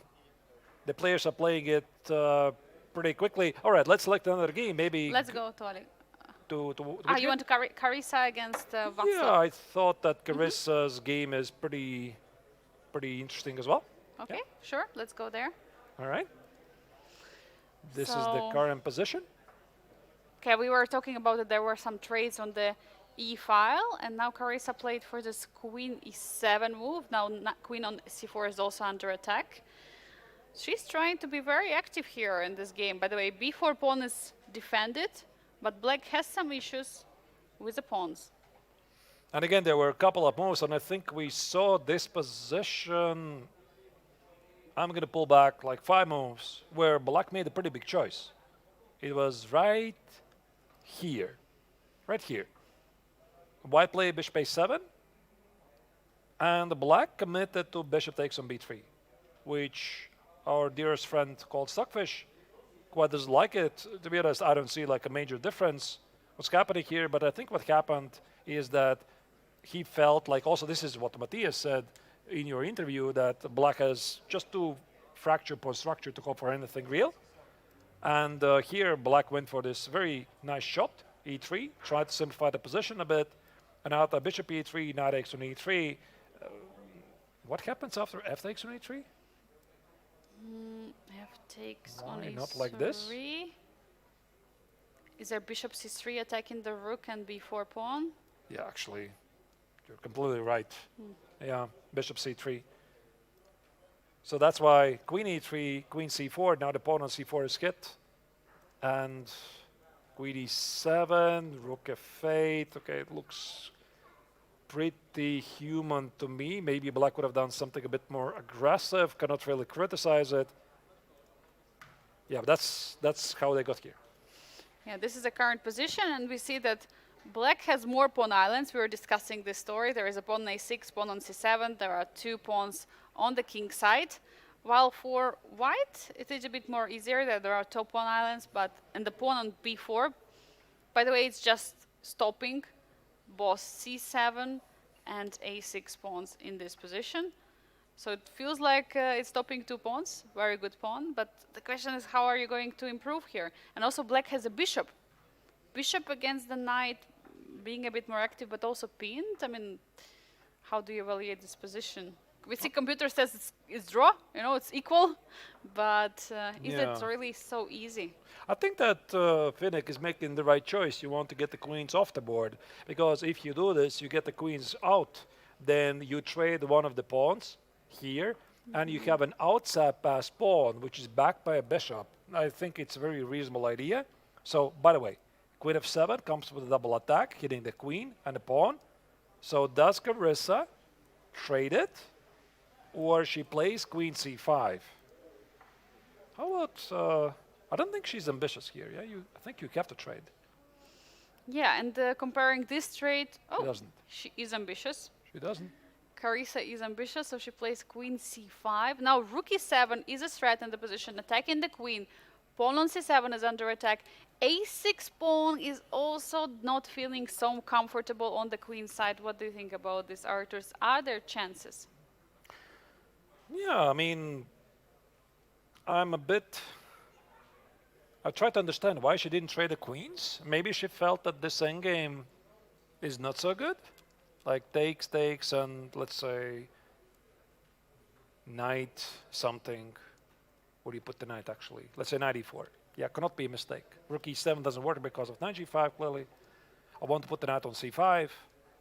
But probably she looked at this like here, and she felt that the pawn on b4 is a liability. You play knight c5, black will play like a5. Yeah, you have to watch out for all those breaks, yeah. Yeah, and that's the reason why she felt that, okay, it's going to be easier with the queens on the board. By the way, rook e8 is on the board. Rook e8 stopping rook e7, also offering a trade of the rooks. Can I just take it and then take on c7, or there'll be queen e1, knight f1. What is happening there?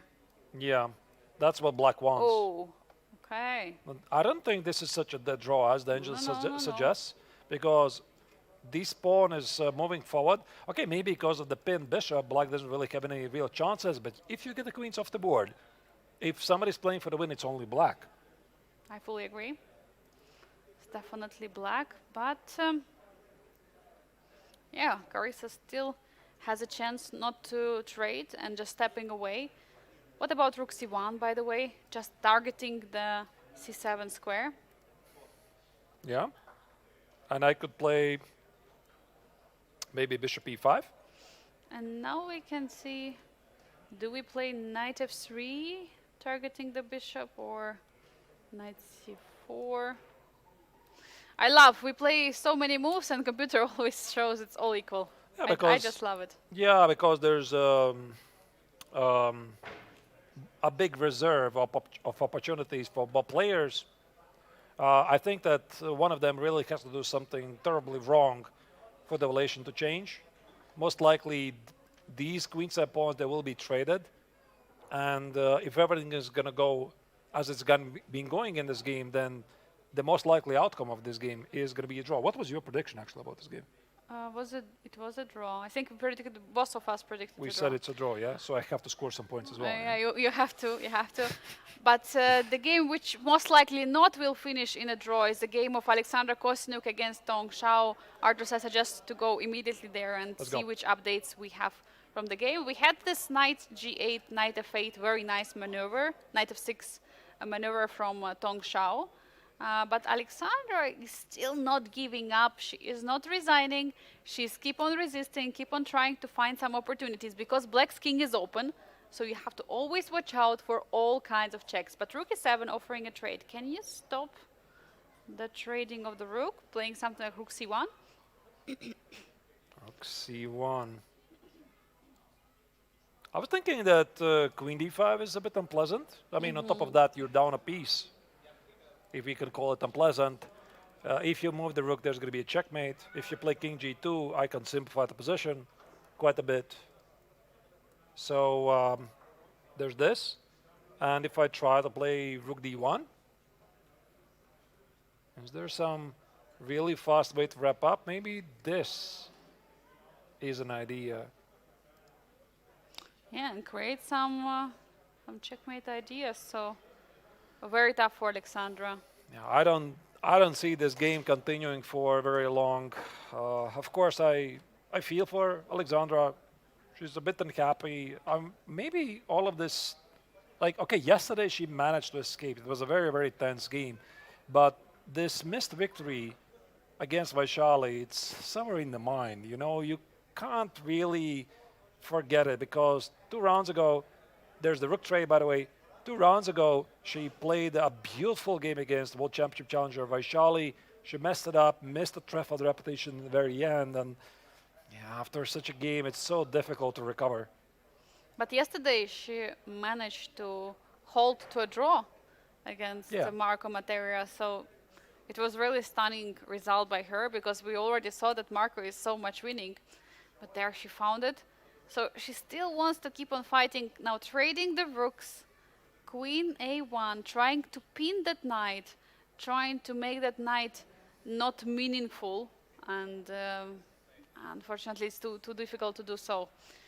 Because for sure, at some moment, there is some queen e5, there is rook e5. You will always unpin in this position. Yeah, like queen e6 is a move as well. Queen e5, as you said. Yeah, I think queen e5 is actually the cleanest. Also queen e4. Queen e4 is the way to lose. That you found something there, yeah. But okay, queen e5 is there. And on the board. And I'm pretty sure queen e4 is going to be the next move. No matter what Alexandra is going to do, queen e4 is incoming. You trade the queens, all hope fades for white. You don't trade the queens, you play queen e4, hit the rook at f3, threaten with a checkmate. I think we're seeing like the last 1 or 2 moves in this game. Yeah, we see it. Queen e5 is on the board. Alexandra just has to accept it. Unfortunately, the game didn't go her way. Although in the opening it was quite impressive game that they played. Queen c1, of course, she doesn't want to trade the queens. She wants to keep them on the board. By the way, here, can you already push a4? Can you already just try to create more and more dangerous passer, or play queen e4, some check on f7? I think, yeah, you can do that, but now I notice there's queen c7 check. And if you play king h6, white walks back. Yeah, you have to watch out. It's not so easy. I mean, maybe just a4? Maybe push the pawn? Yeah. Like, a4 is good. I just want to wrap up the game as quickly as possible. Force some trades. That's why I'm looking at this queen d5. Is a4 good? Of course. Yeah, it's a great move. Also, what maybe Kongresshaus can do is trying to put some pressure on the f2 square by trading the rook. So rook f5, something like this. And then knight g4 is coming. Also good. Yeah. So many good ideas. Yeah, like I think Alexandra could play like rook c3, rook c7, try to seek some counterplay. But like I think if I was sitting here with black, I would probably lean towards queen d5 because it's a centralizing move. It protects and connects everything. Let's say queen check, knight d7, queen check, knight e5, queen check, and where's my beautiful victory? There should be some victory.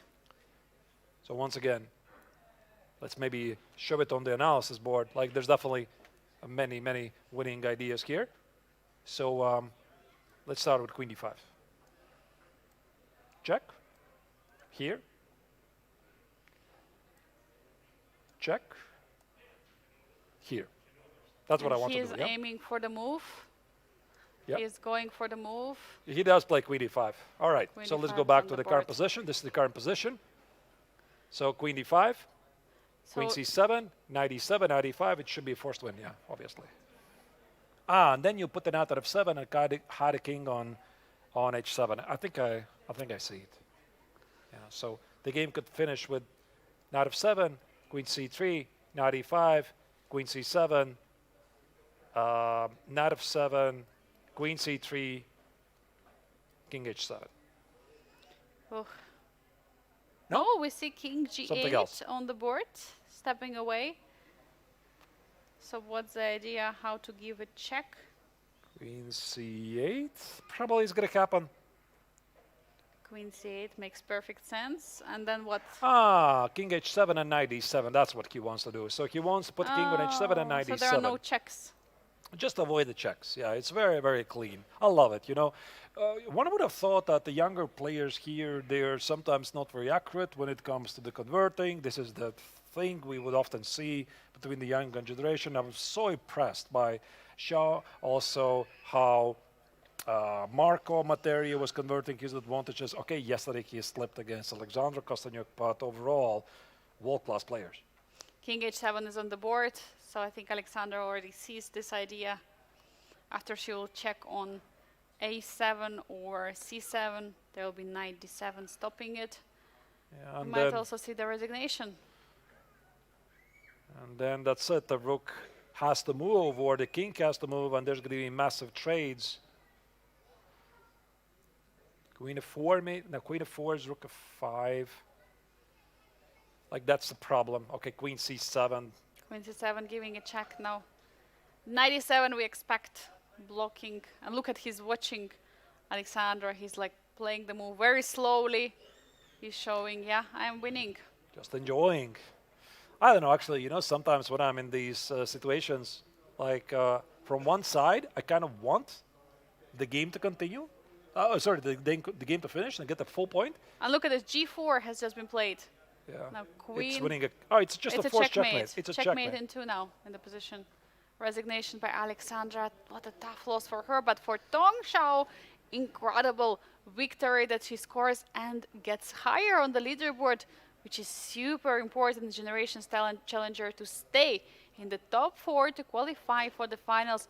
Does it mean it's over for Alexandra? We are not sure, because tomorrow there'll be still Blitz, and she can still take her chances there and get higher and get qualified for the final stage of the Generations Challenge. And as you can see, the players are discussing the game, but let's check, maybe also another game is about to wrap up, because Vaishali versus Marco Materia, I don't really see any other opportunities here for white. You see the rook on g5 stands. White could attack with rook. I expect a draw by any second. Yeah, we're going to see it definitely. Now Vaishali's turn. She is trying to play. I mean, there is no way to give some checks or checkmates. I mean, you can give some checks, but king will go king h8, king h7. Sure. So yeah, that's will pretty be no easy. problem. You can look. You can see there's the Constantinos stare of Vaishali. She's look at that opponent. Like, why are you not making mistakes? Why are you not making Which mistakes? Constantinos? I invented the word, yeah. Not Constantinos, but what's the word actually? Constant. Constant. No, not constant. Continuous. Continuous or constant? There are two different. It's a very difficult word. Yeah. Continuous. But there are two different, and you united together. Constant and continuous. No, I mean today I already invented a couple of other words. Yeah. So. I think watching the action that we have in Biel, for sure, we're going to invent all kind of words we can do. So yeah, king h7 has been played. King h7 should be any moment now. No, king f7. Still trying. She wants to play. Wait. I'm going to show what she wanted to do. It was actually a pretty cool idea. So they're repeating the moves now. Pardon me. So, okay, let's maybe follow it. I'm going to show it a bit later. She wanted to go for a checkmate idea. She wanted to try to checkmate. There was one funny idea that white wanted to try. Rook goes back to g5. Yeah. Okay, the player's playing it out very quickly here. And no more tricks for white to try. She did find one trick, though. One trickery. Yeah, but I think this trick was not even working. Yeah. So very quickly, I'm going to show. I think it was here. So right here, here, here, here, here. The point is, if you play king h8, I thought that maybe there's a room for something like this. Threaten to take it, and try to play rook g6. But to be honest, even here, you play king h7. Yeah, or you give some checks to the king. Doesn't matter at this stage. Yeah. Like I thought I found something, but there's nothing there. Yeah, there is not much. The other game, Carissa Yip versus Václav Fedek, is pretty equal. We're definitely going to go to that game in a moment, but we simply expect this game to wrap up. Yeah, for Vaishali, there are no real chances. They already repeated for quite some time the position, giving a check, giving check, stepping back. Feels tough for her. I think she played overall a great opening today, like had excellent winning chances. But this one early move, a4, we didn't really cover it during the broadcast, but she made one small slip. And then the young Frenchman was really good at his defensive choices. He was defending very well.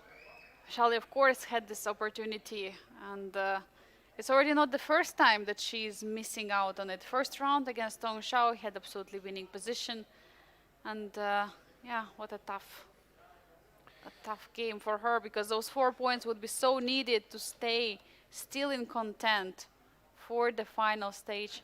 And we have king f7. There's going to be a repetition. So rook g7. G7 doesn't change Yeah, much. so this is a repetition. What we see, king e8, and now rook is checking. Rook check. Now we might see king e7, and it will be a twofold repetition in that game. But I suggest to update on the game of Carissa against Václav, because there has been some changes now. Yeah, I think we're definitely going to check that in a moment. Yep. But yeah, let's head on a very short break, because we are having a special guest with us in the studio in a few moments. Dear viewers, don't go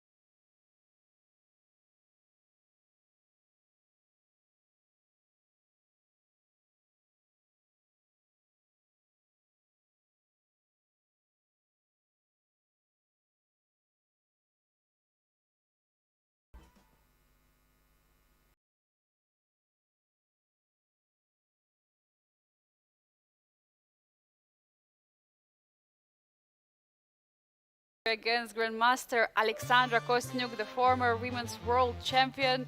Shao, I mean, please share with us, first of all, your emotions after winning the game. How do you feel? Yeah, first I think I'm very happy to be the world Champion. women former champion, and I think in this game, I think in the opening I didn't play very well, and I think maybe she just overlooked knight a4 to take the pawn, and maybe in the last I think she never got any chance. Yeah, I So don't let's know. start. Let's dive into the game. So we can start from the opening. So at which moment was it? Here is my preparation, and I just prepared short castle. And So in this moment? Yeah, and then such as e6 or g6, I don't know, but I think it's equal, and I just didn't prepare d4, so I just make a long thinking, and You decided to now- go for the isolated queen's yeah, pawn? it's an isolated pawn, and it's a little bit difficult to choose, such as bishop e6 or bishop g4, and and after take, I think I got some advantage, but I don't know. Then rook d8, then So what would be castle. next critical moment? A4, I just thought maybe before bishop e6, I thought a4, and I don't know about a5 or just e6, and then a5, knight c4. I'm not very sure about that. And a5, queen b3, then knight b4. Yeah, and then knight 4, e6, knight b5, and here is a very critical moment because after bishop e7, I saw she can play queen g3, then g6, and then she got a very brilliant move by knight h5. Wow. Yeah, I'm not very sure about this position because if you take, I got knight c7, got a mate. Ah, Yeah. wow. And So knight nice. 5, maybe when I got short castle, maybe she can play bishop h6, then queen e5, and Yeah, queen like e5, knight 4 right now. Knight e4? Knight c4? Yeah, knight a4 Knight a4, sorry. to take the pawn, and bishop f8, and rook f8, then queen e5, I thought, and f6, and queen e2 back. Wow. Yeah. Crazy line. Yeah, I don't know. I think she is he got clearly better, I think. And, or knight 5, I thought maybe I can just play f6 to keep my king well, and I don't know. It's a little bit complicated. But she didn't go for it. Yeah, she just overlooked knight 4. Yeah, Aw. so I think it's very lucky for me. Yeah. Yeah, then knight c3, then b5. Yeah, I think when I take the pawn, I think I got some chance. But then you're also continuing squeezing on the advantage, or? Yeah, I just want to make simple because she can play h5 to sacrifice the knight, or and also something. So I just want to. Oh, here I found a very funny puzzle by a3. Then if she takes my pawn, I can play knight c3. Then rook d2, I got knight e4. Wow. Some puzzle rush puzzle. Yeah. Very nice. Okay. So if we go back, so here a3 you played. She played bishop c1 trying to defend. Yeah, I think now it's very clear for me. Here, try to simplify it, but Yeah. she always tried to put some pressure on the king side. So bishop Yeah. f6. What is the next critical moment, or was it all clear here? Yeah, actually, Queen b3, I think I play very fast. Mm-hmm. And I just didn't see rook a1 to then rook a3, but But you're I think- defending. yeah, I think it's okay for me. Also okay, because I think right now she cannot do any attack, and I think But then let's move to the moment where she did try to attack. So she traded the pawns, and then she brought the pieces to yeah. the... Now I just want to play fast because now I It was think also it's move 33. 33 moves. Yeah, she got only 2 minutes, so I just want to You play play on very the fast. time. Yeah. But she found this idea to try to sacrifice a knight. Have Yeah. you calculated it?